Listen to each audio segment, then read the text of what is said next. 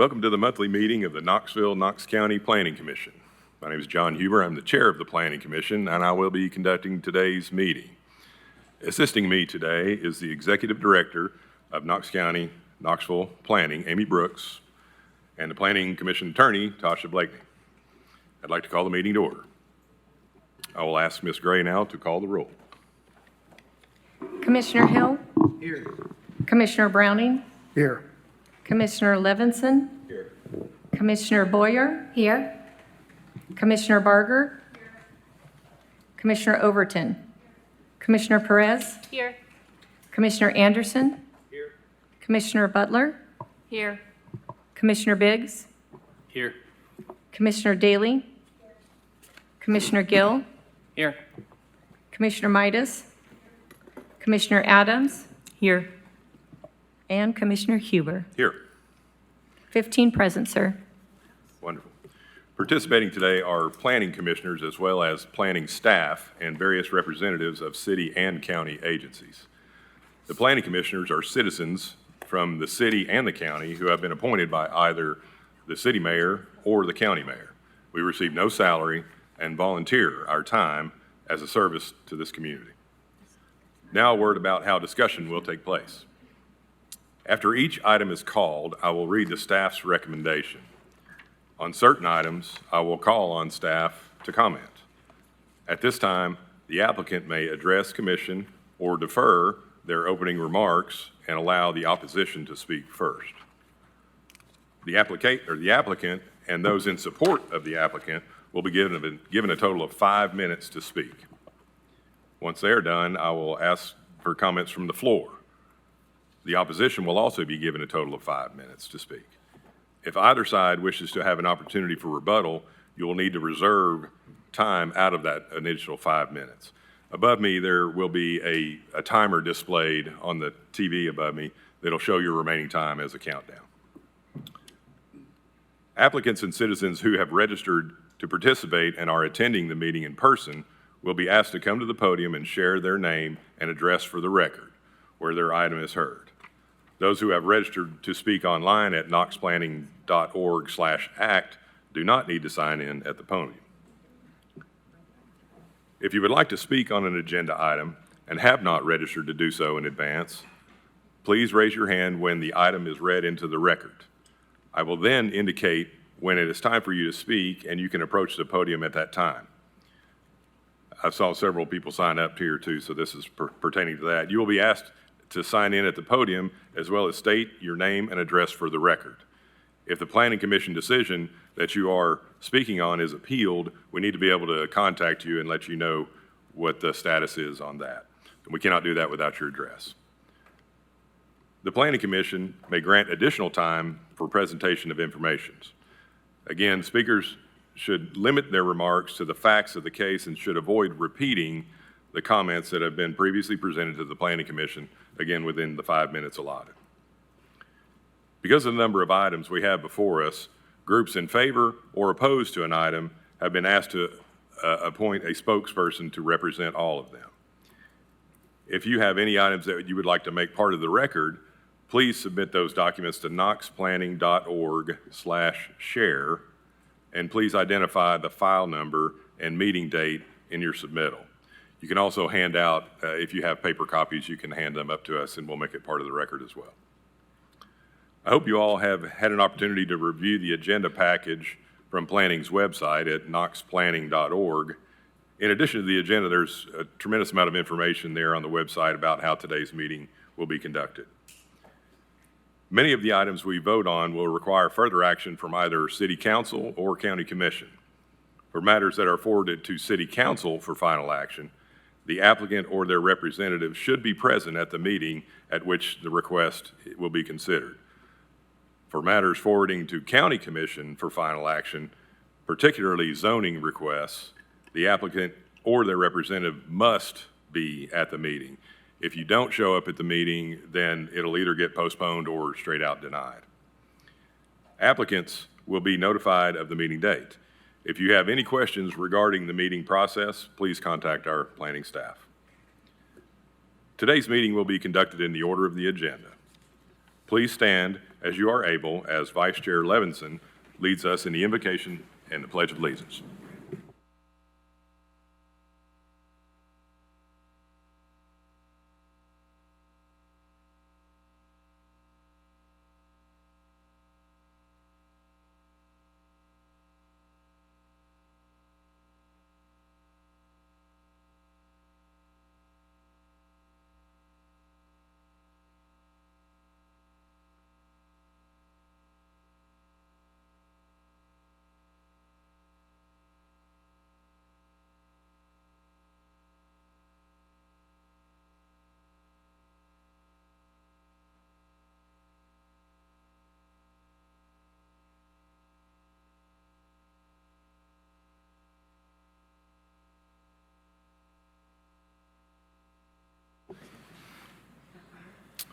Next on the agenda are the postponement and withdrawal lists. I will read these lists separately.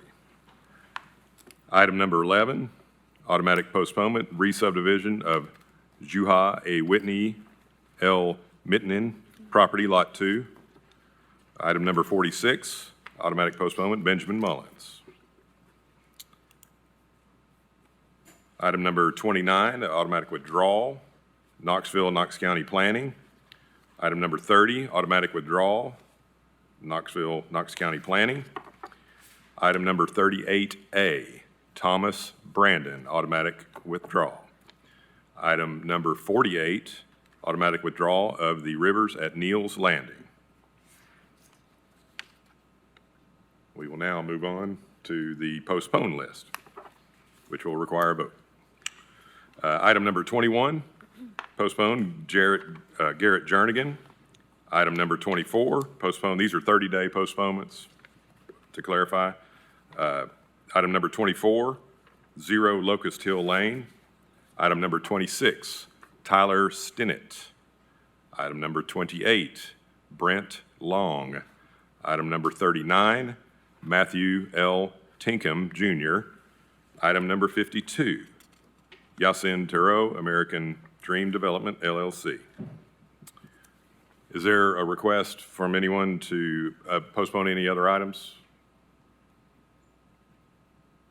All right, the chairman will entertain a motion to postpone items as read for 30 days. So moved. Second. Can we have a motion and a second? All in favor say aye. Aye. Opposed? No. Vote carries. We have no 60-day postponements. We have no 90-day postponements this month. We do have one withdrawal. Item number 44, Jonathan Campbell is withdrawn. So I need a motion. Yeah, but on the, we don't need to move on the withdrawals, right, Amy? I'm sorry? Do you need a motion on the withdrawal? I'll go ahead and do it. All right. Okay. Chair will entertain a motion to withdraw item number 44 as read. Motion and a second. Second. Got a motion and a second? And all in favor say aye. Aye. Opposed? Motion carries. We have one item to be removed from the table. Item number 6, the final plat of Isbell Estates, Phase 2. We got a motion. Chair will entertain a motion to untable item number 6. Second. Got a motion and a second. All in favor say aye. All opposed? No. Motion carries. We have 2 withdrawals from the table. Item number 1, Leah Metcalf, and item number 2, Knoxville-Knox County Planning. Chair will entertain a motion to withdraw items from the table as read. Second. Got a motion and a second. All in favor say aye. Aye. All opposed? No. Motion carries. We are now going to move on to the consent list. Do we have any recusals on the consent list? Up here? Okay, seeing none. Next on the agenda is the consent list, which is comprised of items marked with a C. These items are considered non-controversial and are all voted on at once in order to save time. Items there listed are listed, pardon me, items are listed in the order they appear on the agenda. Please listen carefully. Once an item is approved, it is part of the consent list. There will be no more discussion on it. We recognize that there's a couple of folks here that have signed up to speak on consent items, and we'll address that in just a minute at the end of the consent list. Item number 2, approval of July 10th, 2025 agenda. Item number 3, approval of June 12th, 2025 minutes. Item number 4, approval of June 10th, 2025 annual meeting minutes. Item number 9, Knoxville-Knox County Planning. Item number 10, Knoxville-Knox County Planning. Item number 12, Andre Osaku, A and B and C. Item number 13, Savannah Reyes Dixon, items A, B, and C. Item number 15, Rajpal Shima. Number 17, Reginald Bell. Number 18, Brian Ewers, A, B, and C. Item number 20, Patricia Craig. Item number 23, Monterey Oaks Subdivision, Phase 1. Item number 25, Tiger Ventures, LLC. Item number 31, Knoxville-Knox County Planning. Item number 32, City of Knoxville. Item number 33, City of Knoxville. Item number 35, Final Plat of Belltown, Phase 3. Item number 36, Final Plat of Ebenezer Subdivision. Item number 37, Final Plat of the Enclave at Enclave at Harvey, Unit 1. Item number 42, Jason Strange. Item 43, Southern Standard Enterprises, LLC. Item number 45, Noe Sanchez. Item number 49, LJA Engineering. Item number 50, Khalid Al-Shibi. Item number 51, David Blazer. Are there any items people want to be removed from the consent list? If you could come to the podium, please.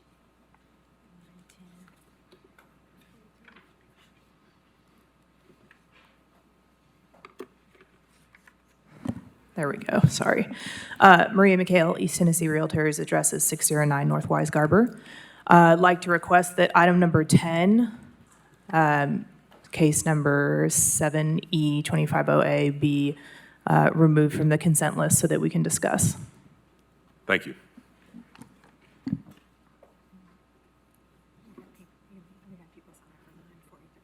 Right, so we also have someone signed up for number 9. Are they present?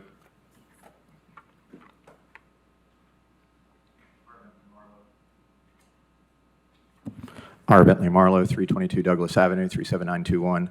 I'd like to request that 9 and 10 be removed from consent. That's 7D250A and 7E250A. Very good, thank you.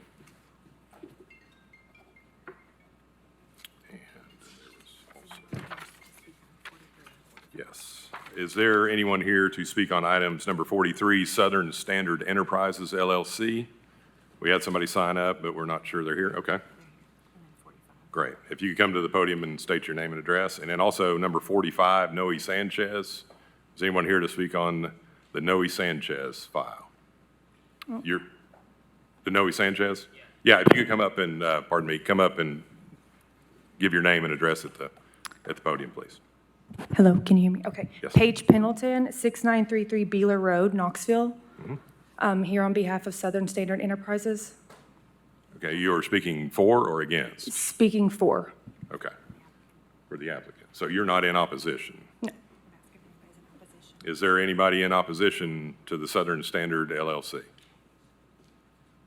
Okay, so we'll leave that one on consent if nobody's here. Okay, so we'll leave that one, and thank you. Thank you. And then the Noe Sanchez file, if you could please, in opposition. Are you in opposition or are you in the applicant? I'm the applicant. Okay, great. Is there anybody present that signed up to speak against the Noe Sanchez file in the auditorium? All right, seeing none, so we will leave that one on consent as well. Okay, so we will need is there somebody else?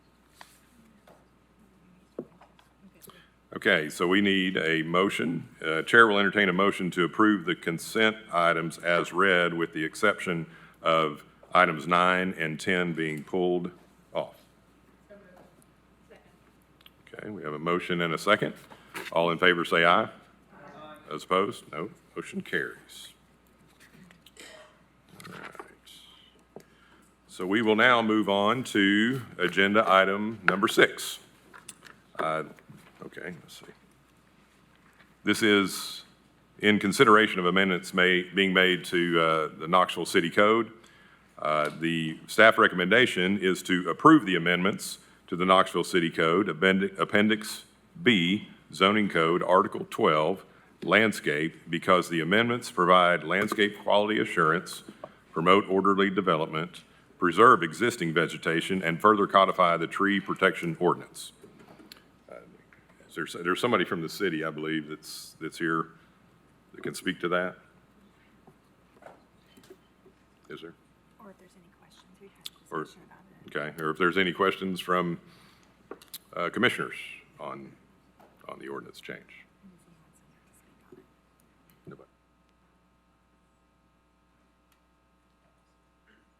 Nobody has signed up. Yeah. Okay, great. Well, I believe we covered that in our agenda review well enough, and the city did a nice job with that. So the chairman will entertain a motion to approve. So moved. Got a motion and a second. All in favor, say aye. Aye. Motion, no, motion carries. What was the second? I'm sorry. It was Boyer I had first. a motion by Boyer and a second by Anderson. Okay, great, thank you. All right. Very good. Well, we will move on to agenda item number 7. These are more amendments to the city code. The staff recommendation is to approve the amendments to the Knoxville City Code, Appendix B, Zoning Code, Articles 2, General Definitions and Measurements Methodologies. Article 4, Residential Neighborhood Districts. Article 5, Commercial and Office Districts. Article 9, Uses. Article 10, Site Development Standards. And Article 11, Off-Street Parking, to create a new single-family attached dwelling use because it diversifies housing options and increases homeownership opportunity. So there we go.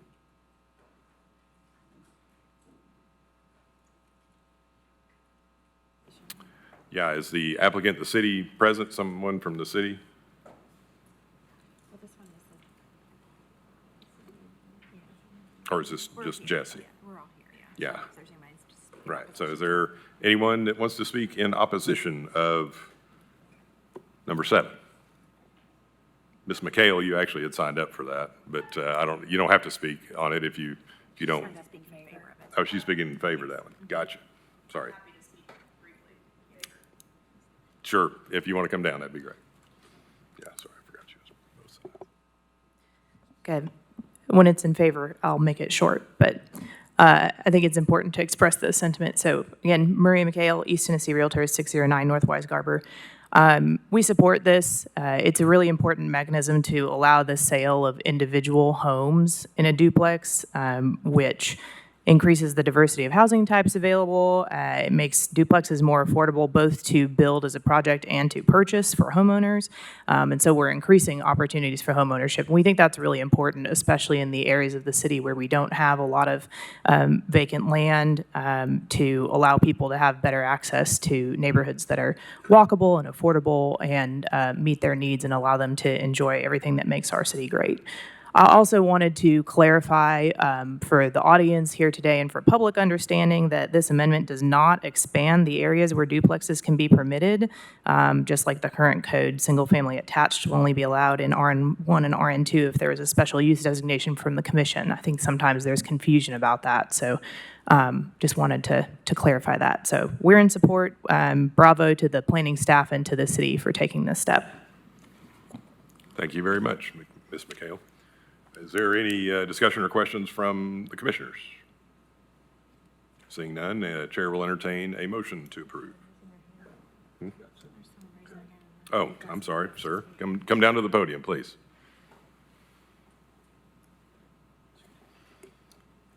Yeah, have you signed up to speak, sir? No, sir. But if I may, I'd like to address the Planning Commission. If you could state your name and address for the Sure, record, my name is Lee Hume, 6902 Haverhill Drive, Knoxville, Tennessee. I'm president of the West Hills Community Association. I object on the grounds that we've just found out about this. I got an email Sunday evening, I believe it was, late in the day. Tried to alert my neighbors about it, my board. Nobody's known anything about this. There may be some unintended consequences that go along with changing the zoning and these new classifications. And we'd like to have an opportunity to better understand it. And with that, we'd like to ask for a postponement on this until we've had an opportunity to become better informed and make an educated decision on the value or whether it's going to hurt neighborhoods or not. But we would like to have that opportunity, and we would request that a postponement be allowed so that we can have an opportunity to become educated. So if we can, I'd like to call on Lindsay Lenoy. Lindsay, where is she? She's over here. This is Jesse's? Sorry, my apologies, this is Jesse's. Yeah, Jesse, can you speak to that? 'Cause, I mean, the way I understand the ordinance, it's not really changing anything that's not already allowed in R1 and R2. Is that correct? This new use would appear as a duplex. It would just allow for each unit to be individually sold, and it would be permitted in the same way that a duplex is in terms of where it's a special use versus permitted by right.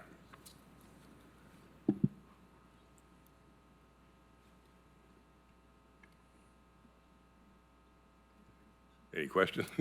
Any other comments? I think this one, we talked about it at agenda review. It's really left over. It was already approved up until, I think, 2020.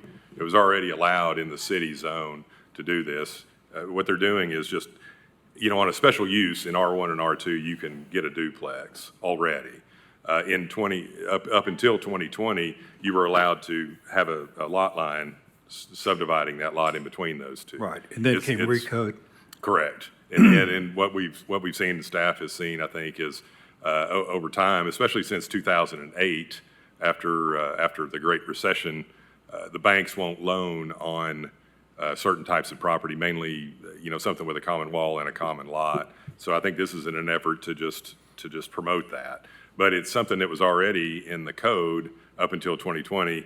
Got mistakenly probably left out in 2020 until now, so they're putting it back in. But it doesn't, in my opinion, my humble opinion, it doesn't really change the zone. It just allows that same duplex to be built. It just has different owners on either side versus one owner. So that's the only thing. I mean, I personally feel like it's a pretty benign request, and I'd like to see it move forward today if the commission is comfortable with it. Commissioner Gill, you had a question? No, I just had a couple comments whenever you were. Please, go ahead. Sure. So I just want to piggyback a little bit on what you've said, Commissioner Huber, that this is an important change. We've addressed duplexes quite a bit in the last 6 months. There's been a lot that's come through here, and one of the reoccurring things that we keep hearing is that duplexes allow renters into traditional neighborhoods, and that one of the concerns, not that I share this, but one of the concerns that is sometimes noted is that these individuals who are renting these don't have ownership within that neighborhood. And this is one of the ways that we can address that by allowing ownership for these duplexes to be owner-occupied as opposed to somebody else owning them. It is an option for housing diversity. It allows for increased ownership of housing, and allows our housing stock that we do have to be right-sized. Not everybody wants a 4-bedroom house. Some people would prefer a smaller footprint, and this gives them an opportunity to build equity and also live in a neighborhood that they want to. So I'm definitely in support of this. There are some comments that were posted online that I think kind of misread how this code is kind of implemented. There's not an opportunity for people to subdivide lots into even smaller and to build extra duplexes. That's not how this works. This is allowing a lot line to be drawn within an existing duplex at the party line that allows individual ownership of each side of that. As we heard in an agenda review, if somebody were to tear down that other half of a duplex, which I can only imagine would be a bit of a disaster for a party wall, but let's say in a theoretical sense that would happen, that's a lot of record. They would have to return that to a duplex. They wouldn't be able to build whatever they want. This does not open the door for extra duplexes. It does not open the door for higher densities than are already allowed within our code. It is simply a way for us to allow more options for people to purchase properties in and allow duplexes to not only be for renters. So with that, I think this is an important thing, and I'd like to make a motion to approve as per staff recommendations. Very good. We have a motion and a second on the floor to approve per staff recommendation. All in favor say aye. All opposed? Motion carries. Thank you. The next item, agenda item number 8, is regarding middle housing ordinance amendments. The staff recommendation, planning recommendation recommends approval of amendments to the City of Knoxville zoning ordinance, zoning code, Articles 4.6, 9.1, 10.1, and 14.6, which provide provisions to the middle housing standards and related zoning code elements, because they create additional clarity in the zoning standards and will generate better consistency with the surrounding neighborhood. Now, Lindsay can speak to that. Or do we have any opposition to item number 8? McHale, yes, Ms. McHale. Yep, please step up. Hello again. I have some materials to share with you all and to make your life easier, hopefully, on a couple of these items. Do you mind if I pass those around? Yeah, please just hand them to Mike over here, please.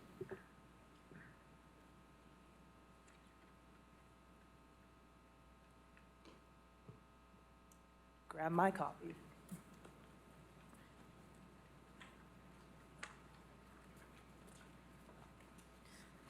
Thank you so much. Again, for the record, Maria McHale, East Tennessee Realtors. First of all, I just want to, applaud the effort. There are a number of amendments on today's agenda that are intended to clarify the process and simplify it for applicants, for the community, for staff. I think that is a good thing. There are a few items and technical issues that the realtors would see with this from a housing standpoint, and so I want to address those while acknowledging that, I am in support of the overall effort and I see what is trying to be done. I think, we support that. So, removing ambiguity is always a good thing, but the challenge that I see with this amendment, and then you'll see later it also ties to 7E, which is why I asked that to be brought back for discussion. Our historical development pattern, and I think the charm of Knoxville that we love, if you look at neighborhoods that everybody calls out as excellent neighborhoods, like 4th and Gill and North Knoxville, that development pattern is traditionally very diverse in the size and the types of housing, even, West Hills back here that everybody loves. The houses aren't the same size, they don't look the same, there's diversity, that's what makes it interesting, right? And if we keep making broadly restrictive adjustments that are based on dimension of the houses rather than the form, I think it actually encourages sameness in design and it discourages some of that historically varied housing character. So as a whole, the intent of middle housing is to make it fit into the surrounding neighborhood, make it look like single family, and that's something I think we need to take into consideration. It's already very difficult to make middle housing work, which is why we don't have a bulk of local builders that are clamoring to do these projects, and you all probably recognize a lot of the people that are applying for middle housing, because it's the same people. Only 60 have been approved in total since the inception of the program last year, so that's something we need to keep in mind. As we make revisions based on what we've learned in the last 12 months, we should be aiming to make the process better, make the type of housing more feasible to build, not less feasible. Middle housing is a way to give more families access to homes inside the city that are walkable and connected to their neighbors, amenities, transport, local businesses, and jobs. And we need to make sure that we're doing that. So very specifically, what I passed out, and I am not on the planning staff because I am not that big of an expert, but we have identified some issues that we see that are going to restrict the ability to provide housing in these areas, and offered some example solutions that we hope can just lead to further discussion and, not necessarily trying to debate the technicalities on the floor today. Just hoping this can continue to be thought out. Table 4.4, 4.6.c is the lot width standards for middle housing, and it's removing the administrative variance process, which I agree it did have a lot of ambiguity in it. It didn't make it easy for staff, so we would agree with removing the administrative variance. But what we'd like to see is that width given back at the full 20%, reduce the required lot widths by 20% across the board. It doesn't seem to affect a significant number of lots when you look on the surface, but when you combine it with the nonconforming lot update, it's going to significantly reduce the potential inventory for middle housing.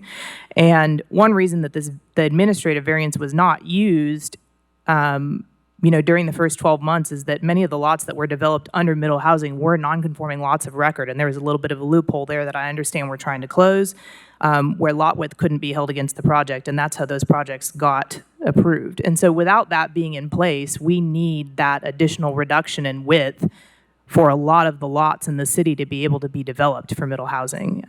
That's important. One other thing to call out is in the variance that was given in the draft, it did not include multiplexes, which are very difficult to build on the available lots based on size to begin with, and that would take the lot width up from 56 feet to 70 feet, which is a huge change. And so if we're going to have any of those projects be possible, we probably need that width back. A smaller issue that I've also noted here is just the foundation to roof height requirement for projections on the side of a building. So it's intended so that you don't have a blank wall with some random thing sticking out that looks weird, right? So we understand that. But having it be required to go all the way from the ground to the roof is a strange requirement. It's ending up causing a lot of design features that just aren't really desirable, don't make any sense, and don't actually make it look better. So I spoke with a number of architects, and what they recommended was having the projection be required to extend the height of at least 1 story of the structure to allow for features like picture windows and things of that nature that would extend from the side of a building and not have it just be a little lump on the side of the house. So those were our concerns with that. Very good. Thank you for your comments. Is there, I guess Lindsay can, yes, was there anyone else in opposition to, or want to discuss this item? Okay, now, staff is available for questions. Commissioners, are there questions about the changes that are proposed? Commissioner Biggs? I guess just question for staff. Has staff had a chance to review these concerns and proposed changes? Has there been conversation already with kind of this group, the East Tennessee Realtors Association? This is the first that we're seeing these comments Okay. in the form that they are in. Okay, thanks. I guess just, yeah, maybe question for staff then, given kind of the detailed nature of some of these comments, like, would it be appropriate to have more time to discuss the proposed changes with the group and look at these in detail? I'll let Ms. Lenoy speak here in a moment, but I will clarify, there have been discussions about the lot width, and we have done, Okay. we have quite a bit of data associated with that. Thank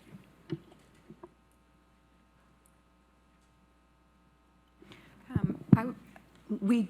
Speaking to the data that we have associated with that, I know that Ms. McHale spoke to the lot width reduction for multiplexes. I think one note I'd bring up here is that currently, in terms of vacant parcels in the RN3 and RN4 zones that would be able to accommodate a multiplex with this administrative variation, so something measuring 56 feet to just under 70, 69.9 feet, there's actually only 2 vacant lots.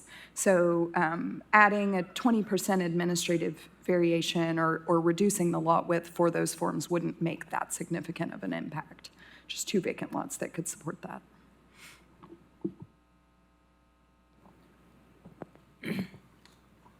I will say that, too, we do have some data, too, on non-conforming lots that do conform to middle housing standards.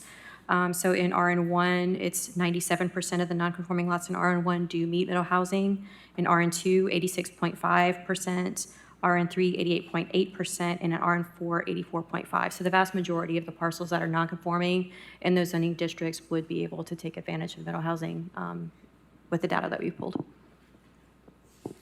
Thank you. Commissioner Adams? Yeah, one of the things that I think has made MMH be productive, while not at, getting a lot of feedback, while not at, we haven't seen just floods and floods of people using it, but we didn't intend for it to have floods of people. It was always talked about as this is one tool in a much larger tool chest that we need to be working with. So that's why I was a proponent of having us look at this a year out and make sure, like, what did we get right? What did we get wrong? And I think what we're doing right now is adjusting this to address the parts that we feel like we can make better. And that's what I see in what staff has put forward in this change. But I'm wondering if we're hearing from staff that the lots that would benefit from some of the things that have been shared from the community today are smaller in number, would this be appropriate to move forward with it as it is written by staff, but also have that line in the sand? And I could ask staff now, like, when would we get a review again to be able to see what impact did this make? Did we miss an opportunity? Do we need to address this? I think your question is, would we be willing to continue? Yes, we will continually look at this, and we can do another yearly report. And I would say, you know, for instance, the idea that was just brought up by Ms. McHale about the projections is something also that we could explore in the shorter term, have an internal discussion between our staff and city staff.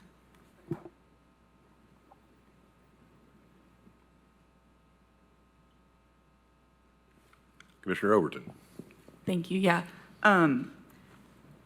You know, the way I kind of see it is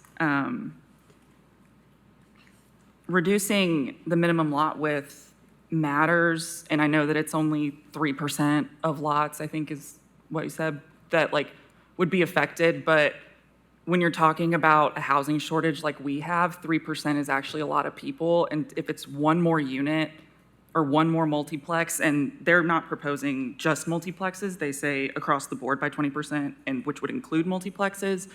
I think that, yeah, 90%, we can sit up here and that sounds, I mean, I would agree, like, you know, just on the fly, that sounds, well, it is, it's a lot of lots in Knoxville, but those 3% of lots can really make a difference to people that need homes, whether they're renting or buying.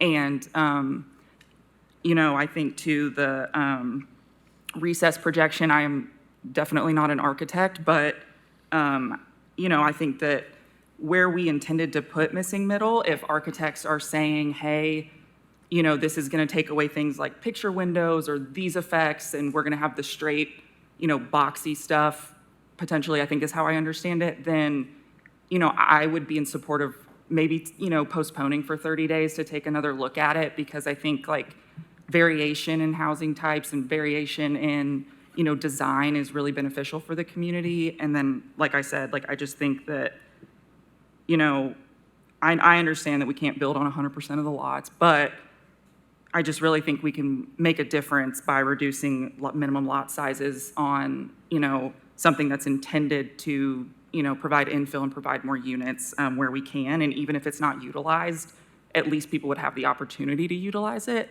And so I would be in favor of postponement. So I'll make a motion to postpone for 30 days to kind of relook at stuff. All right, so we have a motion and a second to postpone agenda item number 8. All in favor say aye. Those opposed? Motion carries. Clearly, I guess with the postponement, well, did we say how long? We got to say for 30? 30 days? Okay, good, sorry. But yeah, that's to dial in maybe some of these small additions with that. We would appreciate that. Thank you. Okay, we are now going to agenda item number 9 that was removed from the consent agenda. This is, the subject is cottage court standards. Staff recommendation is planning recommends approval of amendments to the Knoxville City Code Appendix B Zone Code, creating Article 4.7 Cottage Court Standards, revising Article 4.7 General Standards of Applicability to be Article 4.8 and amending Article 9.2 Use Matrix. The proposed amendments create new housing options in the city and are aligned with the intent of the zoning districts in which they are proposed. Is there opposition? Mr. Bentley. Marlowe. R. Bentley Marlowe, 322 Douglas, 37921. I would like to see some more involvement with stakeholders. Despite repeated requests, I nor Parker were ever asked to comment or review this prior. We got it Tuesday morning, 2 weeks ago, or a week and a half ago. So it's a lot to digest. It's pretty complicated, but right off the bat, some of the things are confusing. For example, the height. I thought we were moving away from this weird midpoint of the gable type of measurement. With middle housing, we went to stories, but it comes back in here. I think I see that it's 14 feet for the units that are along the side, close to the front of the development. That's shorter than we allow for accessory structures. So I just think that makes it cumbersome. Also, that they all have to be single family going down the side, and you can only do duplexes in the rear. I believe that also gets cumbersome. Sometimes the spacing between them, it seems that we're arbitrarily picking spacing. The fire code sets what's required for safety. So to then overlay a different number, we run into places where the various different rules come into conflict, and it creates confusion. My big fear here is that we're creating something with no stakeholder input from those of us that are actually building and want to build this type of development. We'll end up with something like pocket neighborhoods. It's something that's in our zoning code since recode, but there's been 0 attempts to build it. Because if you start digging into it, it's so muddy and so confusing that it's just not practical, it's not economically feasible. And the first impression that Parker and I and our consultations with OISK3, it appears that as written, it's every bit as muddy and murky and just not feasible. So we think that it would be beneficial if we had some time and that we could flesh this out and participate in retooling it slightly to come up with a much better solution. Thank you. Thank you for your comments. Is there any other opposition to this file number? Anyone who wants to speak to it in general? For? Yes. Yeah, Ms. McHale, you had signed up to speak on this item as well.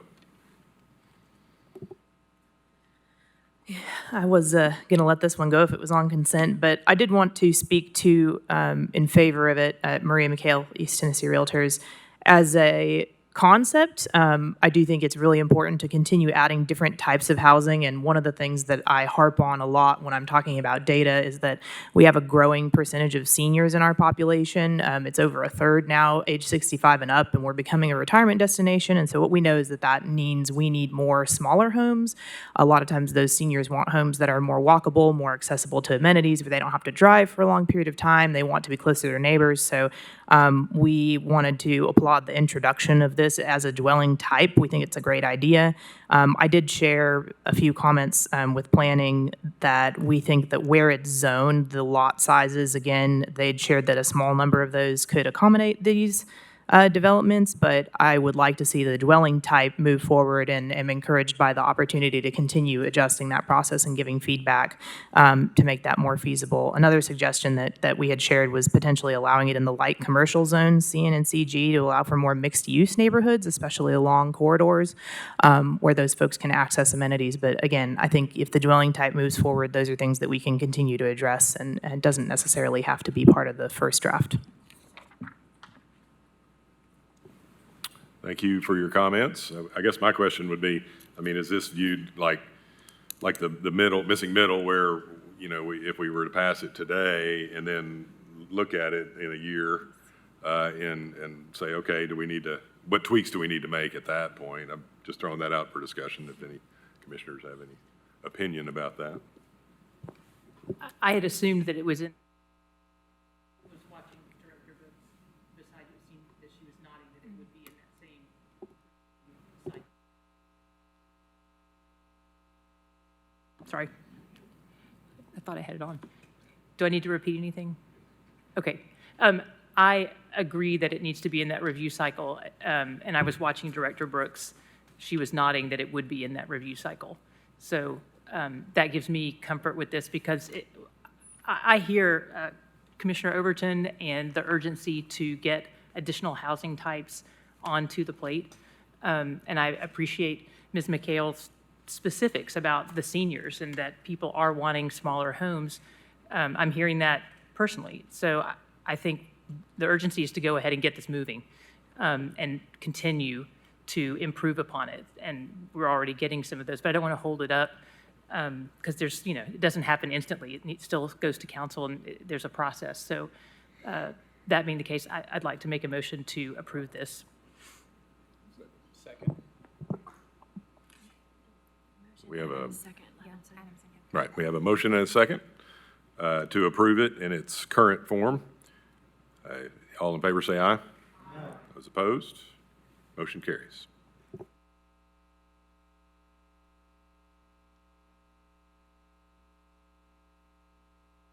We are now on to agenda item number 10 that was also removed from the consent list. I guess, Ms. McHale, you are up again.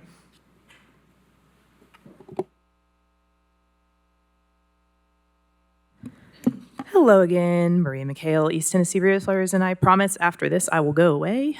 But if anybody wants to chat, I'll be happy to do that. So again, for this one, I want to state that we support the primary intent of this adjustment. I think Director Brooks and her staff have worked hard on these, and I don't want to discount that. The intent to clarify the uses of non-conforming lots and make it clear that only one primary structure should be permitted. I mean, that's something that we would support. I think anything, again, that removes ambiguity and makes it easier for builders and developers is a good thing. I do have, again, some concerns with this one, especially as it relates to what we talked about earlier with the lot sizes in 7C. And so I think some of these adjustments that we're making kind of across the board are appearing to significantly reduce the opportunity for middle housing. And we've already kind of decided, we're going to put it in the TDR. It's going to be in this small area where we feel like it makes sense. But then the more requirements that we put on top of that, the more difficult we're making it. And I completely understand that it's not intended to be, a fix for our housing inventory problems. But I do think, as Commissioner Overton had mentioned, that, one unit makes a big difference for a family who can't find housing. And so we need to take that into account. If there are changes that we can make that don't really hurt the intended form and design, but allow us to build more housing, that's really important. So one note that I want to make, out of the 60 middle housing applications that were approved since the program started, 20 of those were on non-conforming lots of record. That's 1/3. So that's a big deal. And almost all of those required an additional variance because they didn't meet the existing standards. And so if we're taking that away, that's a big chunk of the middle housing that we have been able to build so far. That's 1/3 of it. The intent of middle housing is that it should be similar in scale to single-family homes. And so if single-family homes are the best suitable use for those lots, then I would argue from a scale perspective, that's the entire point of middle housing. That should also work as long as we're complying with those other standards. So it really shouldn't be only based on scale.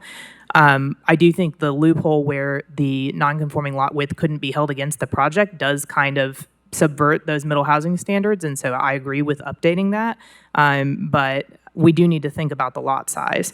And if the city intends for middle housing to actually be a meaningful solution, we have to protect that ability. So in the document that I shared with you, 17.3.A, 2 and 3, those points, they are kind of contradicting each other a little bit, stating that only a single-family dwelling as a principal use may be allowed, but then the third point is that one middle housing structure may be allowed if it complies with the existing standards. Frankly, that's just kind of unlikely based on the cases that we've seen so far. And, a lot of those 20 that were approved were only approved because of that lot width loophole. Lot width on a non-conforming lot of record can't be held against the project. So that kind of invalidated all the width requirements, and that's why those ended up being approved. And so if going forward we're thinking about this, the average width of some of those non-conforming lots, and I realize that's average, not median, but it was under 40 feet, which is 40 feet is the allowance in the draft amendment that would be an option. So we're already ruling out a lot of those lots. An example solution to that would be to say that only a single-family dwelling or a two-family dwelling is allowed as a principal use. That's still one structure, but I think duplexes are a really good fit for these kinds of lots. I agree with not trying to cram in 8 homes on a small lot, but a duplex is a good solution. And the size of those makes a lot more sense, so we could allow that along with the single-family dwelling. While avoiding those overly dense projects that we're trying to rule out with this update. And that would allow point 3 to stay as is, allow other middle housing types where it already fits the lot size and meets all the standards, great. But giving a little bit more consideration to those size issues. And then lot created by deed, the experts maybe need to look at this, but it seemed to me that we might need to include single-family attached as a dwelling type so that that also works on non-conforming lots if that's our intent. So, thank you. Thank you for your comments. Ms. Portier, would you mind? Bentley, sorry. And Jonah Pruitt, sorry. Yeah, you want to hand those out? Yeah, please.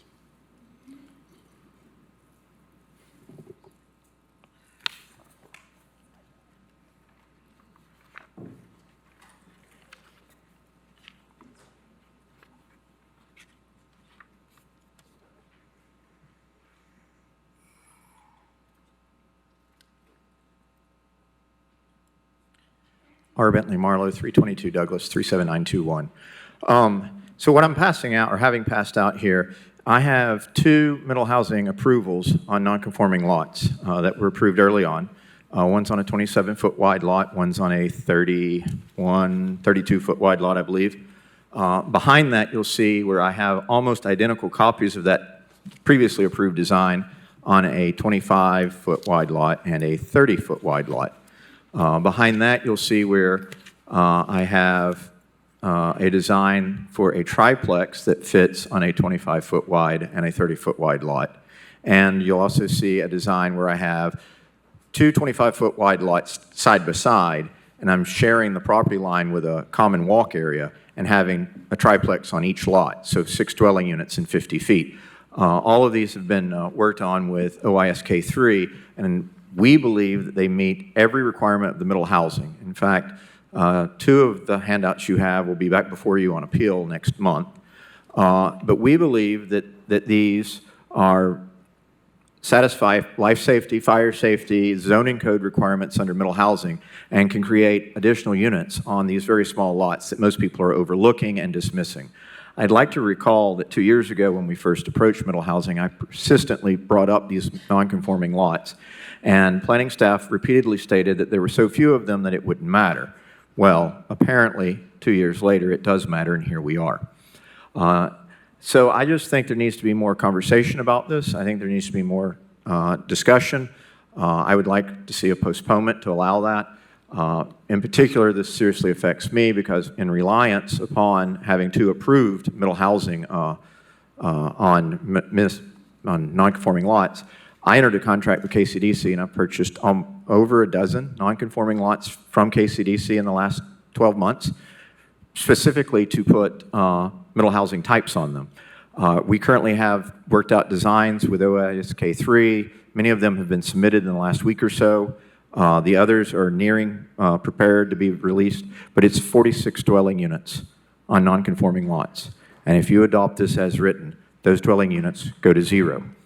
Because the practical impact of forcing a single-family home on a lot under the new City Council-approved variance program requires 8 variances, and that costs $2,000. And any one of them, if you don't get each of the 8, almost renders a single-family home project on a non-conforming lot impossible. So I'd just like to have a request a postponement so that we could discuss this and look at this in more detail and how it will have some serious negative effects for our housing stock. Thank you. Thank you, Ms. Marlowe. Ms. Pruitt? I'm sorry. Can I ask a clarifying question? Yes. Mr. Marlowe, the papers that you shared are going around and they're not clear. How many should each person be getting? Oh, I had them stacked. So should we each have? I think you should each have like 5 pieces of paper. Okay, thanks.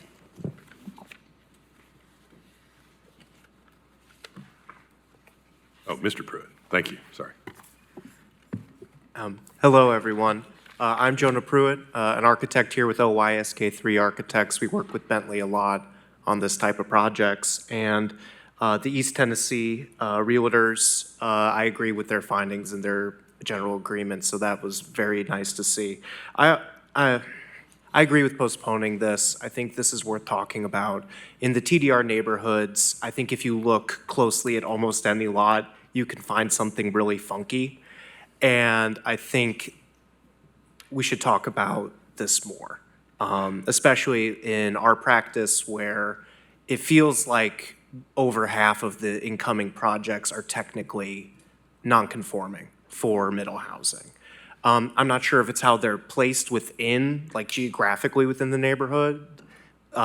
Maybe these non-conforming lots are closer to amenities that people like. The dispersal, I think, tells a different story than just raw percent numbers. And I think that's kind of what we're bumping up against here. I often tell people if I could be an architect that only does middle housing for the rest of my life, I would find that to be a worthwhile career. And I think steps to limit the creativity of what this really amazing project the commission has taken on, to ding it, slow it down, try to artificially shrink it, I think is not in keeping with what I would like to see as a member of this community and a member of the design community here. So thank you all very much for your consideration. Thank you for your comments. Commissioner Midas, do you want to speak now? I was going to call on Ms. Bourget, or do you want to? Go ahead. Would you mind speaking to the file, please? Sure. I do have some data that I can present to you all. There's been some mention of variances, and I know that's a question that you had asked at agenda review as well. So the city pulled some variance, the cases over the past 5 years, starting in 2021 for us. So I will say regarding non-conforming lots to width only, there were 8 properties that needed variances, lot width only 9. Compare that with 31 that needed lot width and area. There were 12 that needed middle housing. That's in addition to those others, not the same. Of those 12, there were 3 recurring variances, and those were 6 were to increase the maximum building depth. So that really didn't have anything to do with the width of the lot. That was more asking to make the missing middle structure larger. 4 were to decrease the interior side setback to allow side-by-side duplexes. Presumably, this is instead of stacked duplexes. So, for example, a side-by-side duplex can be a maximum of 40 feet wide, whereas a stacked one can be 35. So, yeah. 1 was to increase the front setback from 10 to 94 feet to accommodate a second middle housing structure. So I think it's a little bit misleading to say that they kind of needed variances. I guess that's open to interpretation. Looking at, let's see, that's some of the other comments that were made. Adding single-family attached, the duplex hasn't been added, so I think, we would need to look at that more carefully, not really make a decision on that today. So I'm happy to answer any other questions. I do have other information on non-conforming lots. I've got lots of data here if anybody wants to ask specific questions about some of that. Very good, thank you. Commissioner Adams. Midas, sorry. Apologies. Take that as a compliment. Michelle, are you thinking we need a postponement? No, I feel comfortable with them, but that's up to you all. Okay. Well, I guess what I would like to say is that, we've had a lot of discussion about housing and the availability of housing. The original idea between middle housing was to be able to make something that works with neighborhoods and is conducive to neighborhood development and the neighbors that are existing there now. And I think it's funny that we're even having this discussion to be able to say that, we have to limit that to one primary use, one primary dwelling. I think all that was kind of considered as a given before this was even passed, and obviously it's not. And I am 100% supportive of these amendments, and I really appreciate the work that Michelle has done and everyone else has worked on that. And I'm going to go ahead and vote for to pass this ordinance and approve as written. We have a motion on the floor. Is there a second? Yeah, I'll second it. Okay, Commissioner Gill, you had a comment? Yeah, it's an interesting, oftentimes we're presented with some pretty technical matters and they all interplay together. And so a lot of this conversation has been sort of walking in between 2 different matters. And I think it's important to point this out only because this one in particular is dealing with the non-conforming lots being treated entirely different than anything else that's in the code. So we in effect have 2 different standards with missing middle. Is is if you're in missing middle and you're on a non-conforming lot, there's an entirely different set of rules that you have to consider versus what you have to be if you're on a lot of record. And that's not a great way to write fair policy that applies across the TDR zone.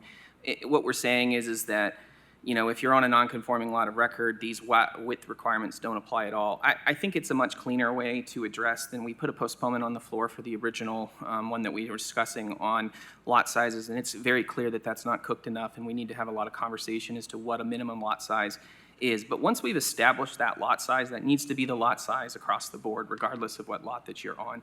If that means we need to dramatically lower the lot size, that's the minimum, because if it's okay in a non-conforming lot to have a 25-foot width, then it should be okay anywhere. That conversation hasn't been finished. This particular ordinance change that we're looking to make is simply saying that standard that we developed through this other one is going to apply equally across the board to all the lots that are being affected by missing middle. It's not unreasonable to say that that the lot size as listed in the previous one is not appropriate for areas in the non-conforming lots because it's going to unduly restrict that. I don't think that's an unreasonable statement, but that's not what we're actually discussing on this particular one. What we're saying is that if they qualify for the missing middle, then they should be allowed to do missing middle, and if they don't, then that's not going to apply to them. And I think that that's a pretty reasonable way of moving forward.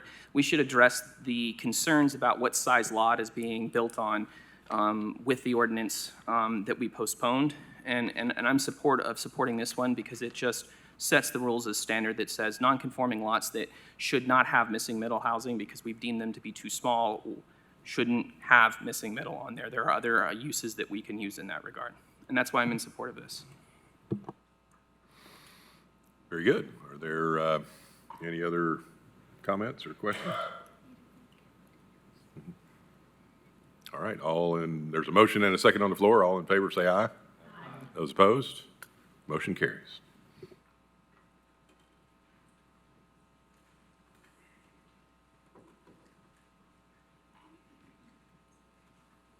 We are now into our rezoning portion of the meeting.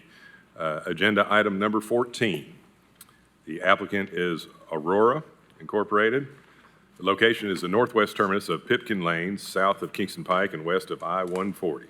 Approximate size of the tract is 14.16 acres. The present zoning is agricultural and hillside protection. The zoning requested is R1, single-family neighborhood and hillside protection. Existing use is agricultural. The staff recommendation on the file is to approve the RN1 single-family residential neighborhood zoning district because it is consistent with the one-year plan and the Southwest County Sector Plan. The hillside protection overlay would be retained. Are there any comments? Chair will entertain a motion. Is the applicant present? First. Yes, sir. Okay, would you like to speak? There's no opposition in the crowd? Very good. Okay, now the chair will entertain a motion. I'll make a motion to approve per staff recommendation. We have a motion and a second to approve per staff recommendation. All in favor say aye. Aye. Those opposed? Motion carries.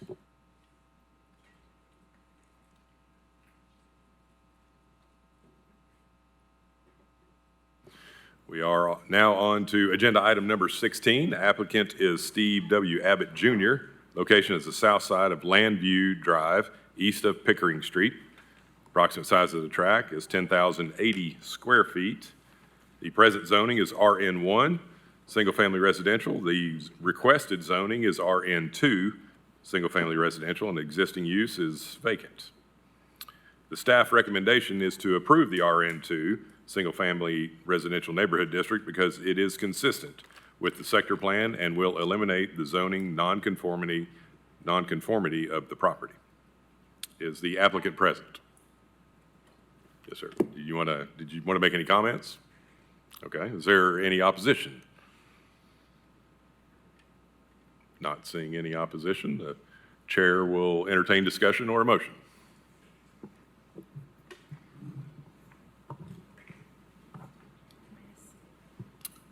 Commissioner Midas. I got it right this time. Okay, so I'd like to talk about this one. I know there has been a lot of discussion about nonconformity. And, when I looked at this lot, first of all, I saw a lot of RN1 surrounding it. I did have a discussion with Director Brooks regarding it, and it was R1 prior to recode. And then the justification for the rezone was nonconformity. And I think it's interesting because I don't know if Michelle would like to repeat that. There's a lot of nonconformity in our zoning code. I don't agree that just because there's a nonconformity on a lot, it should be up for rezoning. So, out of respect for the integrity of what was R1, what is now RN1, this is a 10,000 square foot lot. So it is, as far as square footage, it's conforming with R1 standards. I know the lot width is small, but I am going to oppose this rezone to RN2. And I believe it should stay exactly where it's at. Very good. Thank you for your comments. I believe I saw somebody on the left side over here might have had a light on at one point. Mr. Anderson? Yeah, so I was going to make a motion to approve per staff recommendation. I understand what Commissioner Midas is saying, but I think, and correct me if I'm wrong, but when we talk about non-conforming lots, they're non-conforming lots in any zoning, right? I mean, when we've talked about it in the context of, the previous discussion with middle housing, I think this is distinct because there's RN2 across the street, and this is a conforming lot in RN2. It's just not a conforming lot in RN1 based upon the width. And so I don't really think that's the same. So I'll make my motion to approve. Okay, we have a motion and a second. Was Commissioner Daly? Very good. Okay, we have a motion to approve agenda item number 14 per staff recommendation. All in favor say aye. Aye. Those opposed? You got one no. That was agenda item 16, pardon.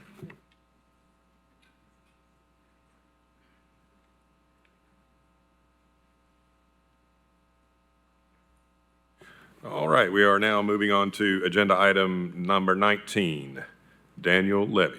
The location is the intersection of Sevier Avenue, McCormick Street, and Valley Avenue.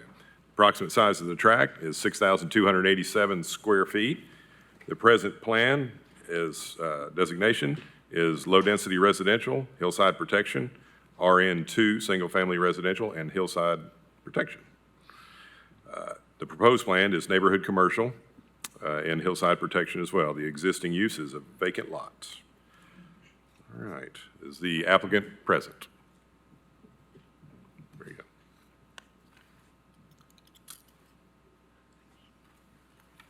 So I need to read the... I don't know if there's any opposition that wants to speak or if there's anyone. Well, let me read the staff recommendation real quick. I hadn't got that far. But yeah, so staff recommendation on this file is to deny the neighborhood commercial land use classification because it would be an encroachment of a commercial land use classification in a residential area and does not meet the location criteria for the neighborhood commercial land use classification. So, very good, Mr. Levy. I'm sorry, you can speak now. Yeah, Daniel Levy, 3523 Maloney Road, Knoxville, Tennessee. And we understand the staff concern and the recommendation for denial based on the commercial nature of the CN transitional rezoning request. Our client's intent for this parcel is to do a duplex and to keep it residential in scale. There is some CN zoning further down Sevier that you can see, and obviously this area is dramatically changing both from an infrastructure and just the whole character of the neighborhood is there's a lot of investment in the area. And so with the unusual nature of this lot, both the shape and the setbacks, we were really limited, and we talked with both city zoning staff and planning staff as far as what would be the best approach here. And so our I don't even know if the commission can approve this zoning with the condition that it stays residential in use, but that is the intent, is not to have commercial, but to do a duplex. So if that is an option, that would be what our client would want to do versus pursuing a bunch of variances requests. Well, real quick, I think we can answer that. Unfortunately, in the city, we cannot conditionally zone any properties, but we can in. Not for uses. Not for uses. Well, we can't conditionally zone a rezoning on a use, unfortunately. Yeah. Okay. So I thank you for don't know that if you have another clarification. avenue or more thoughts on that part of it. Yeah. No, I mean, like I said, we understand this corner here is adjacent or close to some of the commercial that's further down west on Sevier, and so that was some of the limiting factors for wanting to approve additional commercial.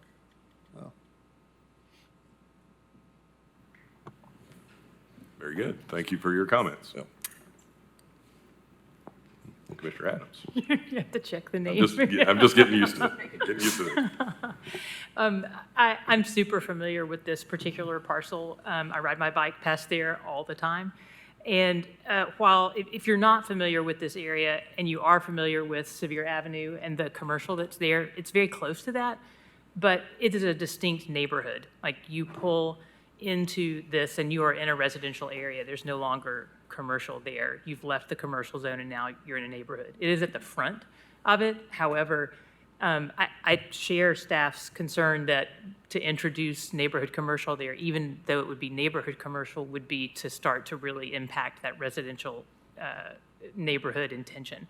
So I appreciate knowing that that is what the applicant was goaling for, but I can't support this zoning here. So I'm going to go ahead and make a motion to accept staff's denial of this case, or of this rezoning, excuse me. Yeah, we need to do the sector plan first, but do you want to make a motion on the sector plan then? Denial of the sector. Yeah, I will make a motion to deny the sector plan, yes, per staff's recommendation. Great. Commissioner Gill, did you have a? Yeah, I wanted to point out that, and this is my obligatory every time this comes up in this meeting, that within the city, we don't typically ask what you're going to put there for the simple reason that we have to consider that the zoning can be used once it's attached to that property, it can be used for whatever. So for whatever reason your client decides to not pursue a duplex in this, even though I am definitely in favor of a duplex in that, they could put whatever they want and there is no recourse. That does not have to come back to commission. It is just commercial. So I appreciate that your client was hoping to do a duplex on there, and that's something that I think that there are other avenues. RN2 does allow it by special use, and there are variances that can be applicable considering the lot size is definitely different. That would be the appropriate way to move forward to try to get a residential development on there. I know it seems on the surface easier to go that CN route, but we just can't let a commercial, we have to consider it as the most intensive use that's available to whoever is buying that land. In that case, that could be a fairly intensive use case in a neighborhood that shouldn't and cannot support that. So I'm in favor of denying this as Is that a second of the motion of the denial of the well, sector sure. plan? If somebody hasn't seconded, I'd be happy to do so, but I think, yeah. Very good. Commissioner Midas, did you second that before? Okay, so we actually have three motions on this file. The first which is the sector plan. So there is a motion and a second to deny the neighborhood commercial land use classification on this file. All in favor say aye. Those opposed? Motion carries. We will now, Chair will entertain a motion. The staff recommendation is to deny the neighborhood commercial land use classification because it would be an encroachment of a commercial land use classification in a residential area and does not meet the location criteria for the neighborhood commercial land use classification. The hillside protection overlay would be retained.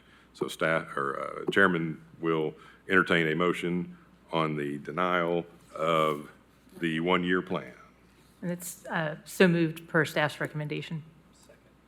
We have a motion and a second to deny the one-year plan. All those in favor say aye. Aye. Those opposed, motion carries. Now, the third and final motion, the staff recommendation is to deny the CN Neighborhood Commercial Zoning District because it does not meet all of the criteria for a rezoning. The hillside protection overlay would be retained. This is for the rezoning. Chair will entertain a motion. So move to deny the rezoning based upon staff's recommendation. We have a motion and a second on the floor to deny the neighborhood commercial zoning. All in favor say aye. Those opposed, motion carries. Thank you. Thank you.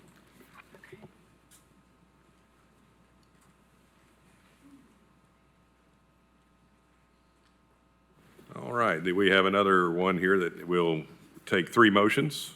This is Heyo Architecture. The location is the north side of Forest Avenue, east side of 20th Street. The approximate size of the tract is 13,300 square feet. The present zoning is mixed-use SD/MU-CC17, the mixed-use special district, Fort Sanders neighborhood, RN5 general residential. The proposed plan is the mixed-use special district, Fort Sanders neighborhood, MU-CC16. The existing use is vacant land. I believe the applicant is here. If they want to come, oh yeah, there we go. And there, again, let me read the motion. This is going to take three motions: a sector plan, a one-year plan, and a rezoning. The staff recommendation on the sector plan is to not deny the mixed-use special district MU-CC16 as it does not meet the criteria for a plan amendment. The applicant is present. Yes, thank you. Logan Higgins, 133 South Gay Street. It's kind of strange to be on this side of the podium. For a while, it's been a while since I've been on this side of the podium, but happy to be here, and of course, as always, appreciate your all's time. This case, I posted a comment on the public comment section with a PDF that shows some contextual images and a snippet of the sector plan and what the sector plan calls for, and to kind of explain why we're requesting this and why we understand that based on a technical reading of the sector plan, it does not outright directly say these zones are it doesn't recommend any zones specifically, but it does recommend zones to assign to these based on the functionality of those zones. And so that you'll kind of see that in the reference to the sector plan chart on there. But I'll go ahead and kind of preface with this. Whether we change the sector plan and one-year plan to the CC16 or keep the CC17 doesn't make a difference to us. Staff recommended that we apply for the different sector plan just because of some of the language and that the IMU zoning may be more easily allowed under the CC16.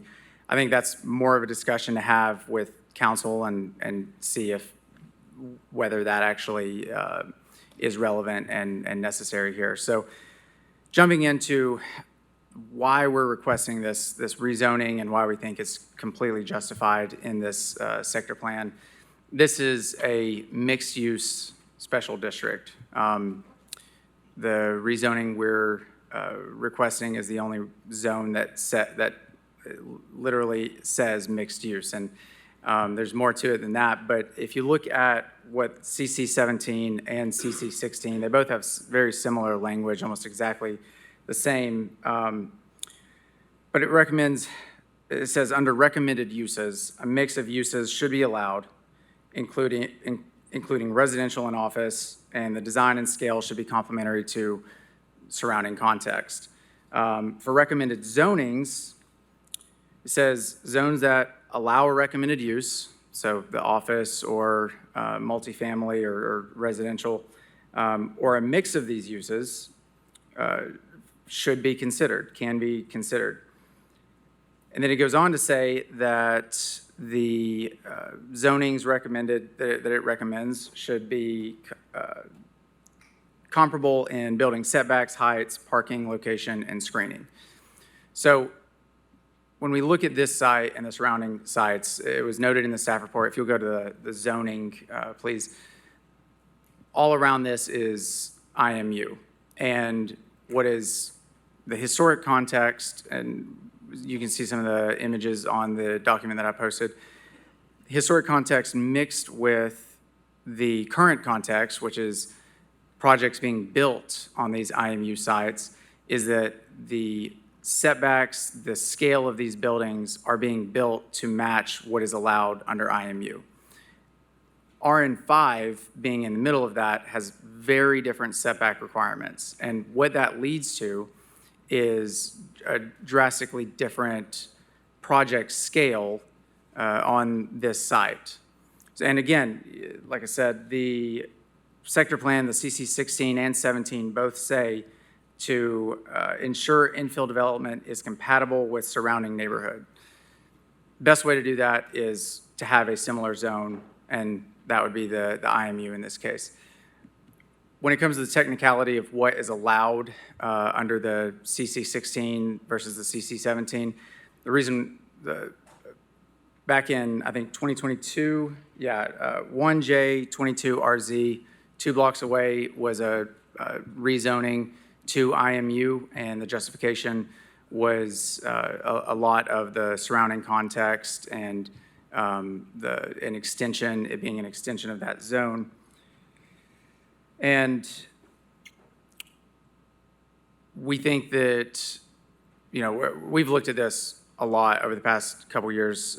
We've looked at a few different ways to do this, and we've really come to the conclusion that the best way to fit with this context is through the IMU zone. And, and last thing I'll say is, in terms of the language of what is allowed zoning-wise, the sector plan here only says recommended. There is no list of required or limitations to what zonings are allowed here. So happy to answer any other questions. Thanks. Thank you for your comments. All right. Commissioner Adams. I have a question about, I went down there just to make sure that I had my thoughts straight on this, because I was concerned when I saw that the property in question does seem to be in this island of IMU. And so when I went there, it's residential across 20th Street, it's residential right beside it, it's residential behind it. In front of it, it's parking. But I have a question about the residential that's across 20th is new. And the residential that is right beside it appears to be old, like it's been there for a little while. It doesn't appear to be a new construction. I don't have a date on it. But it is a house type. It's not a brick. It looks more like a kind of a historical sort of house, but I think it's got lots of units in it. So I think that while these are both IMU surrounding it, that they are not necessarily building, like IMU has been applied at some later date. They were structures that were there. And Kelsey, you may be able to speak to that. So the IMU on the west and east sides of the property are legacy zoning. Okay, so legacy zoning, newer construction for at least one of those, and it's been built as residential. That is correct. Okay. And then residential behind it, or as you get further away from the university. So I'm less compelled then by the fact that it's got IMU on either side, because that seems to be sort of legacy stuff, but it's not really necessarily going in that mixed-use direction. It's going in the residential direction. So I'm less inclined to try and change a residential zoning to make it opened up to mixed use, since all the other things that are happening in that area are trying to fill the need of the residential usage. If I could Yeah, comment yeah, on that, I mean, I know the intended use outside of the context, the plan is for residential, and the IMU, the big thing is the setbacks and how that leads to neighborhood compatibility. These others that have been built in the IMU, yes, they're residential, but they're built with, they're much closer to the street. They've created much more of that historic streetscape and continued the historic streetscape that's there. With the RN5, the setbacks are multiple times larger than what you have on the IMU, and on a corner lot, it's getting affected in both directions. So what we end up is, we've got all these new and old buildings that are right up on the street, creating a nice context, and then hit this corner lot, and it's pushed way back away from the street. So the structures that are across 20th, for this conversation, they seem to be that closer to the sidewalk, exactly as you're describing them. But the structures that go down the rest of, to the right of the property, those are all more, they're further back. Like, so it's kind of a question of, what do we want this corner to be? Do we want it to be matching what's across the street, or do we want it to be matching what's right beside it? And is the vernacular down that way? Yeah. Kind of, yeah, absolutely. And with the vacancies on this block, and a lot of the older single-family houses have been torn down to be replaced with multifamily housing. Combine that with the vacant lots, I expect the pattern to continue in that closer to the street. Why, you said that staff had urged you to apply for the, I'm getting confused. It is currently 17. Yes. And that staff had encouraged you to apply for 16? Yeah, because staff can explain that a little bit better, but there's reference to language that says along Grand, a business park designation or use is permitted. And in the use table, IMU is allowed under business park designation. And so when we had discussed the property down the street a couple blocks, it's not on Grand, but there was a recommendation for approval on that. It has the CC16 designation. And so I think using some of that language as like an extension. But again, I would say from a legal standpoint, because this is all based on recommended zones, I don't necessarily know that I don't think it has to be the CC16. I'm encouraging that, I hope that that is developed in a way that is consistent with the residential movement that is happening there. But I'm concerned about it going to more intensive uses, to your point, like we have to consider all of those uses. So for the 16-17 difference and for the RN5 and IMU difference, those are my concerns. But I want to be quiet and let other folks talk for a bit. If I could just add parking requirements for a more intense use on a lot of this size, it's so small, these older lots, you can't put a parking lot and a more intense use, and IMU wouldn't allow for this to just be a parking lot servicing the hospital or something. So, I think that the odds, the possibility of a more intense use is very narrow with that. I know I said I was going to be quiet, but I'm changing my mind. Would it be possible, this is a question to Kelsey, for this to have this, it is 17 now, but for it to retain the 17 status as opposed to changing both IMU and to 16?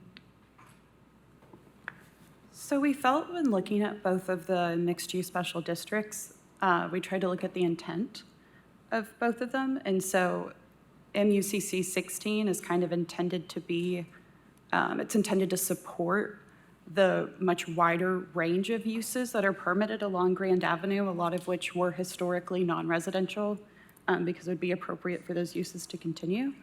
Whereas that MUCC 17 kind of focuses on a mix of uses that align a little bit more with the residential environment. And it recommends the office land use classification and the medium density residential and higher density residential classifications, which really point towards less intensive uses that are just more compatible with residential environment in general.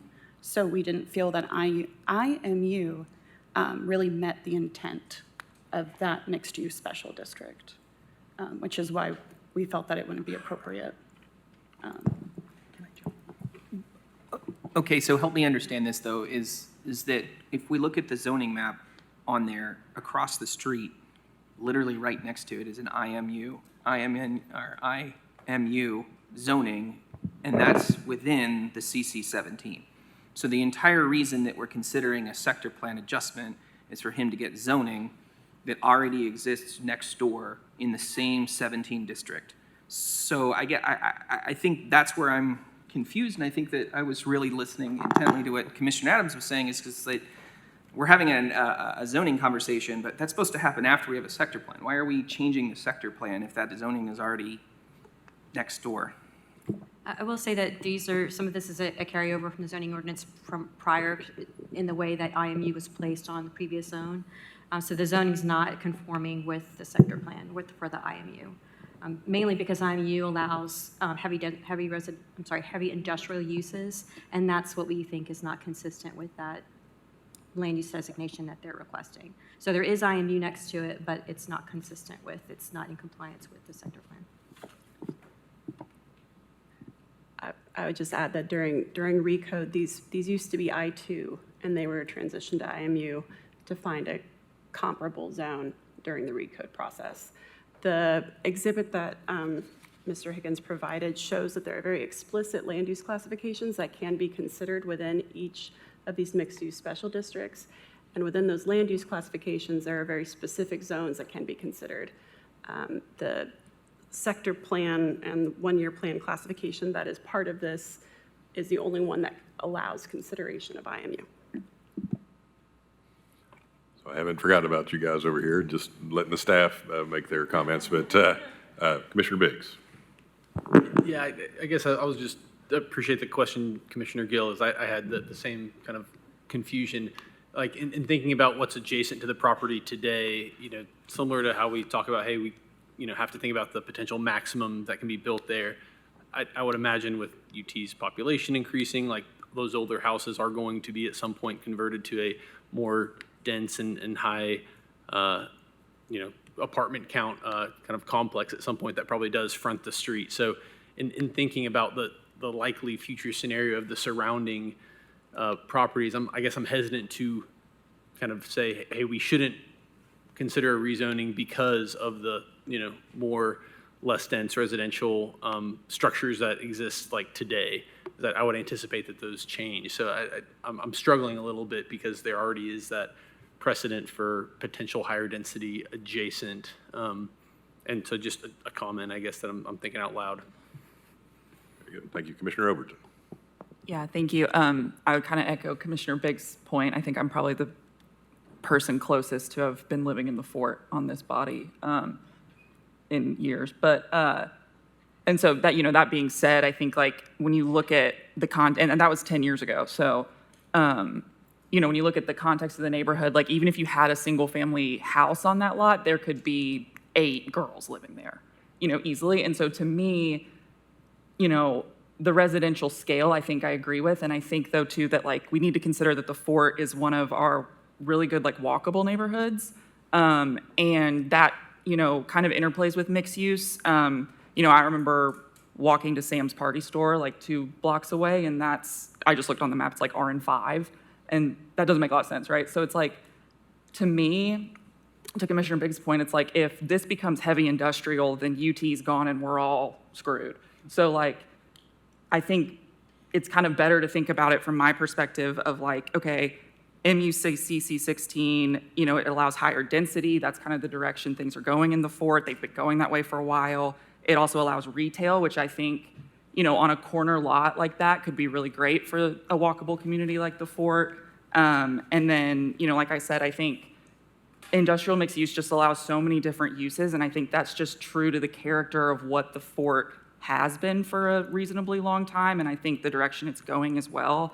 And so with that, I'll make a motion to approve the sector plan amendment to MUCC, is that right, 16, because it does meet the criteria for a plan amendment. Okay.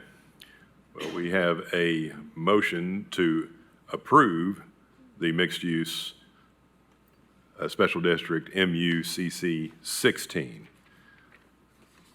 And we have a second. All in favor say aye. Those opposed? No. We got 2 noes. I'd just like to clarify that I'm very supportive of the residential component there. It's that 16-17 differentiation that I feel like we're setting up maybe a bad precedent for how that development could take place. So just want to clarify. Very good. So just for the record, the no votes, can you make, you got 1? Okay, you got 3? Motion passes 12-3. Now we will move on to the one-year plan.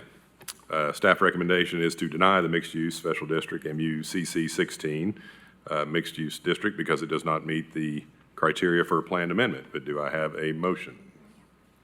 I'll do it. Yeah, I'll make a motion to approve the one-year plan amendment to MUCC 16 because it does meet the criteria.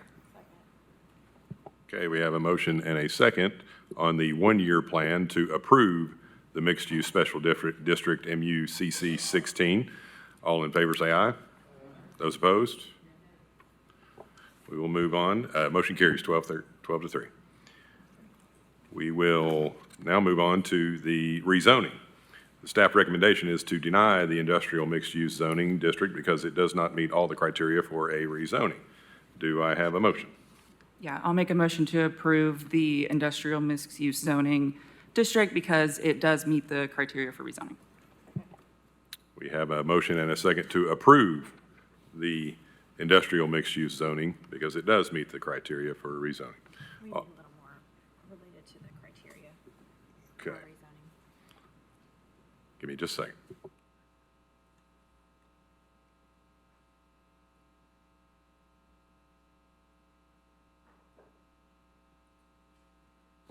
So Director Brooks is asking for a little more clarification on the, on why we are going against staff recommendation, but I think we can look below it. You had a lot of good suggestions earlier about how the area has been developed. Just a specific criteria on why it meets the rezoning. For the zoning? Rezoning, yes, correct. Oh, okay, yeah, because it's like the same as the surrounding lots and meets the character of the neighborhood. Is that good? Sounds great to me. So we have a motion and a second to approve industrial mixed use zoning because it does meet the criteria that Commissioner Overton just stated. So all those in favor say aye. Those opposed? Motion passes 12-3.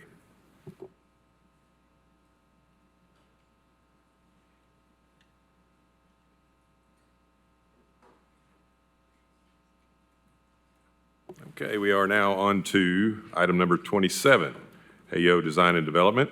The location is the north side of Delrose Drive, south of Brooks Avenue, west side of Riverside Road. The approximate size of the tract is 31 acres, 0.34 acres. Zoning currently is RN1 single family, RN4 general residential neighborhood, and hillside protection overlay. The existing use is vacant land. The proposed use is the preliminary plan for a residential development. This is a planned development. We've seen this multiple times come in front of the committee, and it has been postponed until today. So the applicant is present. Would you, is there any opposition that would like? Okay, so we've got, have you guys signed up? Did you sign up online or at the podium? Okay, would the applicant like to let the opposition go first? Okay, so you got three folks that want to speak, 4 folks that want to speak. We need to try to keep that within the 5-minute allotted time. So If you guys, whoever wants to come up and speak first. Gotcha.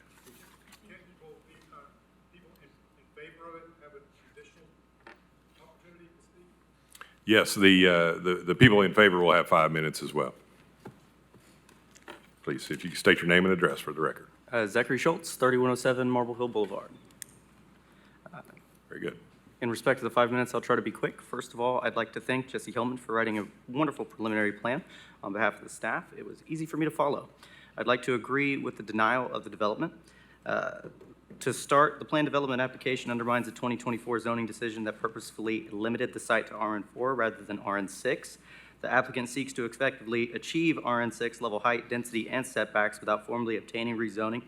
The project's scale, massing, and density are incompatible with the surrounding residential uses and character, and the applicant previously accepted the RN4 zoning as compromised before. If I were to put this into context, I would say that the applicant was told that they weren't allowed to have ice cream for dinner, and so now they're asking for a frozen dairy treat instead. The public amenities are private in function and management. The so-called public amenities are not truly public in form, function, or access. There is no legally binding plan for the maintenance, funding, or public access to the parks, trails, or recreational facilities. Walking paths offer no meaningful offset to connectivity. Strictly speaking, Delrose does not have any sidewalks, so there's no way for anybody on the Delrose side to get there. It's a 2-lane highway with a double yellow. Working for 911, I can tell you that we get plenty of wrecks on that road, and this would make traffic very difficult. The environmental benefits are either minimal, overstated, or unsubstantiated. This is a greenfield site composed of mature forest, and the city's urban forest master plan aims to increase, not reduce, canopy cover. The developer claims that the preservation of 3.5 acres, but this is only about 11% of the 31-acre site and less than the previous plan. In conclusion, I would like to say that the proposed development fails nearly every test for approval under the plan development process. It does not meet the purpose of a plan development zone. It lacks substantial public benefit. It is incompatible with surrounding land uses. It attempts to bypass a democratic zoning decision, and therefore it would create a bad precedent for future planning. Thank you. Thank you, Mr. Schultz. Mr. Schaefer or Mr. Honeycutt? You just come down and state your name and address for the record, and you've got, both of you have combined 3 minutes and 4 seconds. Hi there, Ryan Schaefer, 1517 Riverside Road.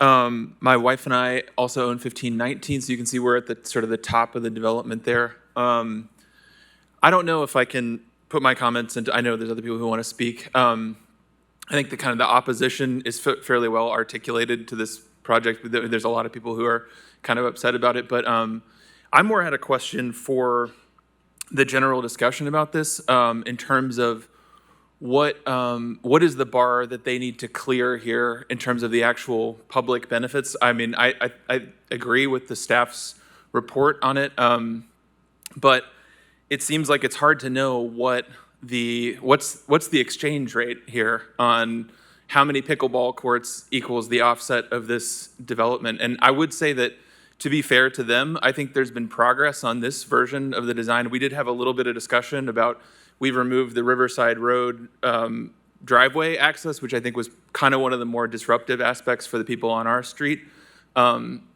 So I don't know if there's room to postpone it. I know everybody's tired of looking at this. Certainly we are. But we're going to have to live next to it forever. So, there's a few things too that I think that, like, if we were to try to look at how to evaluate these benefits, because of the really limited sidewalks around there, I think you'd have to ask yourself, like, could the immediate neighbors walk to this, and would this facility be of use to them? And if the answer is no, it's like, well, would anybody drive here to use this? And if the answer is no to both of those questions, then I think it's just an apartment complex amenity. A perfect example is the community gardens, it's a cool idea, but if you look at all the parcels around there, the smallest parcel on our street right next door to us has a cornfield in their backyard, so it's hard to imagine anybody like walking over here to use this garden. It's probably just going to be tenants of the building to do it. And that's cool, but I don't know that we should trade something for that, if the idea is for the community benefits at large. So I would hope that we could postpone this and continue to work on it and refine that. But like I said, I do feel like there's progress that's been made, and I hope we can work together on some of these things and maybe finding something that the community could actually be interested in. One final question is whether or not one of the things that came up in a lot of the neighborhood meetings that could be of use possibly is gathering spaces. So like if you, in the natural park areas, let's say that some of the young families in the area want to have a birthday party for one of their kids, something like that. Or people that are concerned about the traffic have suggested, would it be possible to put aside a couple ground floor units in these buildings to be like a small grocery store, bodega, something like that could cut down on trips, but also be a convenience for the people that live in the area around there, just in the interest of trying to be constructive. So that's all I got. Very good, Mr. Schaefer. And I think, a lot of your questions it's the million-dollar question. What is the trigger? How much is enough? Right. And I think you'll see some good dialogue on that. Don't know where it'll land, but I think you'll see dialogue on that. Yep. So Mr. Honeycutt is next. And we've only got 5 seconds, so if we could add maybe 2 minutes for Mr. Honeycutt. 5 seconds? You'll have 2 minutes and 5 seconds. How's that? My name is Mark Honeycutt. My wife and I live at 4829 Rivers Place Drive. Thank you, sir. I'm too old for this. I practiced architecture for 50 years and never thought I'd be back in this kind of situation. Hoped I would never be, but here I am. My concern is not the architecture. I mean, it is, I've looked at it, it is, but your professional staff, which you have an outstanding staff, has pretty much addressed and been on top of most of the architectural issues, and I appreciate that. Ours is safety. We live in Holston Hills. We use Delrose Drive constantly every day. It's already a dangerous road. Now, 650 units are going to drive into 650 automobile-dependent units because this is an isolated project. It's large in scale. It's isolated. People can only use their cars to go wherever they want to go. They're not like First Creek that has the luxury of sidewalks and can get to many, many places. This development doesn't have that luxury. So they're going to be driving Delrose to get anywhere. And it's difficult in that neighborhood. If you want food or banking or go to the library, you have to filter through R1 neighborhoods. So all the automobiles, if you take your kids anywhere, if they have to go anywhere, there's nothing there. There is nothing there. So the automobile is really important, and the automobile is a threat to my family because we use that road so much.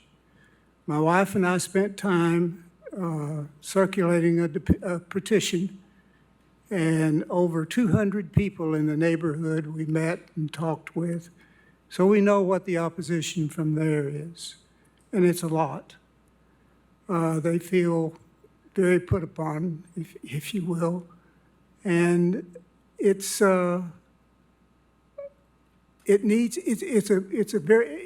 has a decent presence to it, and if it had a flat site in an open area, it would be ideal. And as I understand it, it's probably the biggest, if not the largest Mr. Honeycutt, if you development. could, Pardon? if you wouldn't mind wrapping it up, we're running out of time. Oh, okay. Let me just say in closing that, excuse my Biden moment here, but I appreciate everything that the planning staff has done.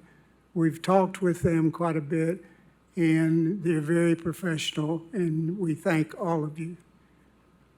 Thank you for your comments. the applicant, and we'll give the applicant 3 more minutes if he needs them, for a total of 8. Thank you. Logan Higgins, 133 South Gay Street. I'm probably going to miss, or I'm going to skip a few things about this project, and so I'm going to sit right there and encourage you all to ask any questions about anything that may be unclear from the packet so far and from the process. And but I'm going to jump right into it. So, real quick, I want to address a few things that I think are confused, or have been misconstrued, have been confused. I want to discuss plan development in general, and I want to discuss how this project has satisfied those requirements. And finally, I want to discuss what we're requesting for our next steps. So, rapid fire on these things: maintenance and preservation plans. The report critiques the lack of those. We have stated in the packet that, made it very clear that neither of those can be fully written until there is preliminary approval, and there's been detailed surveys and civil plans. But by putting it in the packet, we have said and committed to that it would be, those would be finalized and come with a final plan. And we ran those by staff, and we're under the impression that that was sufficient for this stage, but there's just no way to do those, fully write those documents out when there's so many things that will need to be figured out before the final plan. The membership, there's been mention of potentially charging fees or membership on the public amenities. That has been made abundantly clear that there's no intention of that. There's no thought at all of doing that. And this packet, again, would codify that. Parking counts, we are well below the minimum parking counts. We are using part of the optional bus route reduction, but we're not using the full reduction. That said, we are still, again, very far below the minimum parking. Building height exception, I wanted to clarify, there is a page in the packet that explains we're not asking to do taller buildings. We're trying to avoid disruptive grading, and by doing that, step down the buildings. This request is based on how the city measures building heights, and from low point to high point. When you step down the building, you now from low point to high point have a taller building, but we're still doing 4-story, only proposing and limiting to 4 stories. Density, we're not proposing any more density than what would be allowed under RN4. The density request changes are because if the whole site were RN4, that is. The density requests are related to a small RN1 section, and this is nowhere close to the density that would be allowed under RN5 or RN6. And this is for sure not an RN6 development. All right, so let's talk about plan development real quick. What is the purpose of plan development? I'm going to quote the 2019 annual staff report, 2019 being the year that thereafter that PD was created with the new code. Quote, this new tool allows us to waive the underlying zoning of a property while prioritizing community need and superior design. This innovative approach is a great example of how we can find ways to benefit both developers and communities outside the bounds of standard zoning. PD is meant to be a give something, get something with the city and a developer.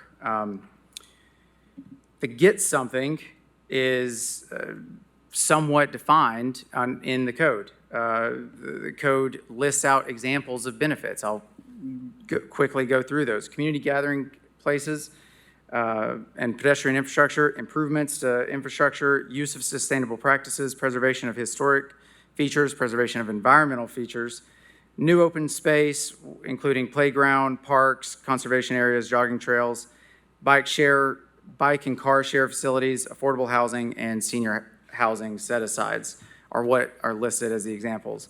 The code is written in a way that really any one of those could be used to justify the request.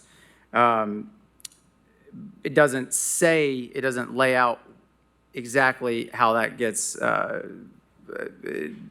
restrict how that is used. In fact, leaves it up to this body. It says the applicant proposes the amenities with their request, and Knoxville-Knox County Planning Commission determines whether those amenities and benefits are sufficient or not. Just to name a few of the benefits that this project is proposing, this package is proposing: 6 miles of public walking paths that connect an existing sidewalk to 2 other streets that don't yet have sidewalks. Is that a multimodal transportation? Is that a benefit? Sufficient enough?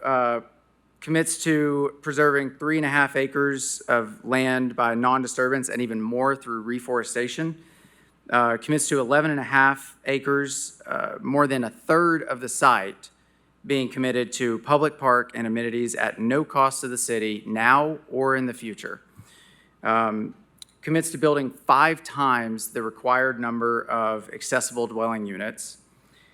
And this project, if built, would satisfy 10% of the city's housing goal, the city's number of housing unit goal by 2029. This would cover 10% of that goal.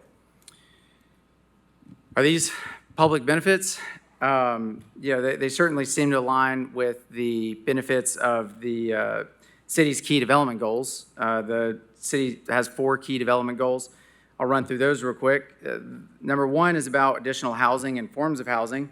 This project offers a mix of housing, offers a mix of housing ownership types, and again, the 5 times the accessible, required accessible parking, or units. Number 2 is about development in blighted areas and near transit corridors. This area has lots of blight, and the site is bordered by major roadways and a block away from transit route. Number 3 is preservation development. The driving idea behind this request was to be able to preserve more space and build a consolidated housing method that avoids chopping up the site. Number 4 is about project integration and amenities, connecting to and creating public spaces as well as multimodal means of transportation. I think it's pretty self-explanatory how the proposal meets that. The feedback that we received our team received last time we were here 2 months ago has been fully incorporated. Changes were made. We added clarification and restrictions to the height request, just to further show that the point of that request is preservation.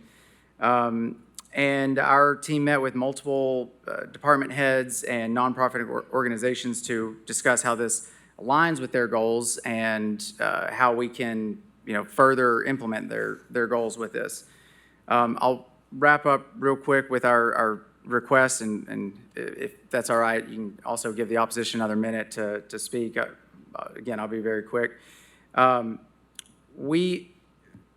question was asked on Tuesday, if this is not, what is enough? And that's the question that we've been asking, and so far don't have a very clear answer. We don't know. We would like to have a case or a project proposed that has full support, and this opportunity is appropriately used and moving forward. So today, we're not requesting to move forward with this. We're requesting that you table this. We've spent hundreds of hours talking to community members, consultants, representatives, and staff to go above and beyond. But seems to be a disconnect between what the code says and how that's being implemented. We don't want to proceed with the conflicting recommendation or with any conflicting recommendation. But before we table it, we want feedback of how on earth we can improve it in a way that will get support. And, whether that is a rewriting or adjustment of what PD is and how we use it, maybe that's the answer. But I certainly want to hear your all's feedback for when we're hopefully come back with this, and then discussion of, if possible, plan development in general. Thank you. Thank you, Mr. Higgins. Yes, we've got several commissioners that want to speak, and then we can ask the opposition a question there too. So I believe Commissioner Adams was first. Yeah, I think the applicant buried the lead by saying that the request is to table. Not complaining, really, but it's interesting. I will support that, and we'll make a motion to accept that tabling, but definitely want to have more conversation here in this body.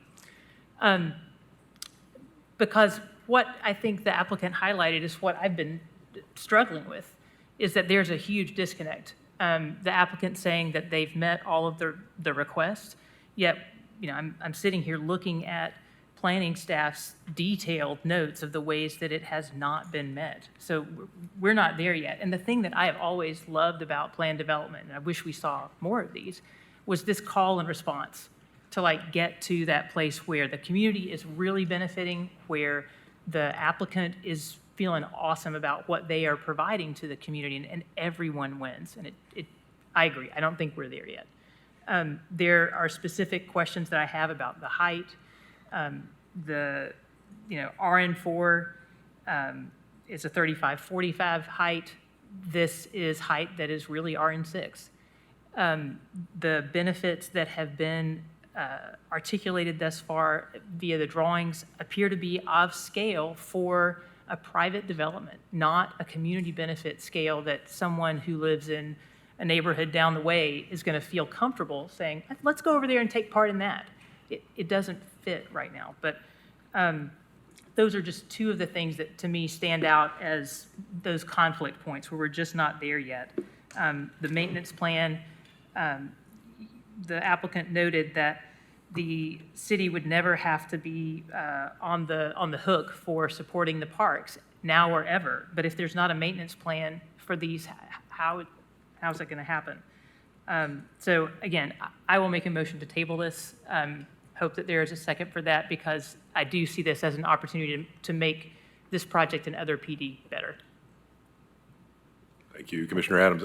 I wanted to zero in on one thing and ask city codes if they could opine on it if they're here. Brian, I believe somebody, yeah, one of those. Oh, here's Peter. Thank you. The question that Commissioner Adams brought up in the applicant was talking about how the city measures the height of the buildings, right? I think it's been a point of contention, so I think it'd be great if we get a little bit of clarification on that. There's a drawing, page 34, I think, that shows that.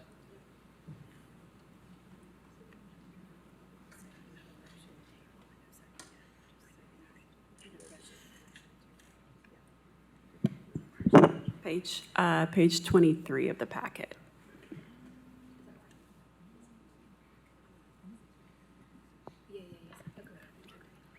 Yes, sir. Peter Aarons, Director of Plans Review and Building Inspections. So the code is clear on how to measure. We do look at them case specific, and I went over and confirmed that we did find, recently, within the past month or so, we saw another project come in where it was stepped up the hill. And instead of measuring from the very bottom to the very top, we said, no, it's a 3-story building that's just going up the hill. So we recognized that they weren't intending to build essentially a 9-story building. It was just a 3-story building that followed the grade. And so we recognized that and we accepted that. And I haven't looked at this in detail from a zoning perspective, but if that's what is being proposed, we would recognize that as well. Okay, yeah, so it wouldn't be considered RM5, 6 heights when you're stepping them up the hill like that? Correct. Okay, very good. Thank you for the clarification. Sure. Commissioner Gill.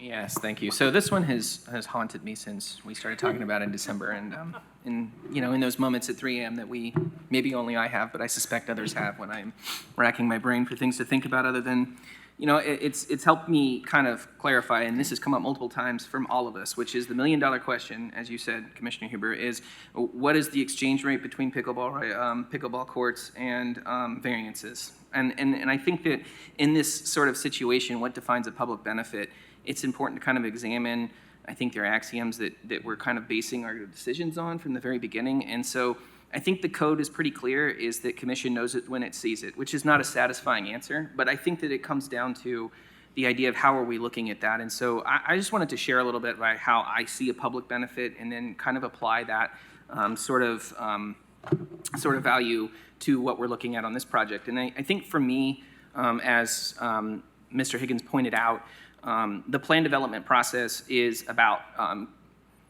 providing a community benefit, but I think more importantly that it's a way to think outside of the box of our zoning code. To me, a plan development is something that is trying to achieve a development that wouldn't otherwise be possible within the confines of our zoning code. So these are projects that are supposed to be necessarily big thinking, something that's off the charts cool, that, you know, hey, if we just read the letter of our code, it would be impossible. We just couldn't do it. Or it wouldn't necessarily be impossible. The lift to get to that project would be so high that it would be very difficult within any sort of reasonable time frame to get that project. And the reason why things are vague is that we can't imagine things we haven't imagined. So the code does not have a list of what qualifies as a public benefit, because to do so would be thinking inside the box. The point of a plan development is to not constrain it.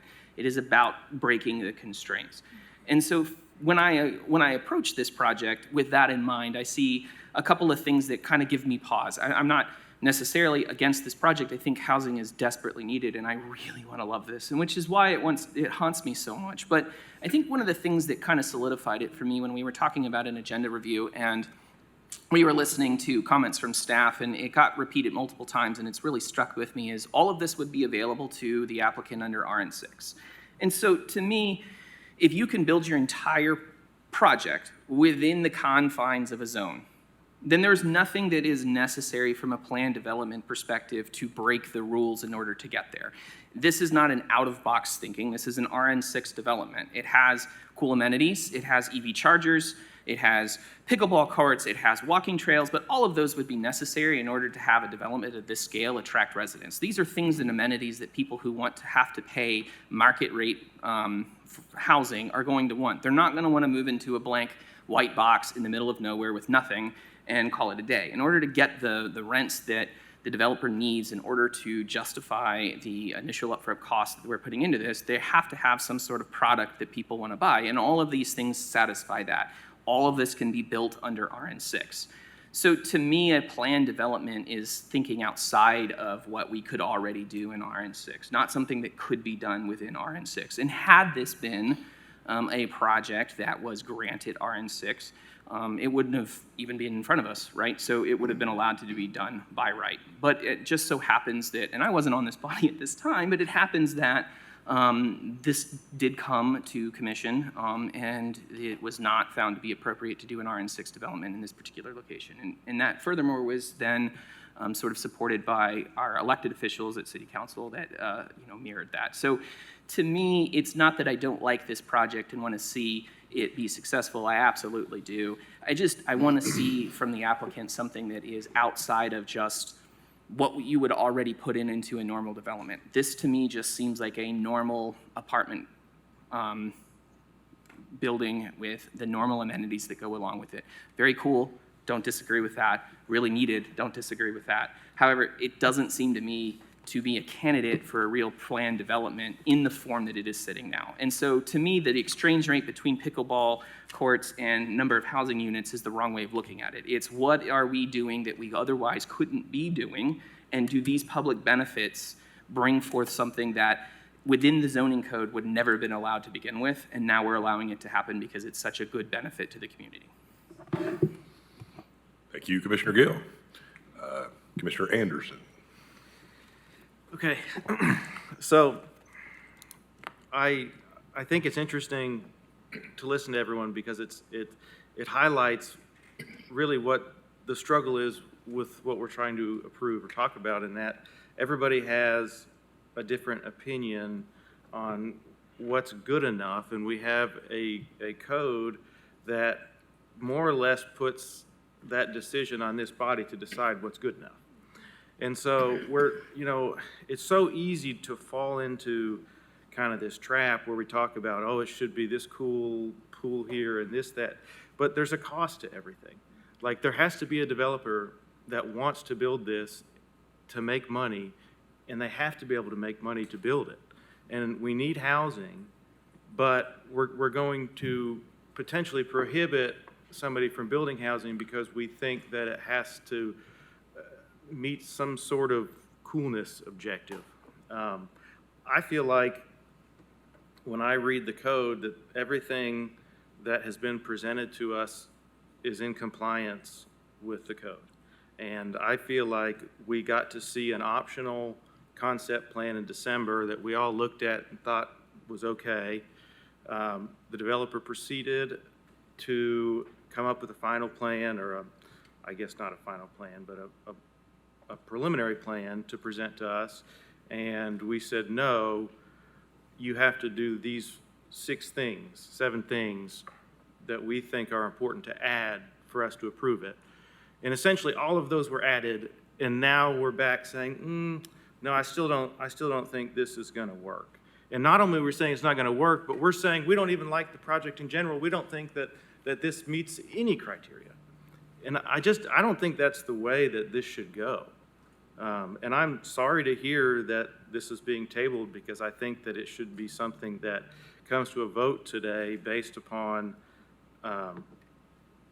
what we've put forward, and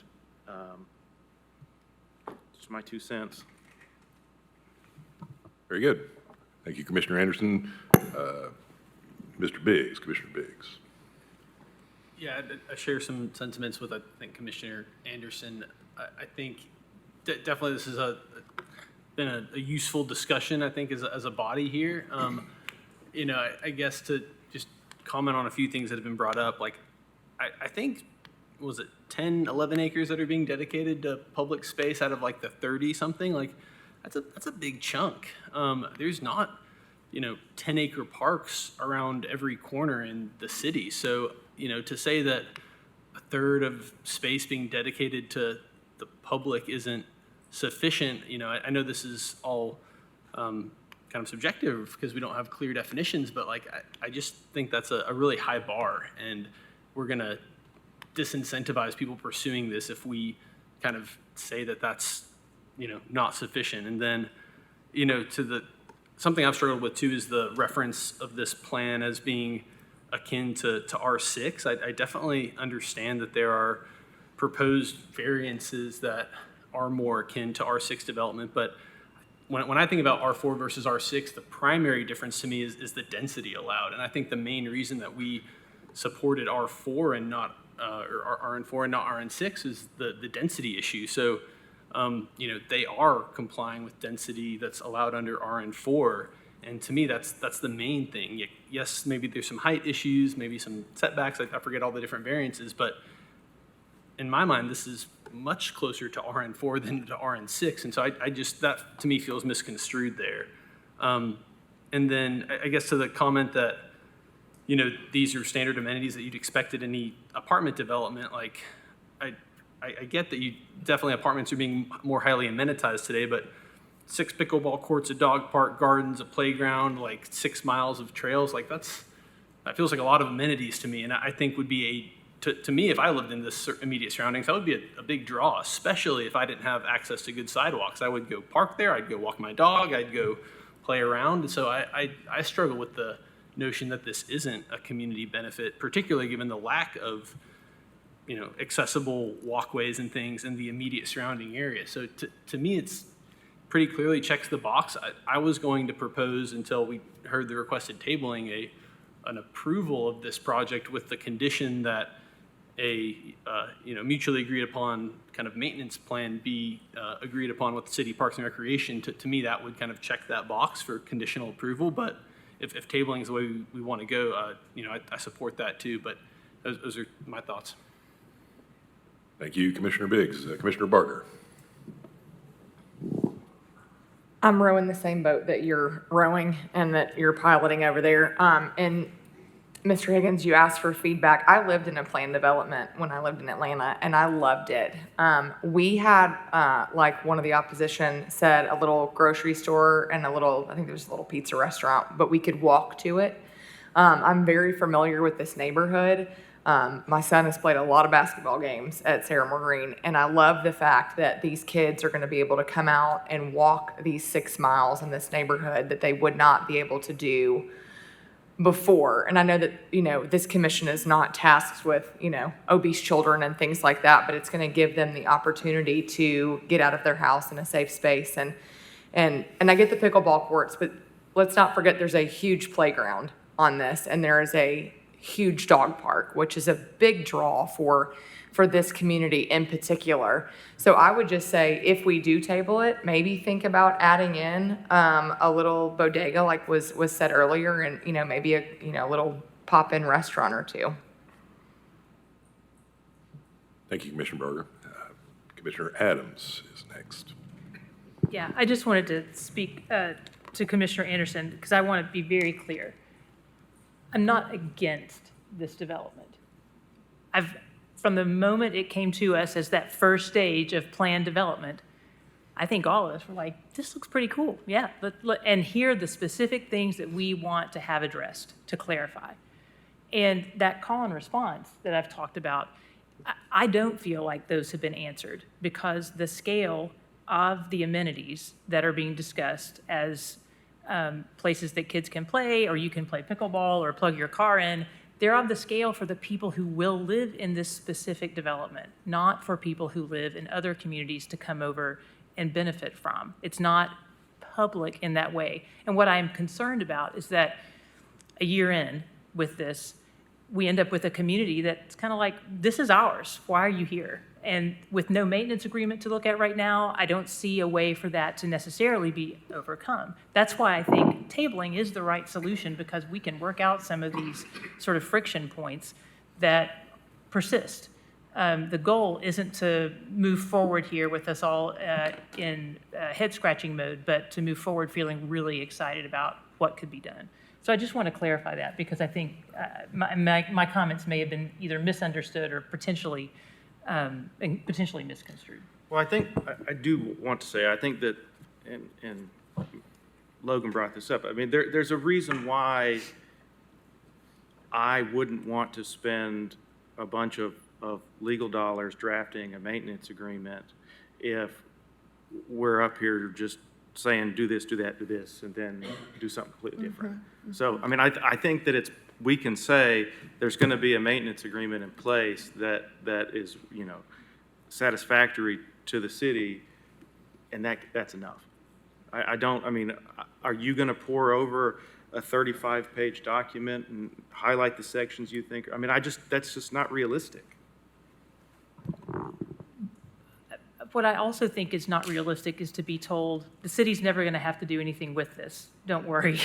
And that's what the applicant has said, is that none of these amenities are going to be things that the city will ever have to pay for at all, which starts to make me question, well, where is the community benefit there if there's no kind of interconnectivity? I'm not asking for a 35-page maintenance agreement, but I'm asking for some kind of clarity there, and we're not there yet.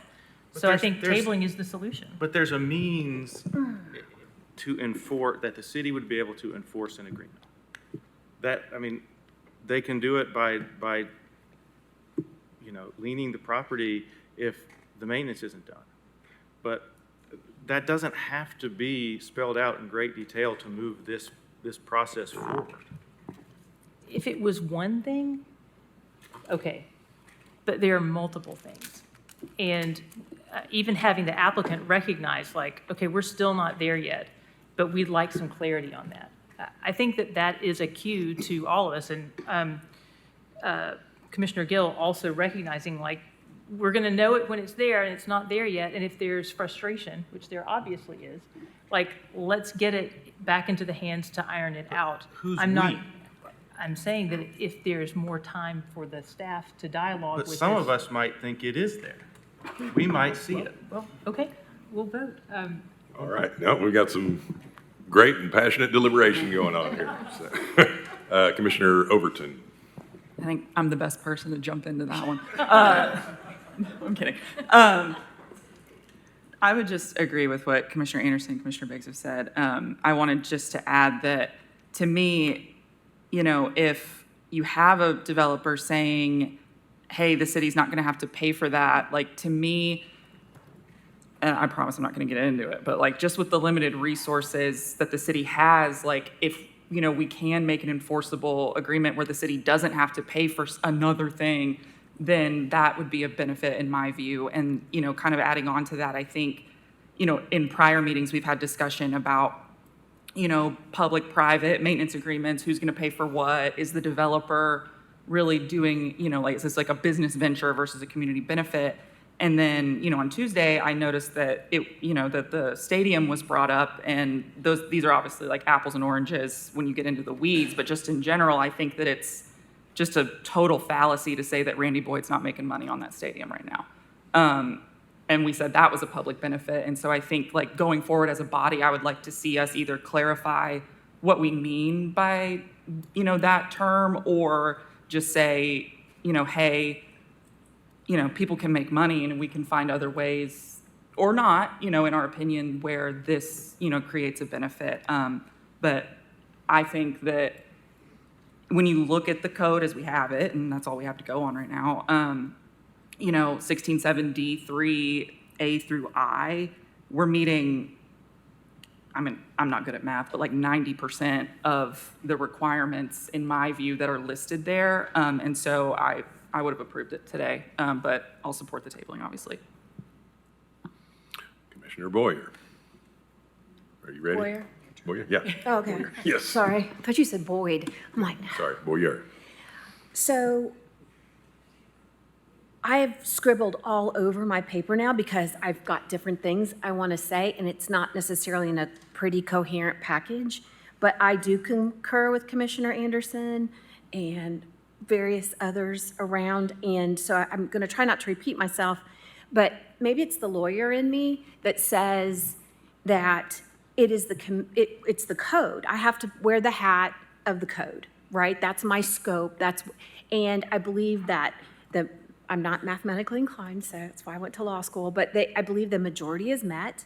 I believe that even down to simple basics of negotiation, you try to come to a middle. And I feel like we have gone in an opposite direction. And that is very hard and very expensive. That's not a structure around with the public can contemplate future economic development and growth.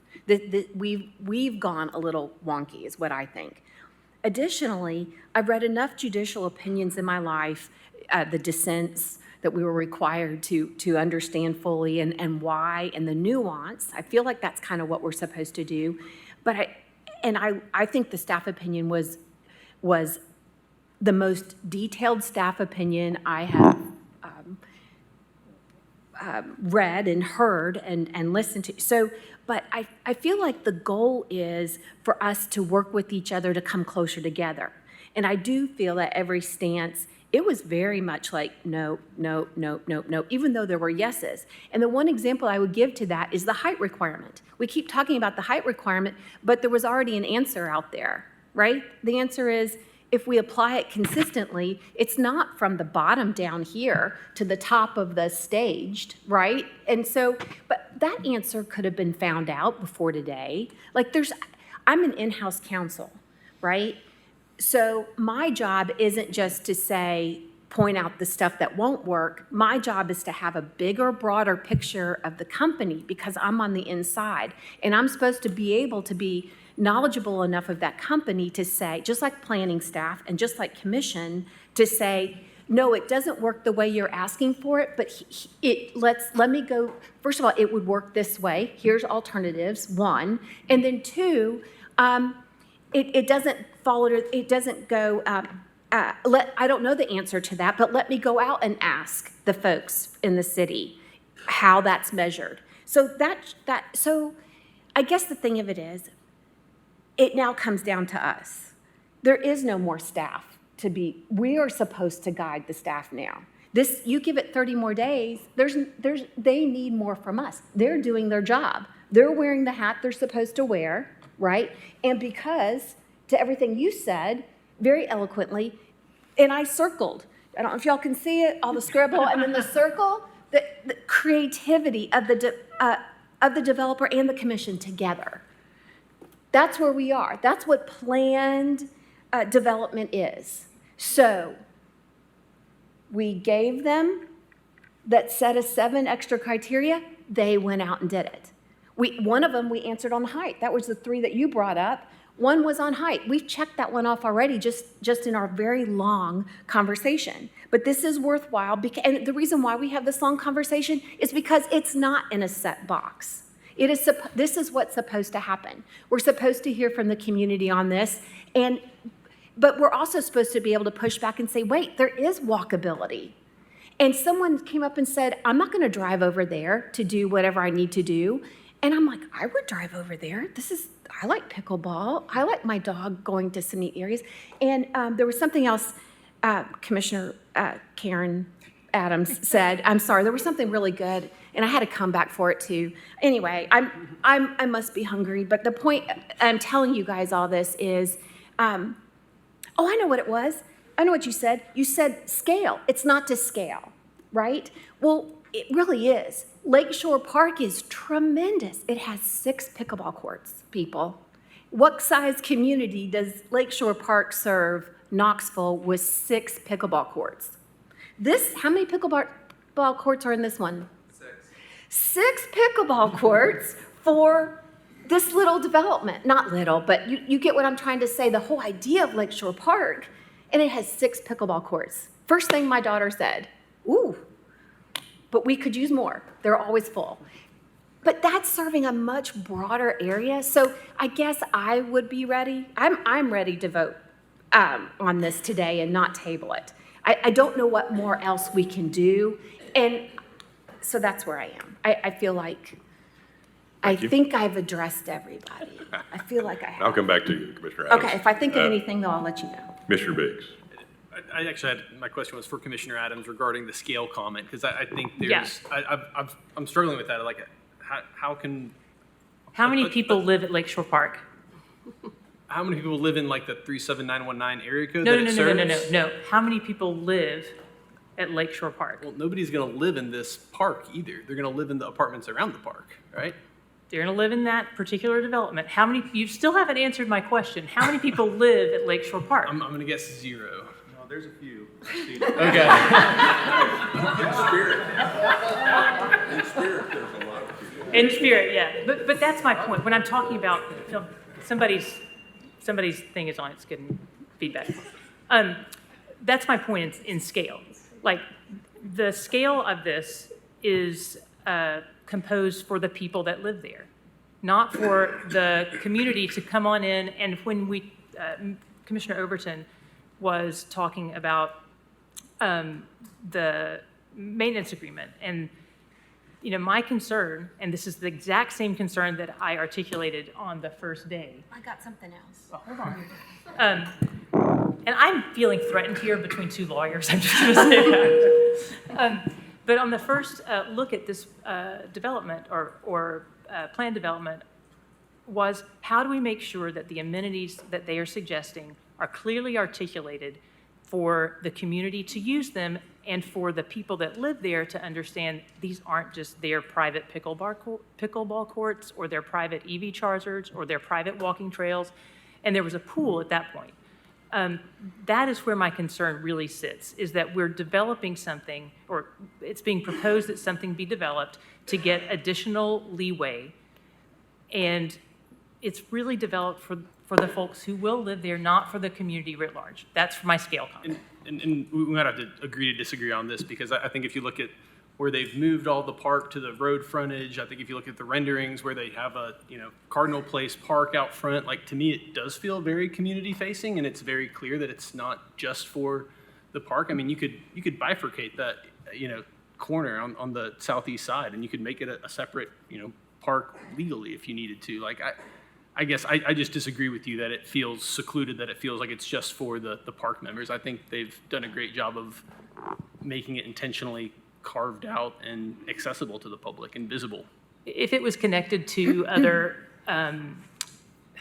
connected to other arteries in a way other than an automobile having to get there, having to drive there. I think that would make it feel a little bit different as well, but it's not. We can Yeah, disagree. I think it's just punitive for where it's located. There's not other arteries adjacent to it, so they're doing the best they can, in my opinion. Could I ask a quick question by staff on that one thing? Did the city not say they do not intend to assist with this and they have no intention to do so in the future? Was that not in the written report?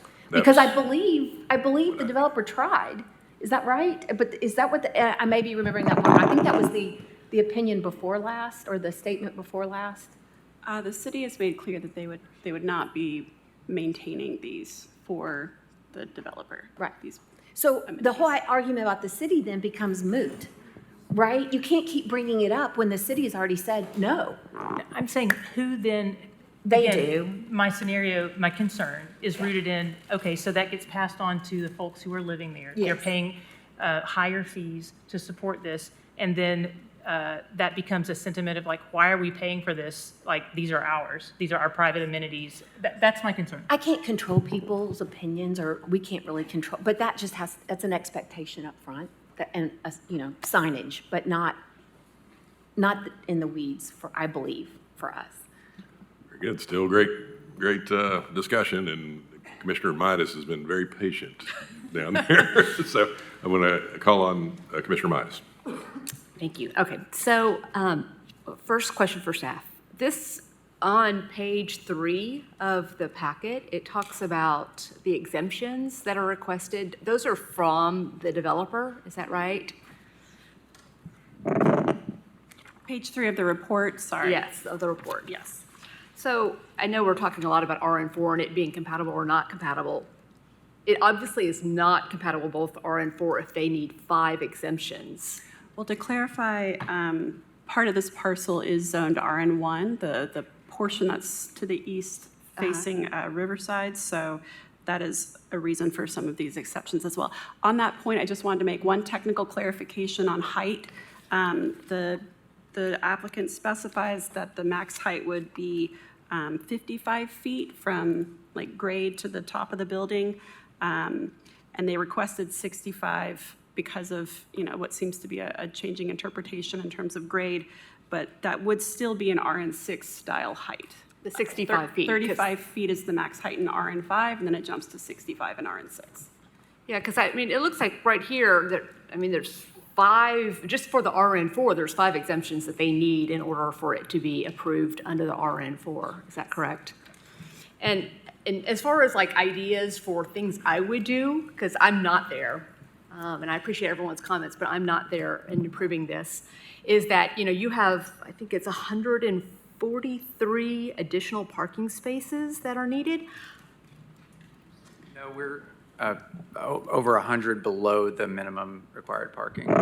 Why did I say there was 143? The report uses the optional bus route reduction, which is, I don't know if the zoning or engineering would want to comment on how often that's used, but there's a minimum number of parking spaces, and then the city does have an optional reduction of parking with bus routes, and we've used part of that. We didn't use the full thing of that, just because at this stage, we don't know the exact like bedroom mix and everything, so we've had to leave a little bit of flexibility for as that kind of stuff gets finalized. So.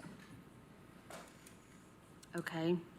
The development also proposes 143 more parking spaces than it is required with the property's close proximity to the transit route?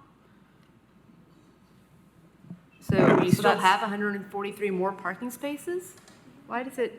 Well, they don't have to take that. That's an option in the city. You can reduce your required amount of parking if you are within 1/4 mile of public transit. So you could reduce it more, is that right? We could, but again, we're below the minimum required, and the reason we didn't reduce it more, although we told staff that, we could if they felt like that we needed to.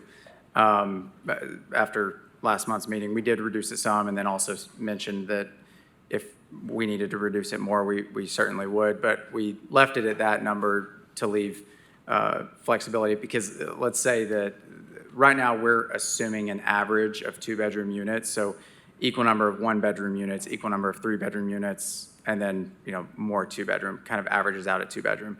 If it were all, or if it if it leaned more towards 3 and 4-bedroom units, that parking count requirement would be much higher. So to go based off of our kind of midway assumption doesn't really give the flexibility as to respond once we get into the final plan to that kind of thing. But the code for PD changes that can happen before the final plan only allows a 10% change in the parking. So if we were to need to add 10% of parking, to account for different bedroom counts for the final plan, we would actually have to start over with the preliminary plan just to get that additional parking. So that's why we're not using the full optional reduction, but we are still well below the minimum. Well, that's good to hear. I guess I would still like to see this as a much smaller scale, less parking. And it sounds like a community, and I know that street, it's narrow. I know this community is looking for a less traffic, less volume. That's actually part of the reason we didn't use the full reduction is because a lot of the concerns from the neighborhood meetings was to ensure that we provided, they wanted more than the required number, just to ensure that there was sufficient parking. So we felt that if we used that full reduction, it would also kind of go against the wishes of some of the neighbors that wanted us to have as much parking as possible. Is there off-site parking? On-site park. There's no place to park off-site. I know, but Okay. that was the concern. That was a concern. Okay, thank you. All right, we'll go to Commissioner Butler. I have a question for the architect. For the miles of walking trail that you're suggesting and park that you're suggesting is available to the public,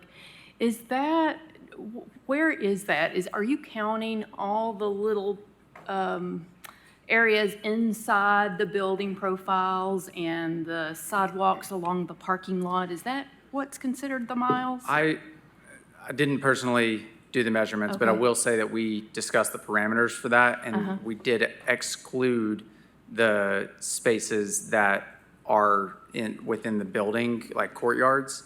But we are including not just the perimeter route, the public park areas that on the north side, east side, and of course, south side.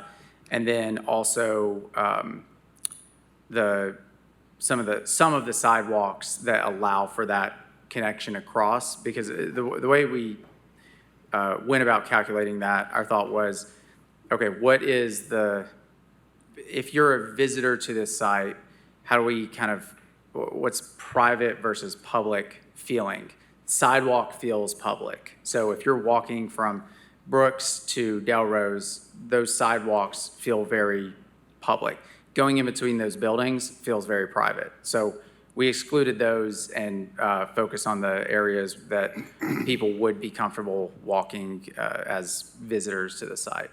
Yeah, my question really gets at, in some other projects that I've seen, a walking trail is, within a natural area typically, and you wouldn't count the sidewalks that run along parking lots that people use just to carry their groceries and get to and from their unit from their car. And so I guess, and there's been a lot of discussion about sense of scale and what feels public. And to me, yes, you pull the park down to the Delrose area, so you can see it as you drive by. It does feel that. But beyond that, there is not a sense of scale of a public park.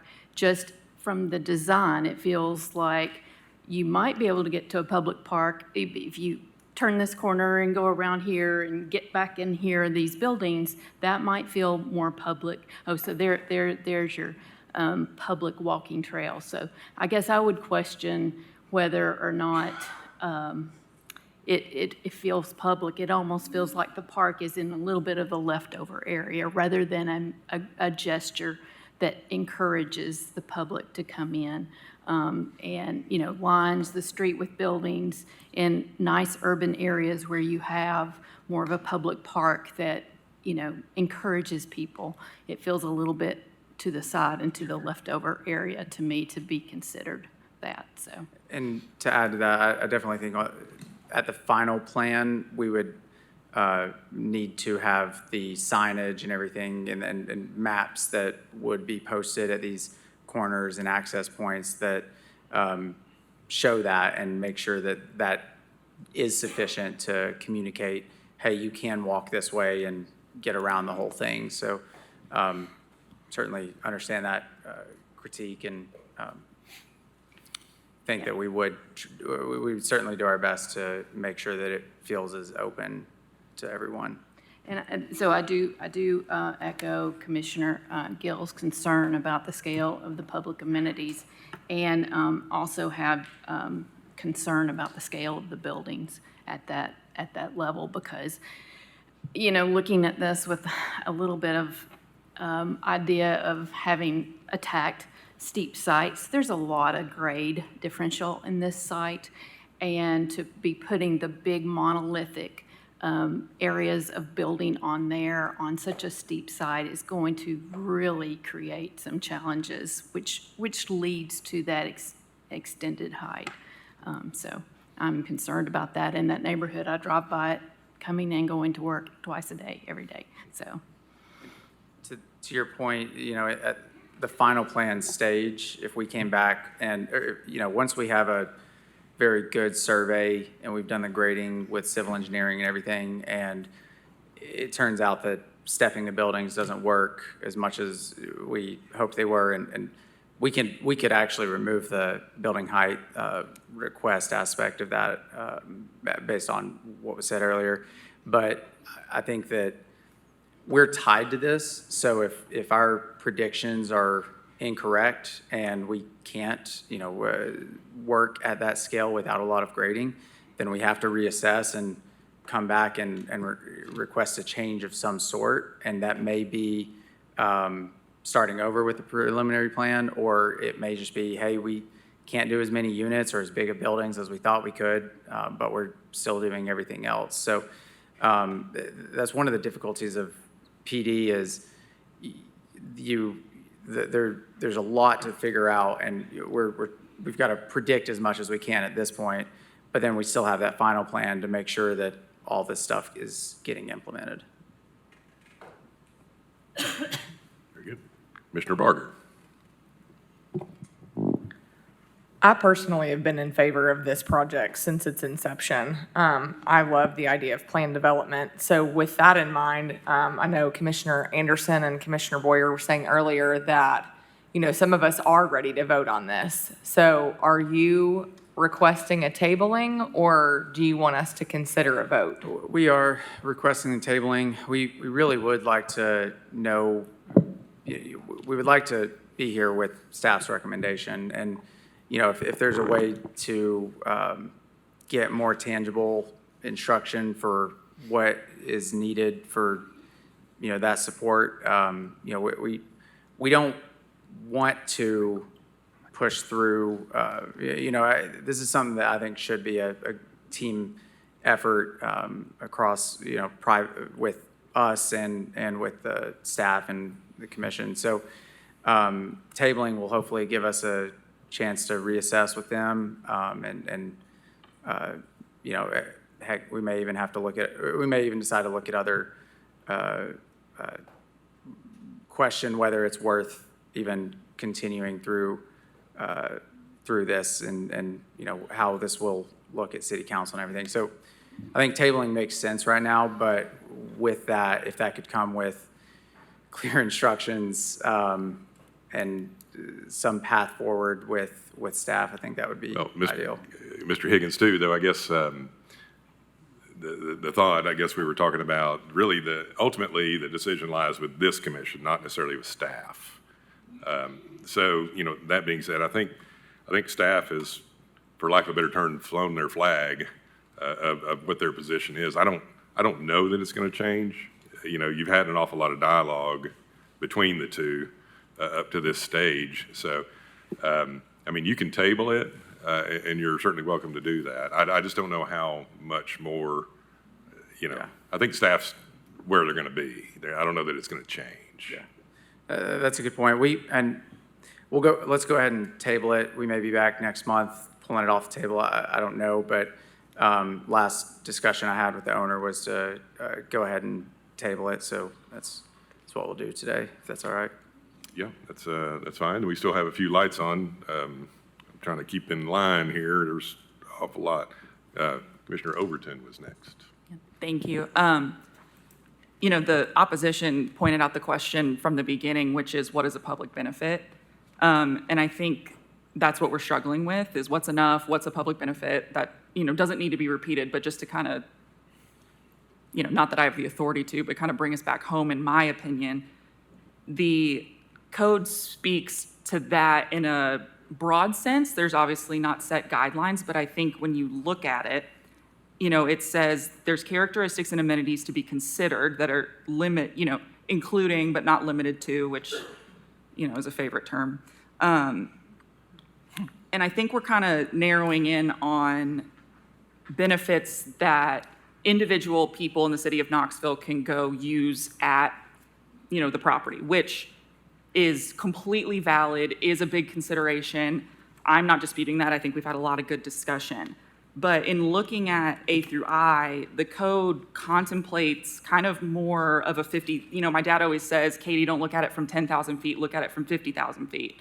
And I think it would behoove us to do that here in some respects when we're defining what is a public benefit, because 6 out of 9 of the characteristics are more of a 50,000 foot view of what is a public benefit. It talks about sustainable design.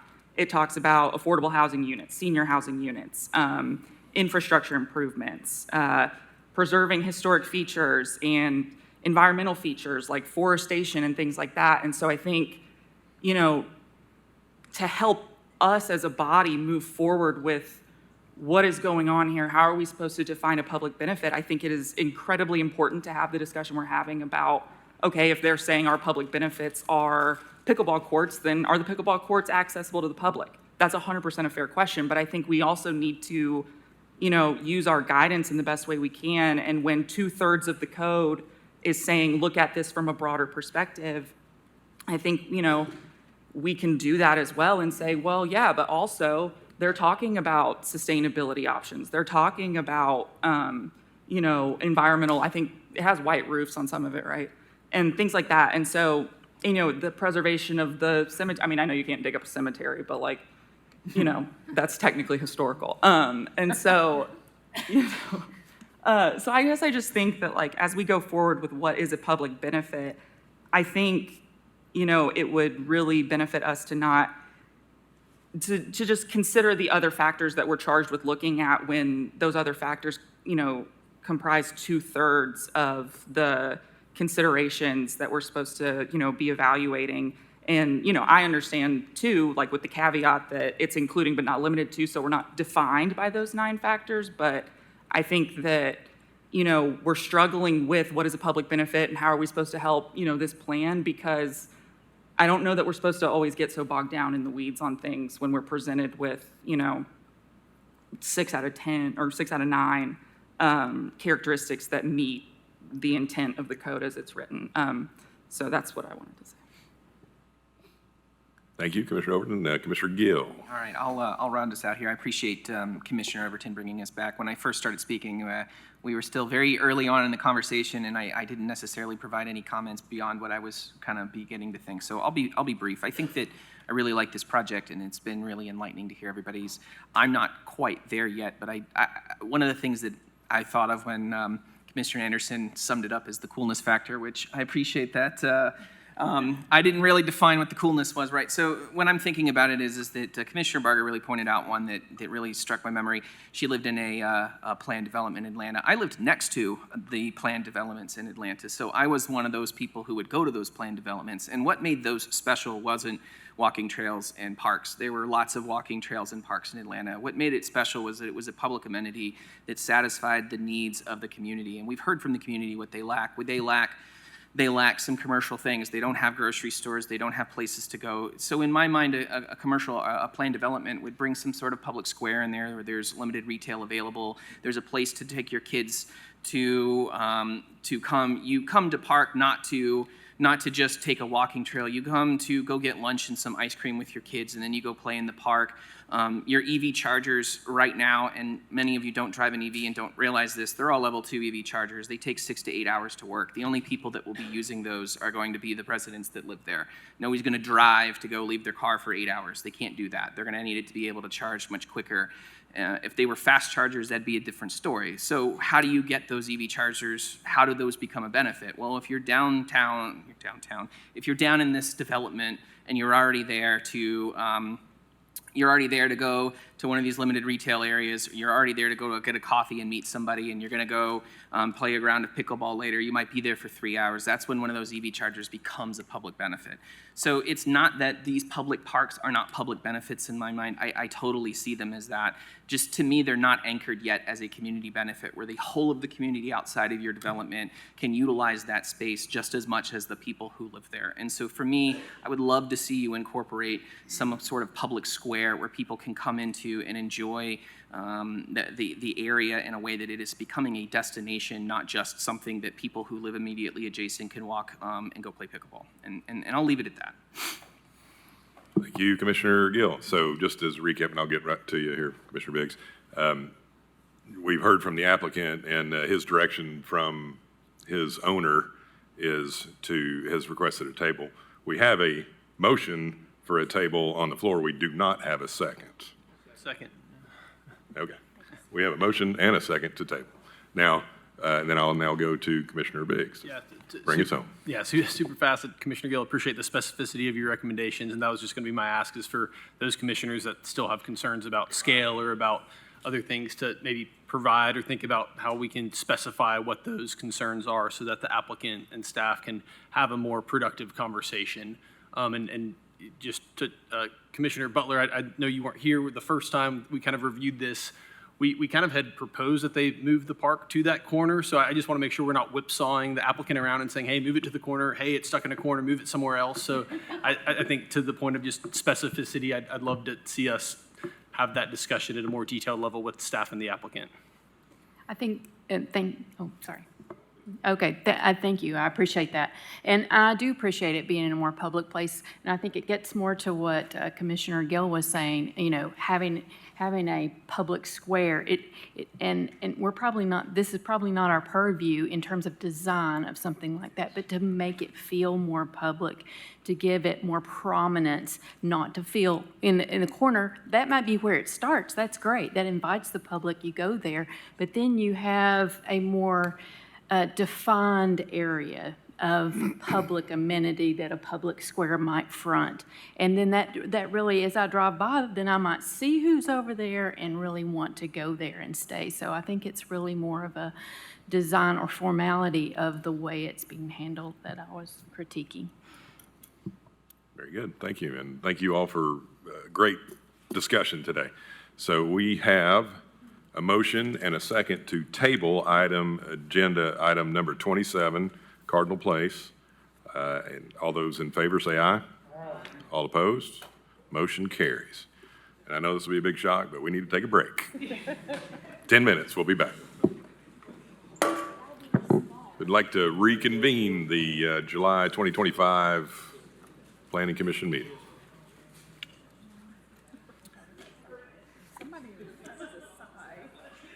So we will now move on to agenda item number 34. It is the final plat of Duncan Farms subdivision. The applicant is the Henry B. Duncan Estate, care of Billy Ray. Location is south side of Duncan Road, east of Badgett Road. Approximate acreage is 31.24 acres. The number of lots is 4. Zoning is agricultural, and it will require one variance. So we will have 2 motions on this, one on the variance and one on the final plat.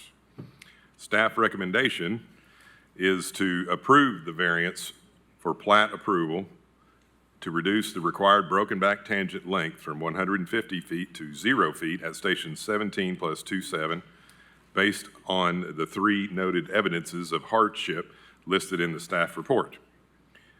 Motion number 2 will be to approve the final plat for 4 lots in the Ag Zone and the F Flood Zone. Is the applicant present? Yes. Okay, is there any opposition? Are there any recusals? Okay. Chair will entertain a motion on the number 1 variance. Very good. We have a motion. Do we have a second? Second. Second by Commissioner Browning. So we have a motion and a second on the approval of the variance. All in favor say aye. Aye. Those opposed, motion carries.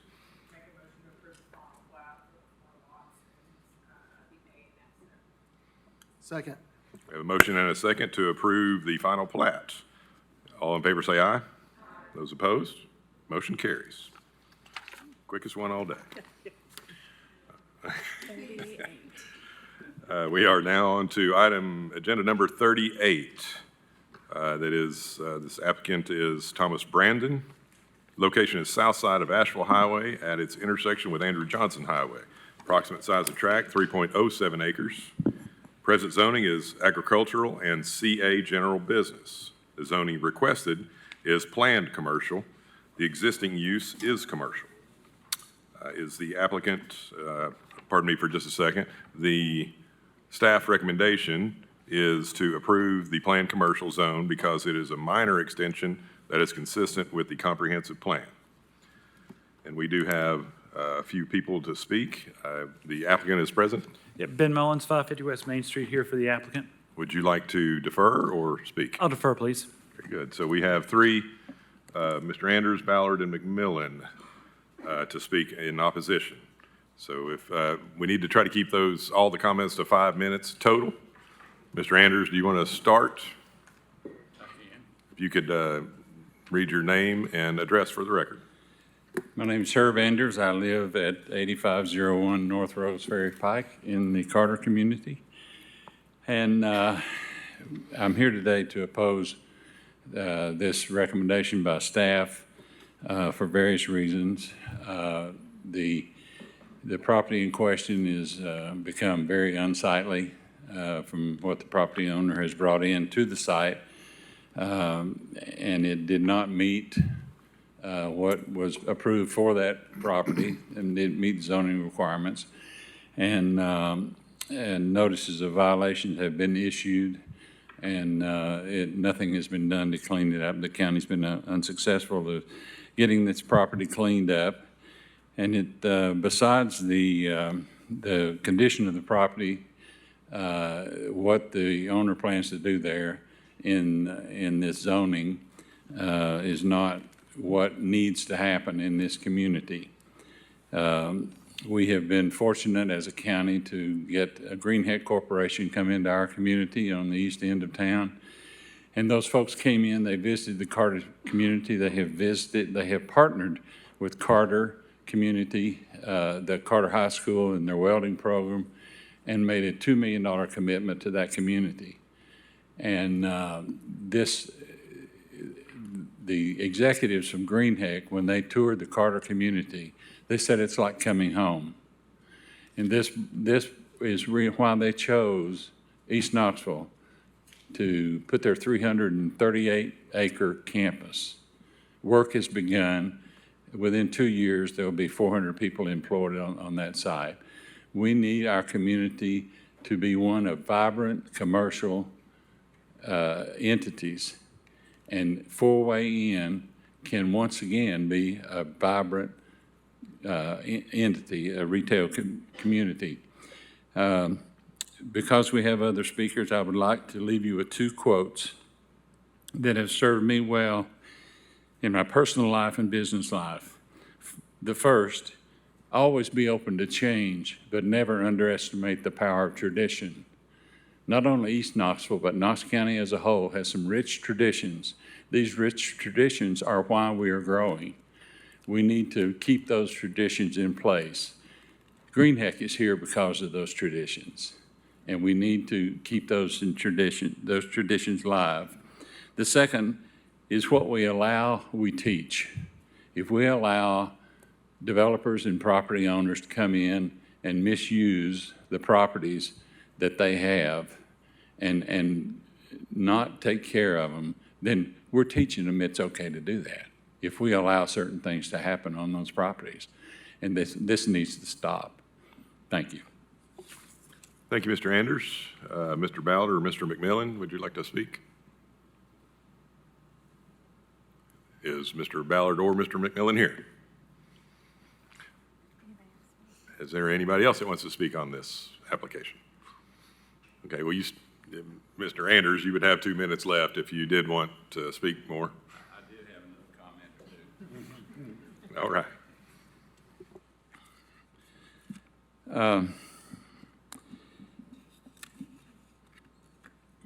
There have been discussions by our community group with DOT to bring some traffic calming to that area. Just recently I spoke with someone and they're checking into that. Part of the reasons that some of the folks, retail establishments that we have spoke with, is that the amount of traffic is good through that intersection, Nashville Highway and AJ Highway and through there in Strawberry Plains. The traffic count is good and would support some retail. Their concern was the traffic is coming through there too fast. And so we have asked TDOT to look at some of that. And that would enhance the opportunities of retail to come into that, fast food, offices, anything to kind of spark the retail establishments that would come to that area. They also, they being DOT, is looking at Carter Park and doing some kind of calming there where the folks come out of the park and even an additional traffic light somewhere along Nashville Highway to help do that. So I say that to say that this community, the Carter and Ruggles Ferry community, wants to see retail development in that area, but we want it to be of the town center type concept as other places in the county have. And the walkability is mentioned on several cases today, and I think that that's important, and 4-way in would be an ideal place for that to happen.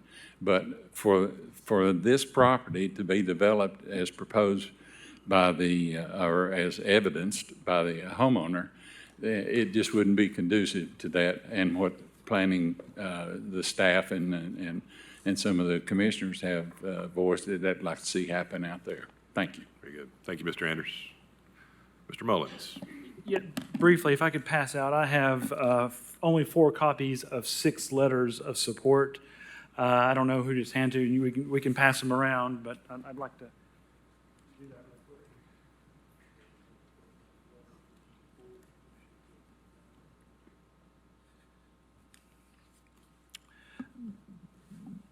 Ben Mullins, 550 West Main Street, here for the applicant, and talk a little bit about the context and history of this property as far as after Mr. Brandon acquired it, because I agree with actually a lot of what the opposition said, and I think we are here at this juncture to try to move forward in a way that would actually help meet the needs of the community and for this property owner in the short term, and the needs of this community long term. Mr. Brandon sold property that was actually next to the stadium that he was using to store his personal items, and he had relocated these personal items on this property. It was not zoned for it. He didn't do it properly. There are notices of violation. There's a lawsuit on this. He can't do it under the current zoning. The CA zoning will not allow it. Ironically, the ag portion of the property behind it does allow indoor storage for personal property. He could do it on the ag portion if he built a building around it, and I'll come back around to that building in a second. But the CA version, he can't do anything on it. He has his personal property inside the building, and he has things on the outside. When this was filed, it was asked for industrial zoning, and there was a plan amendment that was asked for it. I got involved in the zoning. Mr. Harbin and I looked at the zoning and the town center mixed-use place type that is on the property, and ultimately decided the best zoning for this property, both in the short term and the long term, would be planned commercial. It is only 3 acres, and typically planned commercial doesn't require, but it's recommended for 20 acres or more, but there is a 50-acre planned commercial tract immediately to the east that you could see there. Carter Elementary is part of that, but then there's some there as well that's not. And of course, planned commercial, as we all know, is similar to planned residential, and whatever goes through in the future would have to come through with a development plan. The use that Mr. Brandon intends for this property, in the grand scheme of things, is not going to be a long-term use. It's going to be for Mr. Brandon's personal use for the immediate future. And the planned commercial would allow him to facilitate that if he builds a building and puts everything in the building. It would allow that property to be cleaned up. It is an eyesore right now. It won't be an eyesore. We get this zoning and come back through with a planned development that has a building plan, has screening, has a plan to show where it will be cleaned up. And that's what he has to do. And we have explained that to Mr. Brandon, which is why we went back through and changed the zoning from industrial to planned commercial. Long-term, planned commercial allows anything that this community would like to be there to be put there. The planned commercial zone does not generally restrict uses. It is not the intent of this zone to restrict potential development by limiting uses. So anything that could go in there in the future can. Another person will ultimately own this property. There'll be a plan in place for something to go there based upon the traffic patterns. Traffic calming, great idea. That doesn't affect this zoning, that encourages it. So what we're asking, again, there's going to be another case I'm going to speak on coming up where someone is asking for forgiveness instead of permission. And that's not something we need to encourage. I agree with Mr. Andrews on that as well. But the circumstance that we are in now is this zone will allow long-term planning and also allow us to fix a short-term problem. So I'd ask that you would support staff's recommendation and approve it so we can move forward with the development plan and clean this property up. Thank you. Thank you both for your comments. Commissioner Hill has his light on. Thank you, Chair Huber. I'm going to ask my fellow commissioners here to deny this rezoning. I'm going to lay out basically the reasons here in just a minute. I'm going to need a little latitude from the chair here, if you'll give it to me. But one, I want to ask Mr. Elliott where we are with the violations. What happens if it's rezoned? Does that change the lawsuit? I don't think so. I think we would still go to court, and the judge would, at that point, maybe give them some more time to come back with the development plan. I don't think rezoning would change our enforcement case. As Mr. Mullins said, our law director did file a lawsuit against the owner yesterday to begin stopping the work up here and getting him to remove the material that's been placed out there. Thank you. Nick, I gave you 2 addresses, one over on Sutherland Avenue.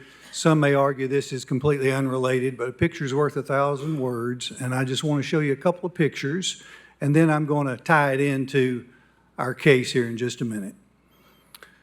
If you could show an aerial of that shaded property there. Can you zoom in a little bit just to show what's on that property? Now, the owner is Mr. Brandon, and I believe he's compliant in what he's doing there. It looks like a number of vehicles stored on site. Could you go to the other one that I sent you? This is right across from Western Plaza on the edge of Sequoia.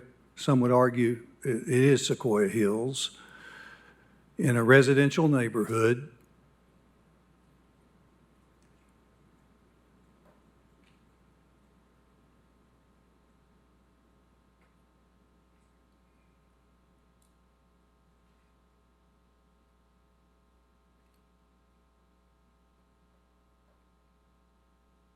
You see that storage of vehicles there? Right next, right there. That is owned by Mr. Brandon. And then now if you'll go to the subject property,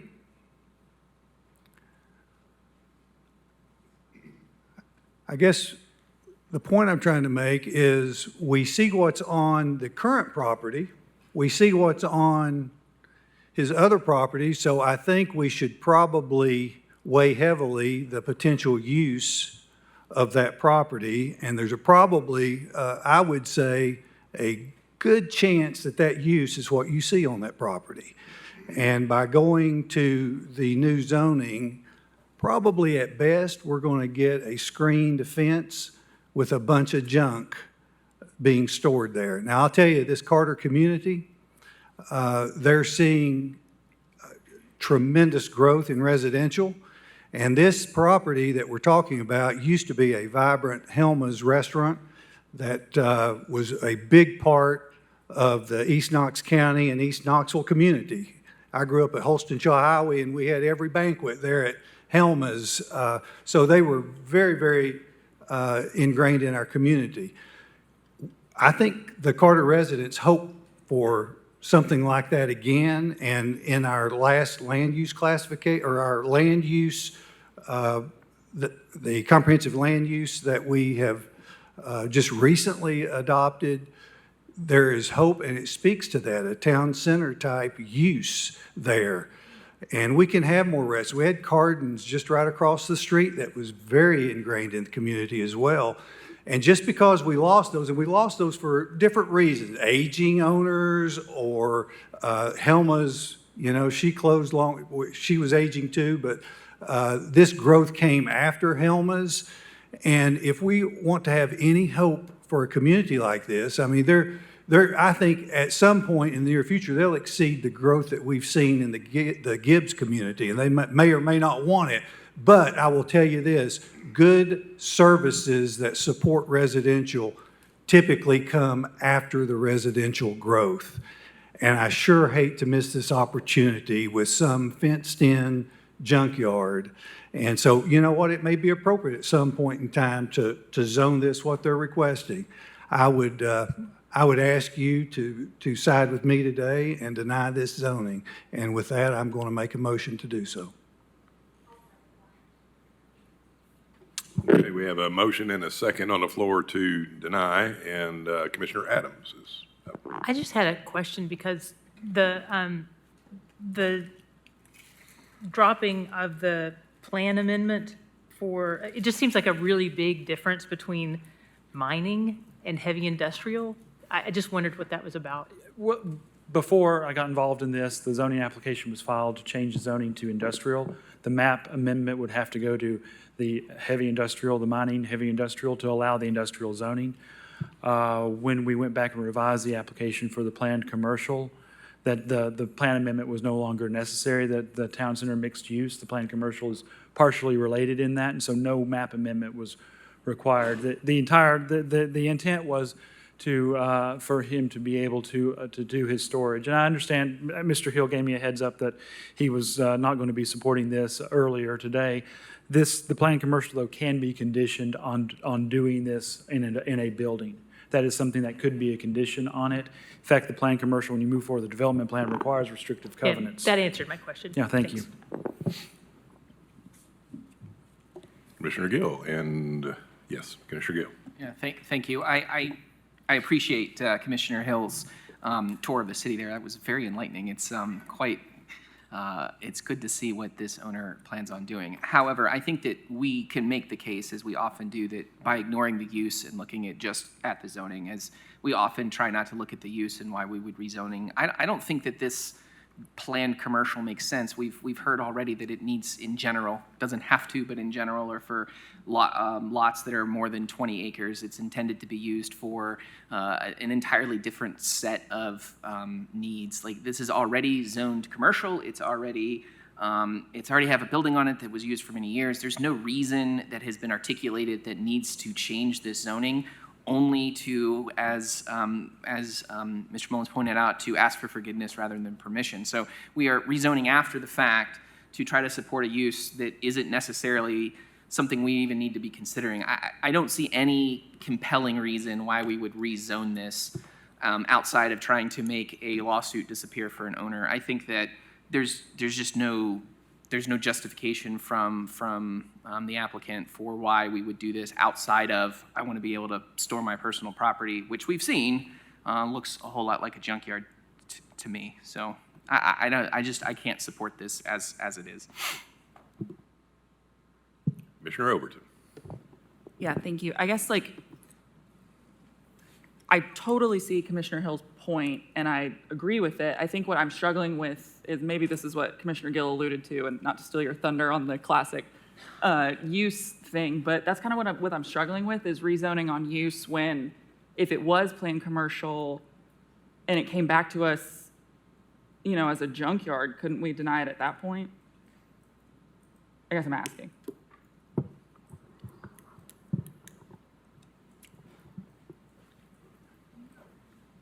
I think if you're hopeful at best for maybe a covered shed with maybe some walls or maybe not, and to store the junk in, then, then I would probably support that. But I have a lot higher hopes for this community, and I don't think it's an appropriate use. Sure, but I guess I'm saying that we're not supposed to consider use when we rezone. And I see your point. I'm not arguing with you on your point. I guess what I'm struggling with is if it's planned commercial and it's going to come back before us, we may not like the person that owns the property. We may not like what they want to do with it, but it is their property. And if we're going to rezone it, I don't know why we would make an we're making an exception to, consider the use here. And I understand the lawsuit argument, but I mean, I don't think that we're getting rid of somebody's lawsuit. If it was filed yesterday, the guy probably hasn't even been served. So we don't know really what's going on or whether they're going to win. And I'm just struggling with that precedent of considering the individual property owner versus. But we're not, right? So we typically have a reason or a rationale that is given to us to why we're rezoning. And oftentimes it is mentioned what the use is, and we all take that into account for various degrees. But there's not been a rationale offered to why planned commercial should be applied to a lot that's below the recommended, why that is an error in the code or some reason why we should change it or any reason, changing conditions. There's been no necessarily justification given to rezone it to planned commercial. What has been said is that the use that it is currently be using, which mind you is subject to enforcement action, is not allowed in the current zoning. And so we should change the zoning, not because there's another exterior reason, but we should change the zoning explicitly for its use case. So I guess what I'm questioning is normally we try to justify and find rationale for changing the zoning based on other factors than use. And in this case, the applicant's justification is the use. And the opposition on our own commission is its use. And I'm just providing a justification that says my opposition lies in that we don't have a rationale to change. It may be better as planned commercial, but when somebody wants to bring that with an actual rationale for why we should do that, then I might be supportive, but I don't see that here. That would be kind of where I was going with that. I mean, I hear you. I think it's a general standard on the lot size, right? I mean, it's not. Could I address that real required. quick? Staff did talk about that specifically in the report. It's on, you're looking at page 38 too, second page. It does say, although the subject property area is less than the 20-acre intended PC zone, it is located next to an approximately 50-acre area of PC to the west. The 20 acres isn't a requirement, it's a suggestion. So staff did address that and give that rationale, and I was relying on their rationale. And we also, when we rezone, I mean, earlier we say, okay, it's surrounded by mixed use, it's in the right land use classification. And so, from my view, it's that's exactly kind of what's going on here. And again, I hear you guys, I'm not saying I'm going to vote for or against it based on that. I'm just literally struggling with the fact that we are talking about denying a rezoning based on the use. And I don't know. I just would like to hear more comments on that again. Thank you, Commissioner Overton. Commissioner Hill. Commissioner Overton, just to clarify, I am advocating for denial based on the potential uses, not just the use. We have a good indication of what one of those uses may be, and And that use, if you put a fence around it and blind it to us, is an acceptable use. And I don't understand why we would extend that zoning in that area when we're trying to build a town center type setting for this community. And that's what I base my decision on, not just that use. Commissioner Barger. Let me preface this by saying that I did not go to law school and I barely graduated college. So with that being said, since there is an impending lawsuit, I know that you told Commissioner Hill that it doesn't really affect it, but would it not be more appropriate to postpone this until after the lawsuit is heard? I mean, Commissioner Anderson, you're an attorney and you're shaking your head yes, so I'm just curious. I was thinking along those lines, but I was also going to ask, since this is in the county, can the use be conditioned as part of the zoning? So could we say it can't be used for vehicle storage? You could say there can be no outdoor storage. Okay.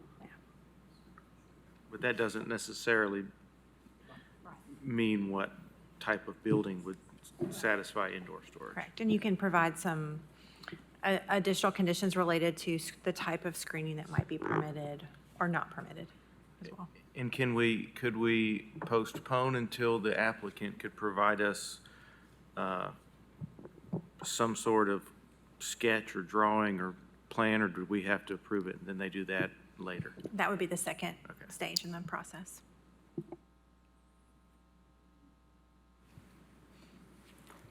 Any other comments, Commissioner Hill? So, well, okay, so we have a couple options that were laid out after we have a motion to deny the planned commercial zone because it is not, well, it is not compatible per Commissioner Hill's reasons, and a second on that.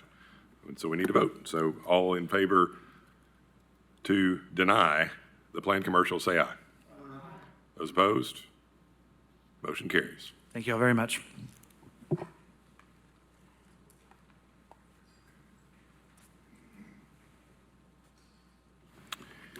We are now on to agenda item number 40.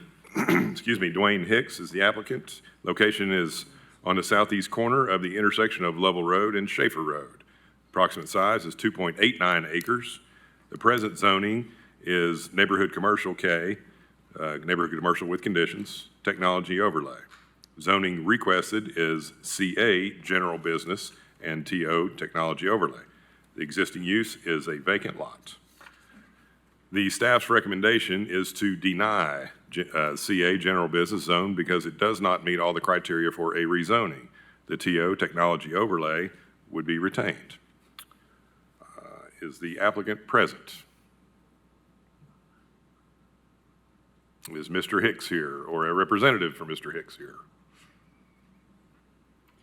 Seeing none, is there any opposition? Nobody signed up. Nobody's here to talk at all. Chair will entertain a motion on item number 40. Make a motion to deny per staff recommendation. Okay, we have a motion to deny per staff recommendation and seconded. That's on the comprehensive plan. I'm sorry, this is. Hold on, wait. The comprehensive plan was. No, that's, we're done. Yes, we're good. Yep. So we have a motion and a second to deny the rezoning to CA general business. All in favor say aye. Aye. Those opposed? Motion carries. That's okay. All right, we are now on to item number 41. Applicant is Justin Ford. Location is south side of Shod Road, west of Amherst Elementary School. Approximate size is 1.25 acres. Present zoning is agricultural. Zoning requested is CN neighborhood commercial. Existing use is vacant land. Where is, there. Okay. So the motion, or the staff recommendation is to deny the neighborhood commercial CN zone because the subject property does not meet the zone's intent or location criteria. Is the applicant present? Ben Mullins, here for the applicant. Very good. And we have 3 people signed up to discuss. Ms. Smith, Ms. Story and Ms. Monroe. Are they here? They are. Okay, would you like to proceed or defer? I'll defer, please. Thank you. Okay. So again, with the opposition, we have 5 minutes, and if you guys could share that 5 minutes, it would be greatly appreciated. If you could state your name and address for the record, please. Okay. Am I ready to start? Okay. There you go. Sorry. Good afternoon, Commissioners. I'm Jane Smith of 5209 Shod Road, directly beside and across from the proposed rezoning. My family has lived in this community for over 70 years. My husband and I also own the property at 7223 Ball Camp, which my parents bought when I was a child, and which sits directly behind the property that they are trying to rezone. I strongly oppose rezoning this property to anything other than residential or agriculture. This is a quiet, family-centered area, and commercial use doesn't fit its character. Planning staff agrees it's incompatible. In Mullins versus Knoxville, a case Mr. Mullins himself has cited, the court said neighborhood character is defined by what's legally allowed, not by non-conforming uses. This area is zoned residential and agriculture, which it is surrounded by. So CN zoning is inconsistent. CN is typically placed at intersection, and while this site is not, most coffee-serving businesses along Shod, though not all zoned CN, are the kind of uses allowed under CN and are located at intersections in line with the ordinance. The proposal to place a road on my property to create a corner lot to disputes the established residential driveway use. It's unreasonable to expect the county to plow a road through private property just to benefit a coffee shop. The owner's attempts to buy adjoining land to bypass setbacks highlight how unsuitable this site is for commercial use. I exercised my rights as a property owner to restrict access after prior trespass issues before Mr. Ford even purchased the property. The driveway is not for sale or for his use. If my fence violates county standards, why was a similar fence allowed at the Easy Stop, though? Mullins owns own representation is, and this is the one at Johnson and Shod, and this is my fence, which they're the same fence. Altering property lines for a road shows the proposal doesn't fit the neighborhood and would require new infrastructure. The ordinance requires CN to provide convenience without disturbing the established residential neighborhoods, which this fails to do.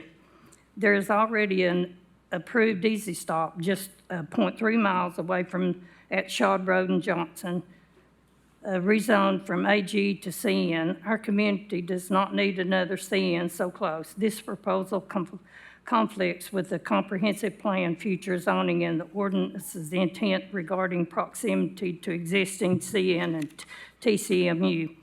Reports of possible environmental and health concerns have reportedly been submitted to TDEC and forwarded to Knox County. Converting this site to commercial use would worsen those risks. This property is not suited for commercial development. I respectfully ask you to deny the rezoning request, support planning staff's recommendation, and help preserve the residential and agriculture character of our neighborhood. Thank you for your time. Thank you, Ms. Smith. Is any other one, Ms. Story or Ms. Monroe want to speak? And we're running out of time here, so if we could maybe I'll add hurry. 2 more minutes. I'll try to read as fast as I can. Yeah, that's fine. We'll add Okay, 2. so I'm Heather Story. I live at 5310 Shad Road, right across from the parcel that we're talking about. And of course, I'm here to respectfully for you to deny the proposal for the rezone of this land. We've already had to endure the development of Shad Road, splitting our land into sections, and we don't want to see this land up and down this road being zoned commercial. This property sits directly off of a 4-lane highway, which no existing turn lane directly into the property that is in question here. The proposed development would require a turnaround or entry point that would be directly in front of my home. In Knox County zoning ordinance, it states convenient to and vet not disruptive to establish residential neighborhoods. This proposed rezone would contradict the intent of the zoning ordinance. This would result in increased traffic congestion, limited visibility, and dangerous bottleneck in areas already struggling with traffic flow. And if you look at the turnaround, there's a slight blind spot where people already speed, and this is especially during school pickup times. In West Knox County, a 39% increase in traffic accidents, including fatalities, was observed after zoning changes along comparable 4-lane roads. When adding commercial property to this would only increase traffic concerns and congestion. Rezoning this land for commercial use would be an open door for more rezoning along the entire road and would just create some sort of havoc. Mr. Mullins mentioned in his comments he posted that the 1.25 acre parcel is suited for a single family home fronting the expanding Shad Road. But my question, if it's inappropriate for residential, then why would it be appropriate for commercial use? This is a complete contradiction. The shift from agriculture to commercial zoning for this much land is not just a change in land use, it's a change in lifestyle and identity and in safety. Sets a precedent that can only lead to further encroachment into the rural character of our area with long-term consequences for property values and quality of life. One last point. Mr. and Ms. Smith, Ms. Monroe, and myself sat down to discuss the rezoning of the property with Mr. Mullins and Mr. Ford. Mr. Mullins addressed in his comments that they have, according to were not willing to consider the use of this property any other than the A zone. That is not true. We actually said that we would be okay with the residential zoning because that's what the intent is. Please side with the residents who live here and have cared for this land for generations and will have to live with the consequences of this decision every single day. I urge you to vote no on this rezoning proposal, and thank you for listening to me. Thank you, Ms. Story. Ms. Monroe, we had one more. Looks like we're going to have to add 2 more minutes, too, if that's okay. I'm Wilma Monroe, and I live at 7243 Ballcamp Pike, and I also own 7231, which is directly joins 5240. The greenhouse is not, Justin Ford put in there about the greenhouse being commercial, or it should have been commercial. It is not classified as a commercial use anywhere in the zoning ordinance. It operates as a permitted agricultural use and is regulated by the State Department of Agriculture, not as commercial. Appreciate it if you would consider denying this request. Thank you, Ms. Monroe. So Councilman, we'll add, by my count, probably 3 minutes to yours, to 8 minutes, if you so choose to use it. Yes. Again, Ben Mullins, 550 West Main Street. I got involved in this one also after the rezoning was filed. Mr. Ford, he purchased the property on this from the family's nephew. I think they were surprised that he sold the property, didn't expect it, and the neighbors that spoke today they're all related. This used to be family property, and the nephew did sell this property to Mr. Ford back earlier this year. He went to his planning staff, said, hey, look, I'm looking to potentially put a coffee shop or some similar use on Shad Road, since this is part of the expansion that recently occurred. And looking at the land use map, the SMR, the neighborhood commercial zone, is partially related. And they said that, if you're wanting to do some type of commercial, neighborhood commercial would be the most appropriate zone to consider here. Now, they didn't tell him they would support it, and him not doing this regularly, I think he thought that was going to be a support and then was surprised when he got the recommendation for a denial. That's not staff's fault. I'm not criticizing them for that, but that sometimes happens when, someone is talking to professionals and they are not, really involved in this business very often.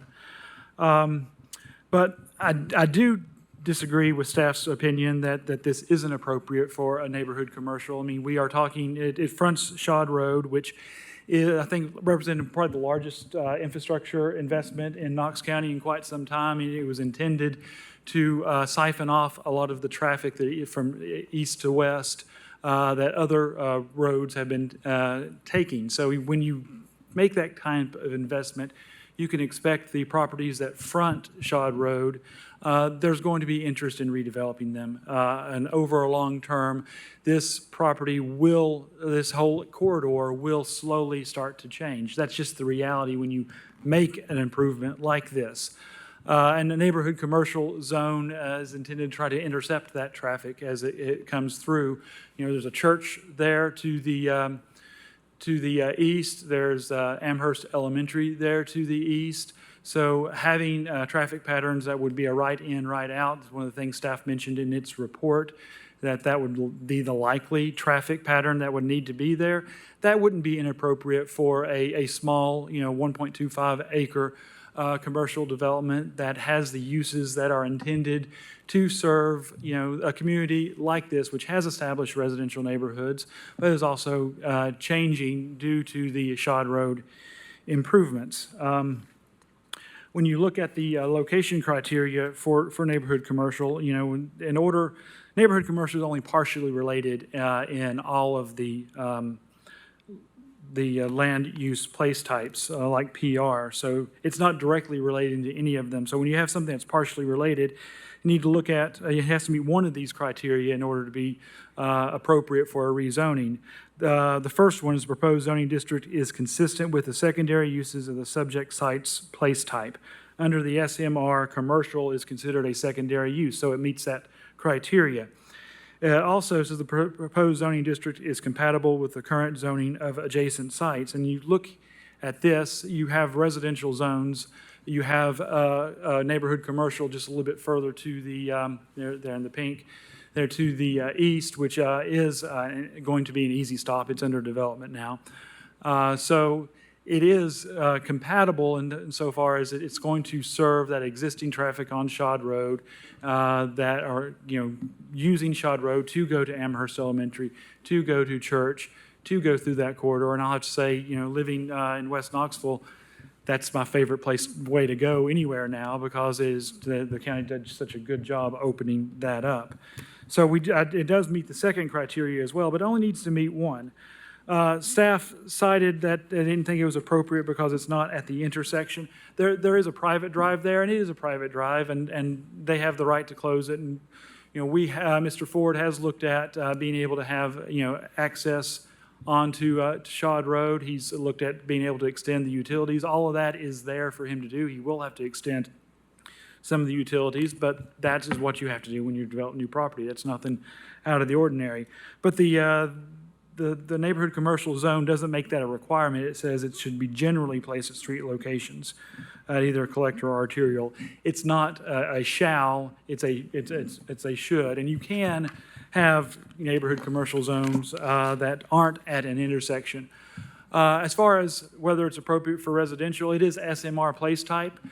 If this was part of a larger assemblage, if the properties around it were part of this property, then you could look at this being considered for a higher density multifamily or townhome type development. But for 1.25 acres, it's really not something that's going to garner a lot of interest for a residential development in and of itself.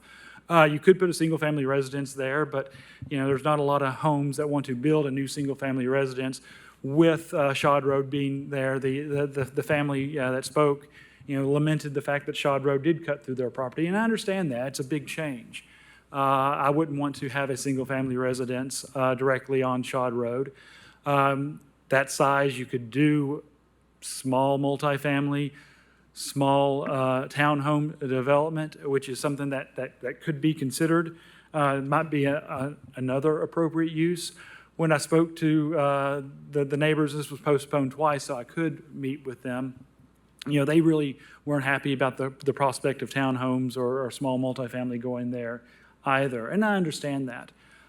You know, we're not complaining about the fence that they put there. They asked if we did get it commercial, if we would be willing to do some screening and buffering and a fence, and that is something that I think the neighborhood commercial requires when you are doing that type of development. So we would be willing to do that as well if we move forward. So this area is changing.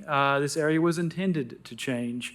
I think a small commercial development, a coffee shop or some other use that would be appropriate in the neighborhood commercial zone would make a lot of sense there.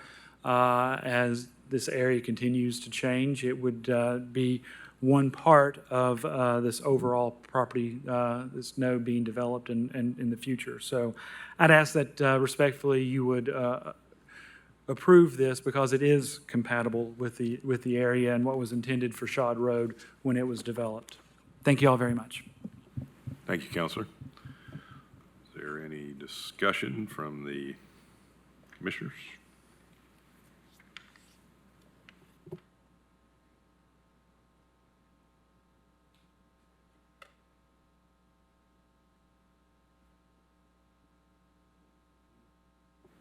Bueller? Bueller? Anyone?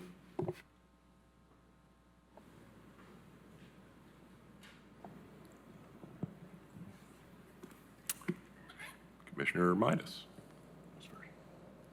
Well, if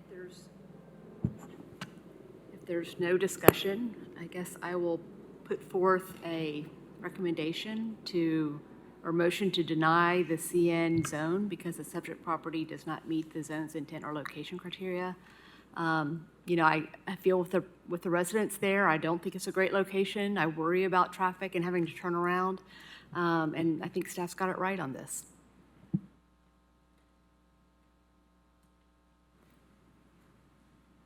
We have a motion, but not a second. Commissioner Barger was wanting to.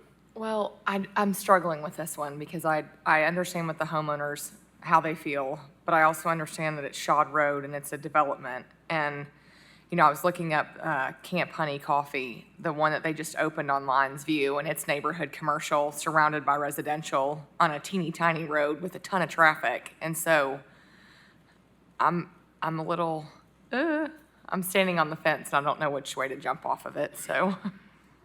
Understood. Commissioner Overton. Yeah, thank you. You know, regardless of the proposed use, I think that this commercial neighborhood zone fits well within the place type designated here. I think it fits well on a new 4-lane highway that the county has just spent a bunch of money improving. And I think with 4-lane highways come the intention of the community that it's going to be something. And by community, I'm not trying to negate the property owners. I mean, like the county at large. You know, I think that, you know, the intent is it's going to kind of become more developed. And I think that commercial neighborhood provides, or neighborhood commercial, whatever, provides like a better buffer zone here, given its proximity to residential and industrial below and residential to the left. And so I don't know if I do a competing motion. No, I would think that technically the first motion would fail because it did not get a second. If you are inclined to make a motion, please do. Oh, I can't, okay. Then, let me get up to the thing. That I'll make a motion to approve the CN neighborhood commercial zone because it does meet the zone intents and it's compatible with the, you know, intent of the commercial land use plan. So we have a motion and a second by Vice Chair Levinson to approve neighborhood commercial in that area. Do we need to? Yes, I'm sorry, Commissioner Hill. I'd just like for staff to remind us some of the criteria for this type of zoning. I want to make sure we're not just overlooking, you know, the criteria. Could you remind us? So by criteria for the rezoning? Like, should it be on a corner? Should, you know, just. So Generally, the zone is recommended to be at the intersection of classified streets because that typically is less disruptive of a neighborhood, of a neighborhood area. And so that's just the general recommendation. And the intent of the neighborhood commercial zone is to be compatible with residential development. And so when a commercial zone is proposed in the middle of a residential kind of strip, it seems like it would be an encroachment rather than something that would be more compatible with a residential area. So I would say just one differentiation of that, and I'm glad you brought up the Lions View Coffee Shop, because I think you don't see on that side of the road a lot of residential. There's a graveyard, there's a rehab or that senior center, and then kind of the golf course, and then Lakeshore Park across the street. So just want to be mindful of differentiation there. Commissioner Gill. Yeah, I want to echo a little bit what Commissioner Overton said, and even Commissioner Berger. This one's a tough one, and I think as I'm thinking through why it feels like it's a tough one is that in general we don't like to, and I hate using this term because it elicits so much, but like we get accused of spot zoning on occasion, and in a lot of ways we are all thinking, or at least I'm thinking that in the back of my head, but to me CN doesn't apply, right? Like CN is intended to be in the middle of these areas. That is the intent, which is why it's a partial related use to all place types. It is not a primary use, specifically because it is not intended to be an extension of another zoning. It is supposed to be in the middle of everywhere. It is the one zoning that I think that I don't think can be spot zoned. That's the place. So the question that we're having to say is this an appropriate location? And Commissioner Overton points out, and I think this is important because it comes up in our other cases quite a bit, is that we're really hopeful with our new comprehensive land use that we put into place and the UDO that's to come, that we're addressing development where development is supposed to go. And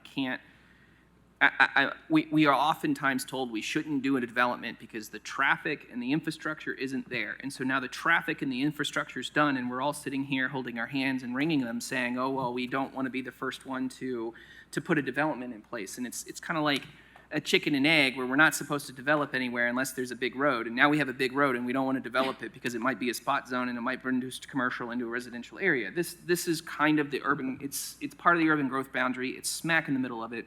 It's supposed to be SMR, which has a secondary use of commercial. It is a CN zone, which is the most, it has standards in place to limit its impact. It is intended to be a zone that stands alone within a residential area. Shad Road is a major arterial and will only get more busy as time goes on. What we expect to see in SMR is, as Commissioner Mullins pointed out, or Councilor Mullins pointed out, we're going to see development's going to come before this body again. There's going to be for multifamily housing. It's going to be for larger scale developments.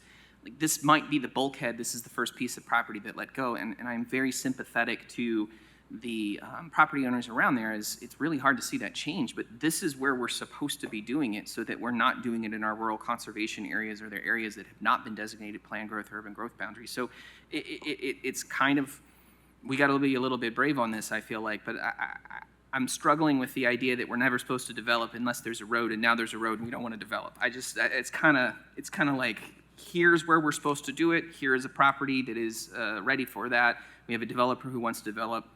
It seems to me that this is where it's supposed to go.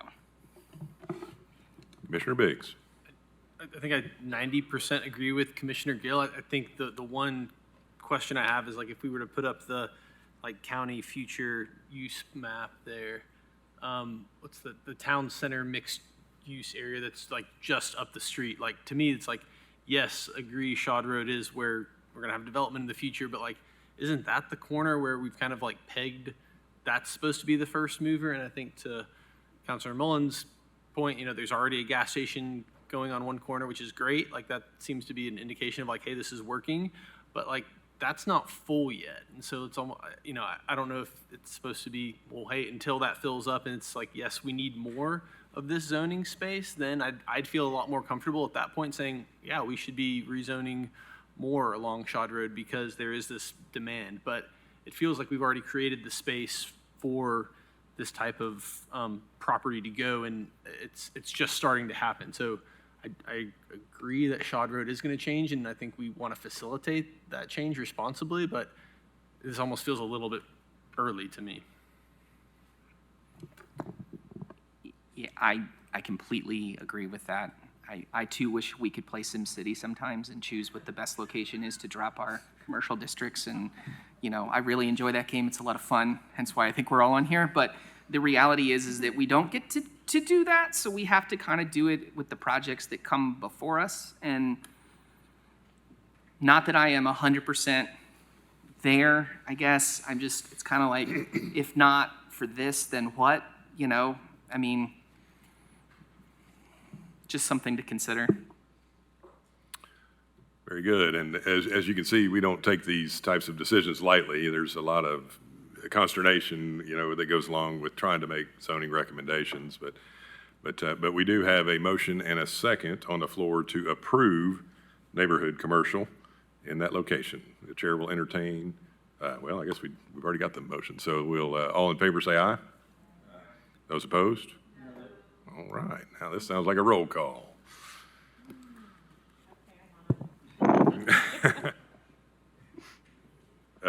Commissioner Boyer, did you want to speak while we're?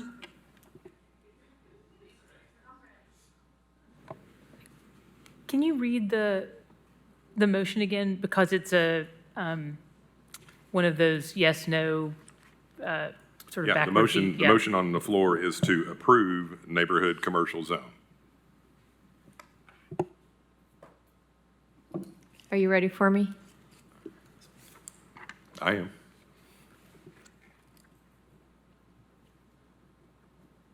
Commissioner Hill? No. Commissioner Browning? No. Commissioner Levinson? Commissioner Boyer? No. Commissioner Barger? Commissioner Overton? Yes. Commissioner Perez? No. Commissioner Anderson? No. Commissioner Butler? No. Commissioner Biggs? No. Commissioner Daly? No. Commissioner Gill? Yes. Commissioner Midas? Commissioner Adams? Yes. Commissioner Huber? Huber. That's me. Excuse me. That's quite all right. And I'll be a yes on that. But the motion will fail. I have 6 yes commissioners that say yes, and I have 9 commissioners that are saying no. So motion fails. Thank you.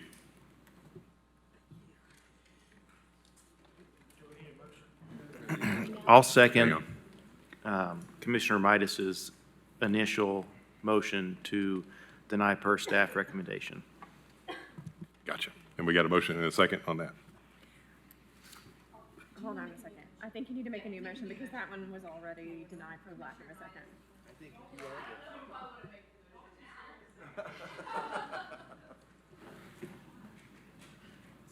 Okay, I'll make a motion to deny per staff recommendation. Okay.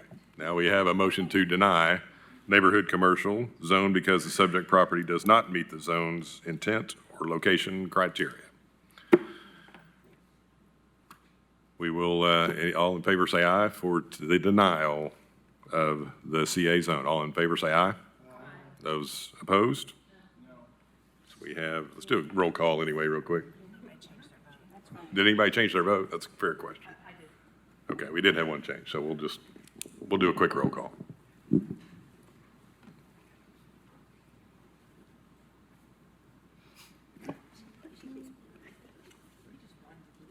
Commissioner Hill?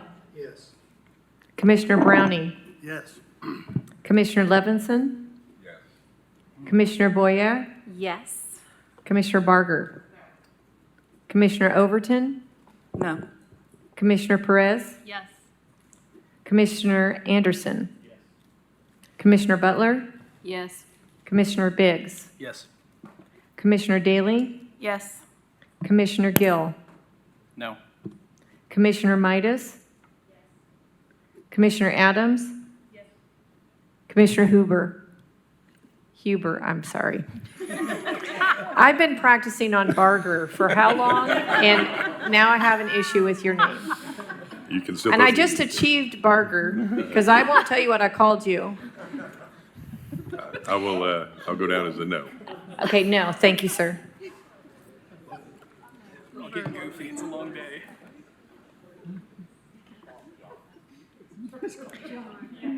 So on this second roll call vote to deny, is that correct? I have 11 commissioners saying yes and 4 commissioners saying no. Very good. The motion fails. Or, pardon me, the motion carries, the rezoning fails. Thank you all very much for your consideration. Appreciate it. Sorry for the confusion. I'm new. Yeah, I am too. Okay, we will move on to agenda item 43. The applicant is Southern Standard Enterprises. That's on consent. That's one of the ones that we left it on consent. My apologies. It's 47. 45 was the same. Okay, yep, my apologies. We are on item number 47. The applicant is JOPA Properties LLC. Location is the northwest side of Ball Road, southwest of Johnson Road. Approximate size of the tract is 30.33 acres. The present zoning is A, agricultural. Zoning requested is PR, planned residential, up to 4 dwelling units an acre. The property is currently vacant. The staff recommendation is to approve planned residential up to 3 dwelling units an acre, but because it is consistent with the Knox County Comprehensive Plan and the surrounding areas, subject to one condition. Is the applicant present? Very good. Is there opposition? I believe there is opposition. There are 3 people signed up. We have a Mr. Holland, a Mr. A. Parker, or Mr. Parker, and Sullivan. Pro, okay, gotcha. So the opposition. So would the applicant like to speak first, or would you like to defer to the opposition? Very good. So Mr. Holland or Mr. Parker, you can approach the podium. You have 5 minutes combined. If you could try to keep it at that, we'd appreciate it. Okay, my name is Dwayne Parker, 5707 Ball Road. And if you look at the map, the west corner is right on top of my property. And the issue I've got with zoning this whole tract, if you would, into a residential with 4 units on, or 3 units now as you've adjusted it, is number one, there is a tremendous amount of runoff that ridge. And if you look at that left side of where it says 7 right there, that whole area is a gully. And you get a heavy rain, or I don't have a stream, all of a sudden I've got a river coming down into my fields. I also, that's a good example right there. You can see the gully right there. You can see the contour lines. Everything is focusing all the water and the drain off right into that area. And just to the right of that is another one focusing into my neighbor's area.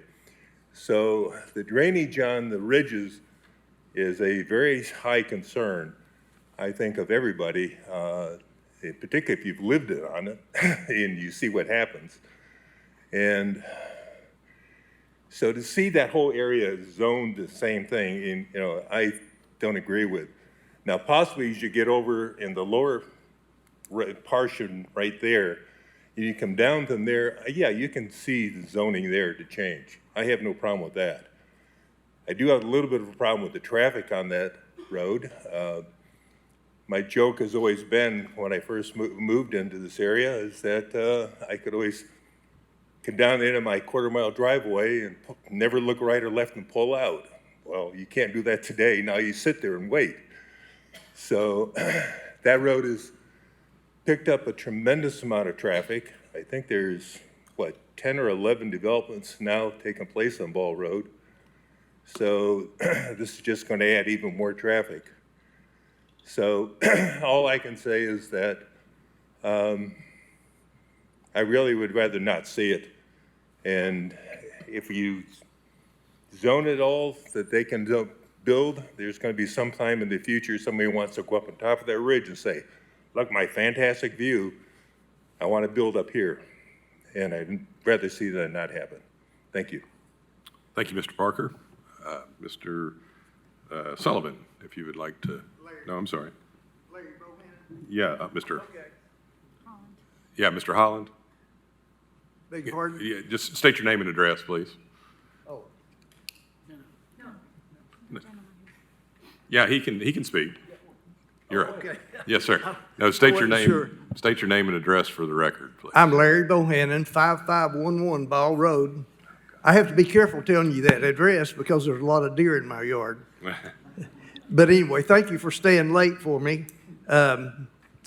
Architecture is my background. I built my first house when I was 19 years old, and I designed this house 23 years ago and moved into it, but it's sitting right on the hill. Now, my house is right there in the middle, right in that area, to the right of that arrow, right there. Now, when you get to the edge of my top property, I probably guarantee all of you could not climb up that hill. You'd have to have a rope or, hang on to the trees to get up there. It's really steep. And that's the reason I can't imagine. See, I built on a little over 4.5 acres, and Dwayne has about 10 acres, but that's because of the hill. I can't imagine even 3 houses per acre. It should be just about one. One right now is what they require. There's 2 houses in front of us, one in front of me, and just last week I saw all these flashing lights in front of my house, so I drove down the driveway to see what was going on. Well, the ditch that goes under the road just washed out, and there was a hole about 3.5 foot in diameter. I could have crawled down in it.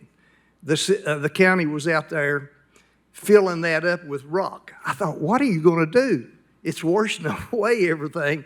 He said, well, we've got to come back tomorrow and dig up the whole road. Now, that's just right in front, right in the middle of all of this property there. It's really, really bad. And I just can't imagine more than 1 house per acre, really, in that area. Now, down in the flat area, you could do that, but not where they have all that property up on the hill. I think it's just really puts it in danger, and the traffic is so bad, and especially on Shad, we go to Shad Road too. I had a mirror knocked off of my car, and there's big tractor trailers and everything else coming, and my time's gone. Okay, but thank you for staying. Thank you, Mr. Bohannon. Appreciate your comments. Commissioner Perez, do you have a comment? Okay, very good. So if the applicant could speak. My name's Coleman Sullivan, 2418 Glen Meadow Road. I appreciate the comments. Thank you guys for coming out. Really, I would just like to address the hillside protection in regards to the concerns that were brought here today. Obviously, the majority of the acreage on this tract is eat up inside the hillside protection, so we're pretty limited on what we can disturb. Given the staff recommendation, we have, I believe it's 5.8 acres allowed into that area, which puts us right at 50% of the acreage. So we'll never be up in that area touching it. That's about all I have to say to that. I think the parcel itself lends itself to what we're proposing. We actually have another project on Ball Road and see a lot of growth in the area and think it suits what's going on there. So that's it. Thank you all. Very good. Is Mr. this an Adams? opportunity for like conditional clustering requests from this body to help with that? Let's see. Well, I mean, I think that's what planned residential encourages, and we'll see that on the when they bring the plan through, and we could comment on that then, I think. But I think it's the intent on record anyway, that they're going to try to stay away from the steeper parts in the back of the property. But I think it'd be important to just let them go ahead and design it and then bring it to us. And if we have issue with it, I think we could address it at that meeting. So staff has recommended approval at 3 dwelling units per acre. Yeah. And Mr. Sullivan, you're comfortable with 3 units an acre versus the 4? Yes, sir. That yields us about, what we had looked at is probably 40-ish lots total, given that. So that's the 3 works. We went with 4, but 3 works as well. Very good, thank you. So based upon the agreement on the 3 that staff has recommended, and also based upon the clustering, which I'm hearing you say you want to wait, it's on the record that we want that to be clustered and not to touch the hillside. I'll go ahead and make a motion to support staff's recommendation for this. Second. We have a motion and a second to approve at 3 dwelling units an acre, and Commissioner Gill has a comment. Yeah, I just want, just for the opposition that came in, just so everyone's aware, and the public and our new commissioners who may be listening, PR is explicitly designed to allow them to cluster their housing on the actual buildable parts of the lot. Their hillside protection would not allow them to build on that section behind your house. That is all greater than 40% slope. They wouldn't be able to build it all up there. I think their disturbance budget is like 0.8 of an acre, and that would include trying to even get there. They wouldn't even be able to build a house back behind you at all. PR allows them through the zoning code to cluster it closer to the road in those flatter sections so that this property isn't undevelopable. They can still do something with it. Thank you. Just a point of clarification on that too. And that's very accurate in the city. In the county, the hillside protection is technically advisory. So theoretically they could, but I think through our discussion, encouraging the clustering down and staying out of that is really that's the plan we want to see when you bring it back to us. Let's put it that way. Yeah, thank you, because that is the plan that I want to see when it, not something else. Very good. Heard. Okay, so we have a motion and a second to approve the agenda item 47 at 3 dwelling units an acre, approve the planned residential zone up to 3 dwelling units an acre because it is consistent with the Knox County comprehensive plan and surrounding areas, subject to one condition. I got you. Here's the condition. Disturbance within the hillside protection area is limited to 5.8 acres as recommended on the slope analysis. So that's actually codified in there. You're right. That's what, I just didn't read far enough. But perfect, thank you. So you can't go up there anyway. There is a motion and a second. All in favor say aye. Aye. Those opposed? Motion carries.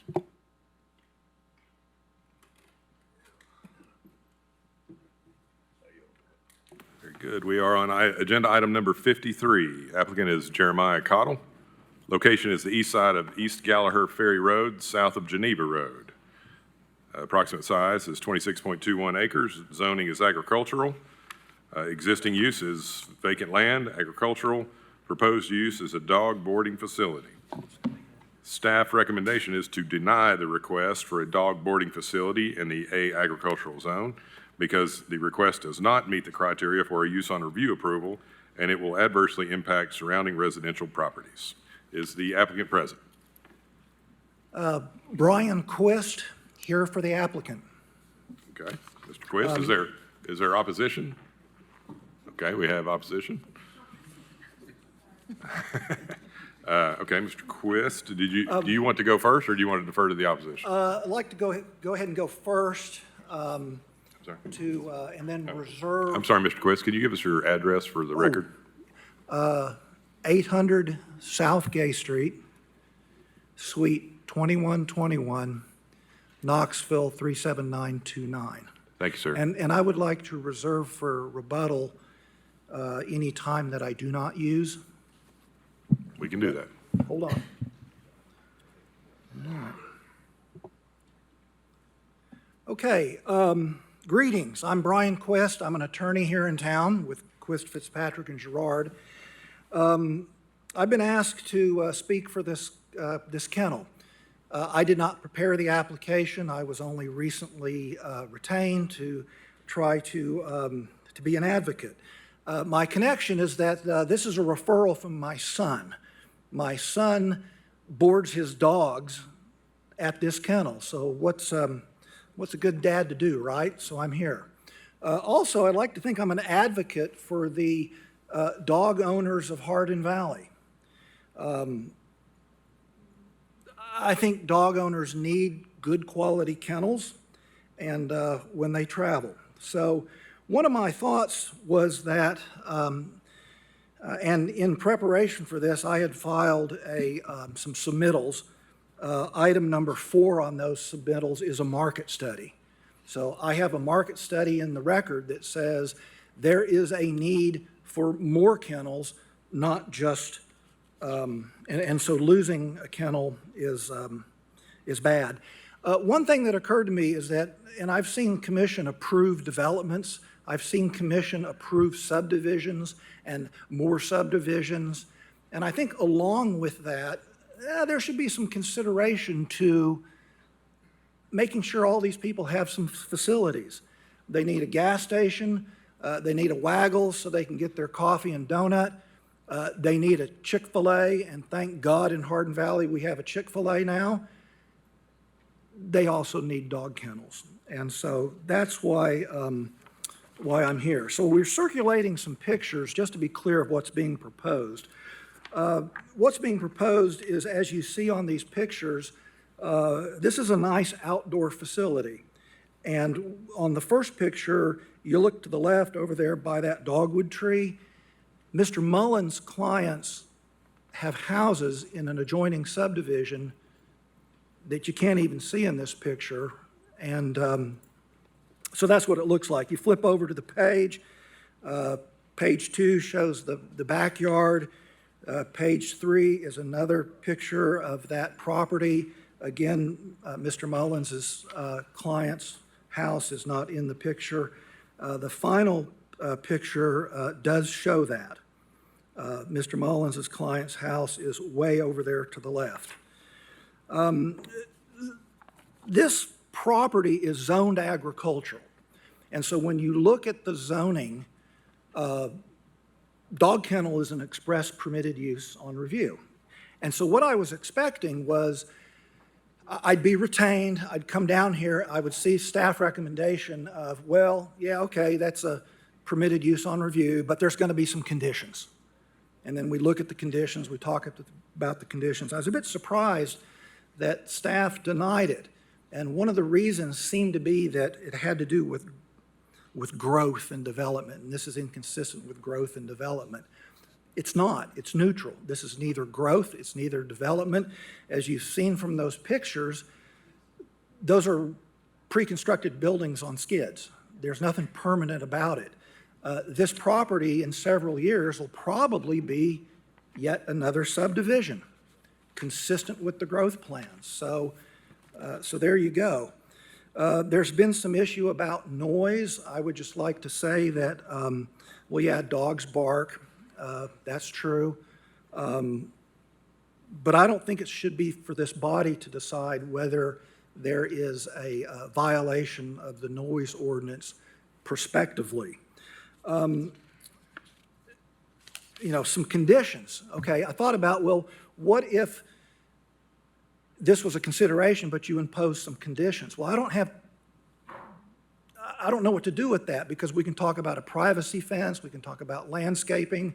I think what would be really better would be, since staff just put its recommendation on its website July 4, and I haven't had time really to adjust to that, for us to take up time to talk about what would be proposed conditions, like abide by the noise ordinance, maybe move the building some distance from the property line.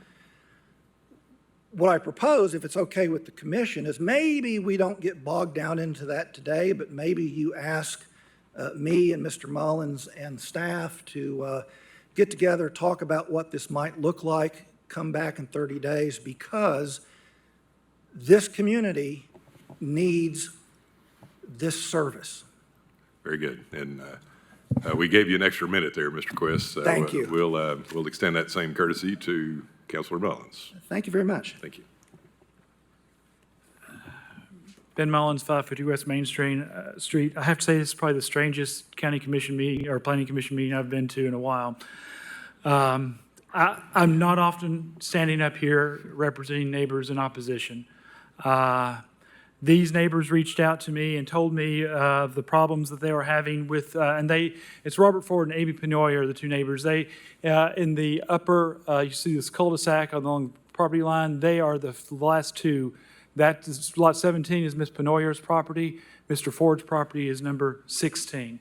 And they hired me, and I looked at them, I said, look, I'm not against dog kennels. I'm not against development. This is a use on review. There needs to be, if it is approved, there needs to be conditions. So what I wanted to, I told them I'm not going to advocate for an outright denial.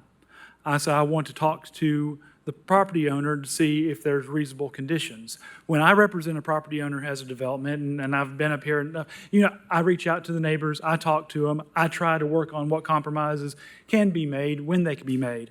I do wish Mr. Quist was hired sooner. But he wasn't. He was hired last week, and he and I have had some conversations. When I reached out to Mr. Cottrell, he initially said, yeah, sure, I'll meet with you. Then he said, no, you can talk to my lawyer, and he gave me this name of this attorney that didn't exist, at least not in the state of Tennessee.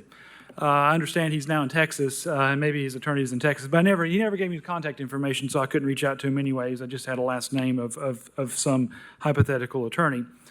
I did email Mr. Cottrell and say, look, my clients are concerned about the noise. I did submit a letter in opposition to this. It was a hyperlink. I think the first one was broken, the second one. That was just an example. I have hours more I didn't put on. I tried to pick the ones that are the most illustrative of the issue. And there are times of constant barking. And I want to clear up some clarification. It isn't this body's job to enforce the noise ordinance. But the noise ordinance that Mr. Quist is referring to isn't the ordinance, really, it's an issue. There is an animal ordinance that says it is improper to own or control animals who habitually bark, whine, meow, squawk, or cause other objectionable noises resulting in a nuisance to a neighboring residents. And habitually has a very specific definition. It says, shall mean continuously for a period of 10 minutes or intermittently for 1/2 an hour. And that's section 6-33 of the animal ordinance for Knox County. And I have provided examples where that was occurring. Recently, has it gotten better? Yes. I think when you have eyes on you, and much like another case I was standing up here before earlier, there are notices of violation here. There is, the lawsuit hasn't been filed, but I understand it's ready to go. They're giving them time to move through this process, which is why, again, I feel for Mr. Quist. I've been in his seat. Normally, I would agree to a continued to see if we'd work on it, but this has been going on 4 months now.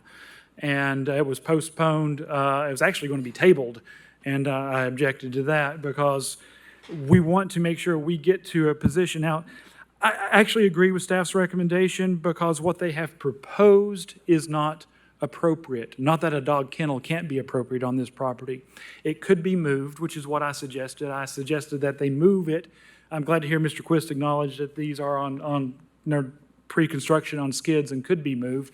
If they can move it somewhere else on the property, that would be appropriate. And there are existing landscaping screens in our development standards that talk about when you're dealing with a commercial use. And this is a commercial use. It's on agricultural property, but agriculture by its nature is also a commercial use, although this isn't an agricultural use. Commercial property should be screened from residential areas with a type A landscaping screen. So those are the two things I asked for. I said, look, my neighbors who are mad, Ms. Penoyer was in the comments, and she's very embarrassed by this. She got so frustrated over Christmas, she went outside and banged on a pan, and she actually got threatened to be cited and for antagonizing animals. But she was fed up, which is why good fences make good neighbors. And we need a good fence here if you are to consider this. I also found it interesting that Mr. Cottrell, I think it's how you say his name, he put this property as far away from his house as possible, but pretty close to mine. So if you are considering approving this, we'd ask for at least the same consideration that the property owner gave himself when considering this use. As presented, I agree with staff's recommendation, it should be denied. I'm not anti-dog kennel, I'm certainly not anti-development, y'all. And I do think there's a need for this. I know Andy, I know he needs a place to put his dog. And there may be a future for this property, but they need to come back with something that makes sense, and this isn't it.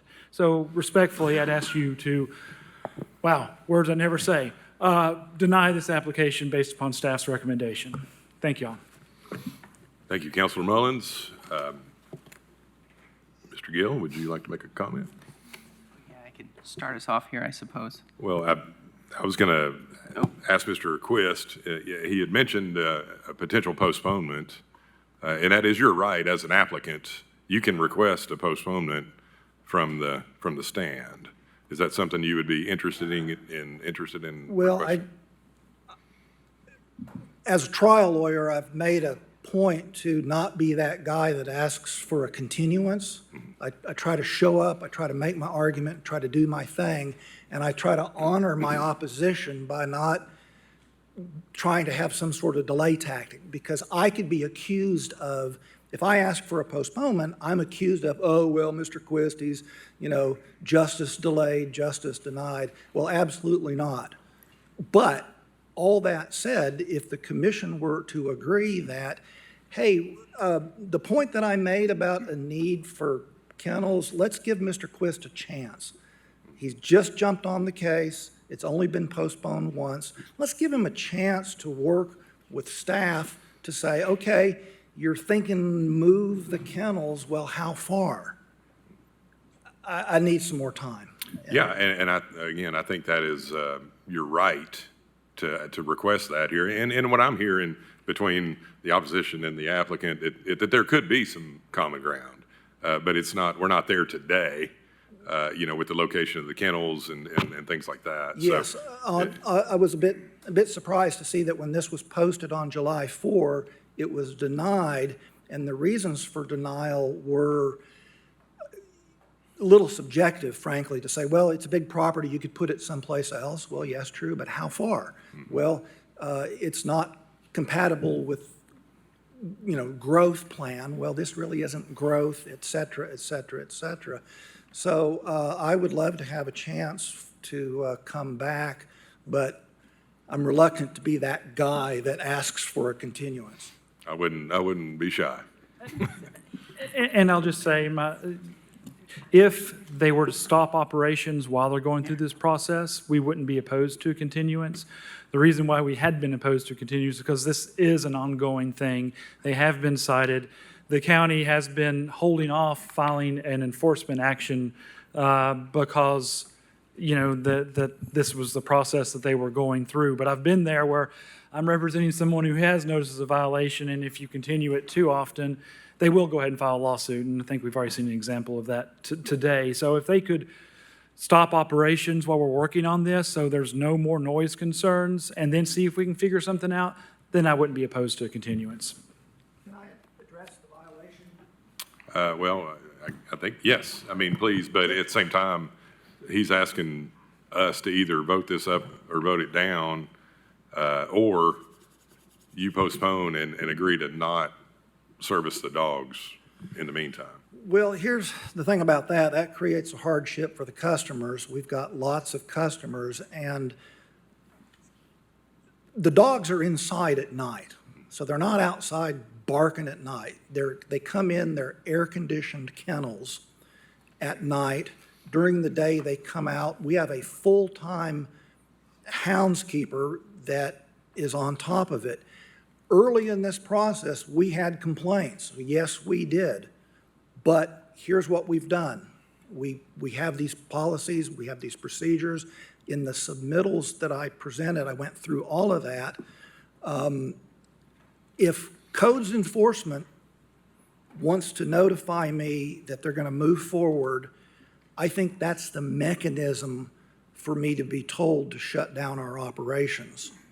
So I'd like to postpone it to give me a chance to work with staff and Mr. Mullins, but to continue things on as they were, if that's okay. Steve, can you speak to that?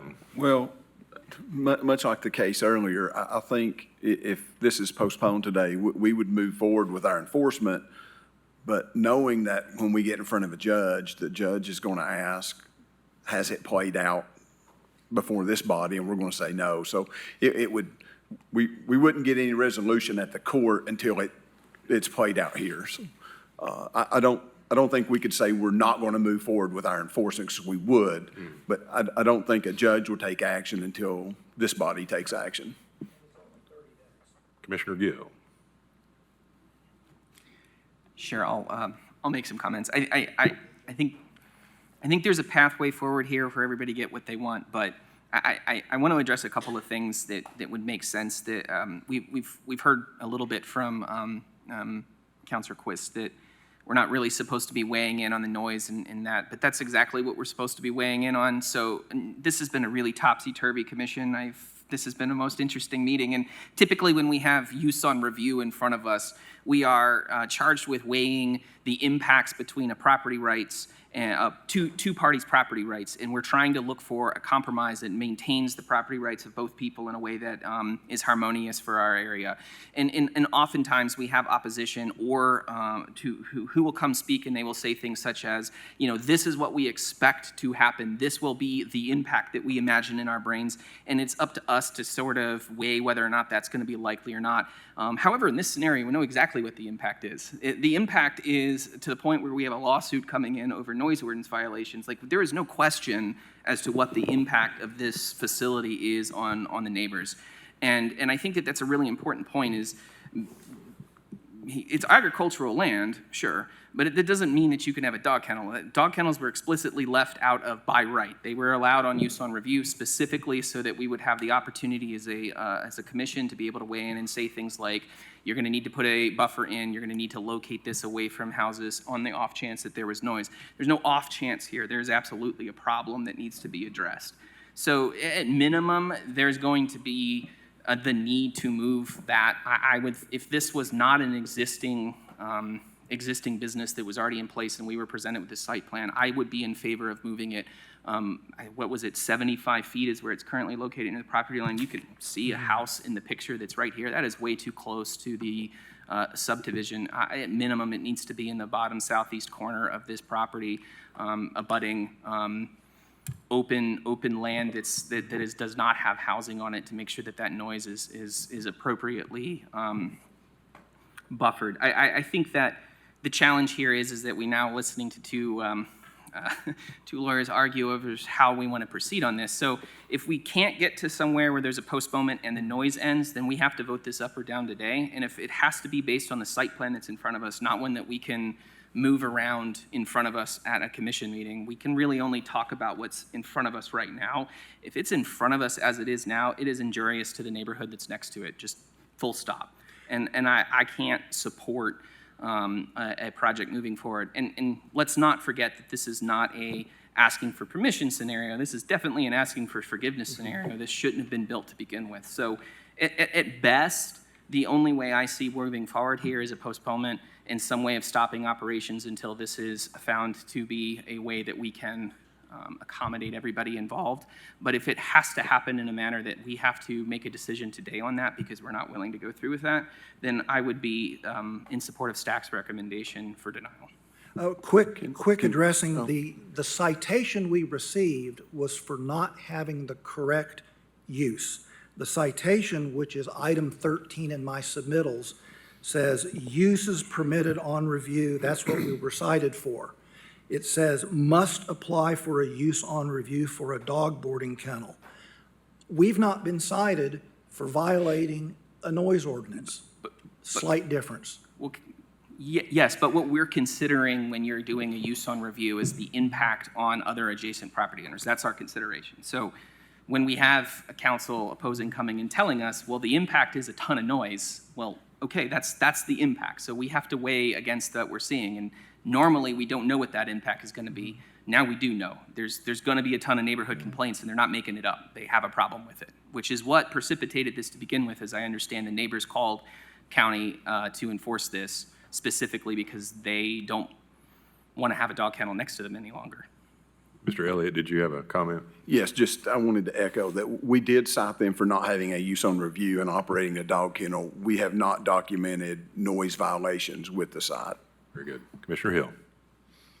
So I would suggest that the cleanest thing would be to vote on this. If we voted in support of staff, they could still come back with a different plan, couldn't they? They don't have to wait a year, and that kind of settles all the following procedures. So that would be my recommendation. Yeah, that's certainly one way to get there. I mean, I think that's probably where we're going to end up here.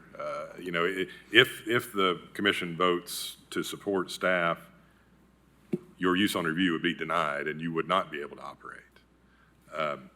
You've been cited, now it's come through commission, but that does not preclude you from making another application immediately with a different site plan. Now, your other side is, you know, you say, well, we'll postpone, and I think you're going to get a lawsuit filed. I mean, that's at least the way I'm going to understand this. So we can do it one way or the other. You know, so the question would be, I will say that it is still up to the applicant. The applicant has the right to request a postponement from the podium, but you're going to risk potential lawsuit, or you let us vote and see where the cards fall. Can I chime in briefly on that Please, too? In addition to the applicant seeking a postponement, I just want to point out, that, and this may or may not be the will of the body at the moment, but according to Section 10 of the bylaws, this body can also initiate a postponement. So if someone wanted to move for a postponement, then that can come as a request from the podium by the applicant, but the commission can do that as well. The only time you couldn't do that is if we were here with this being, a final, a final plat.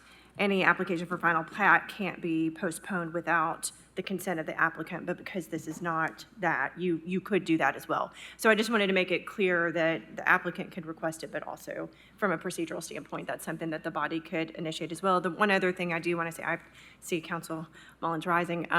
One thing I do want to caution or be clear about, though, is this is a body, but not a court, and I don't feel particularly comfortable with this body telling the property owner or business owner that part of the condition of postponement would be that they have to cease operations. There is a representative from the county here, there are codes enforcement. We've heard that there are already some potential violation issues, but they don't have to do with noise, but that doesn't mean that an appropriate effort couldn't be made, and that is the proper way for that to be dealt with. So I want to be really clear on the record that if this body is considering a postponement, certainly these parties can agree to something if they choose to do so, but I would caution this body to not think that you can condition your postponement in that way. And I would agree with that. I was asking for them to agree to that in order for me not to oppose the postponement. Of course, yeah. We can put it on the record and help you all bridge that divide, but this body can't bind that. And also, I guess, if a postponement is requested either by the applicant at the podium or from someone in the body, that's not automatically guaranteed. You'd have to vote to approve That's or right. deny the postponement. Either way, It's not whether it originates Okay. from the applicant or one of the commissioners makes the motion, then it would be just a standard motion, second, and voting process.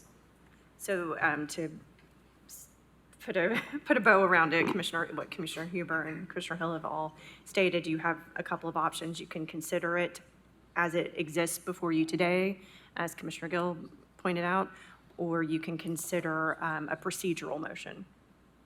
Very good. Commissioner Anderson.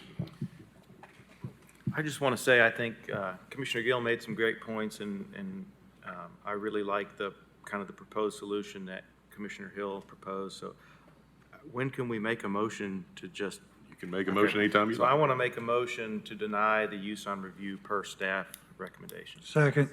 I guess, could I make? Second. There's a motion on the floor. We'll have to vote on it first. Okay.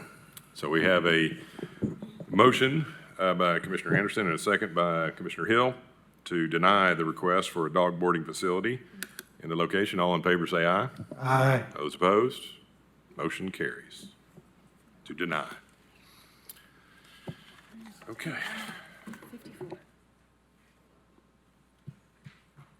So our last item on the agenda is item number 54. It's about the Executive Committee. I think I've made the decision to effectively leave it the same as it was last year because clearly I need all the help I can get. So I'm just going to go with all the experience that I have surrounded me and thank them for their service. So outside of that, do we vote on that, or it's just my?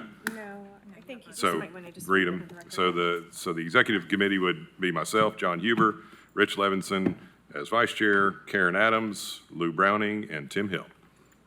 And with that said, unless there's any other business, any other commissioners, anything? All right, we are adjourned.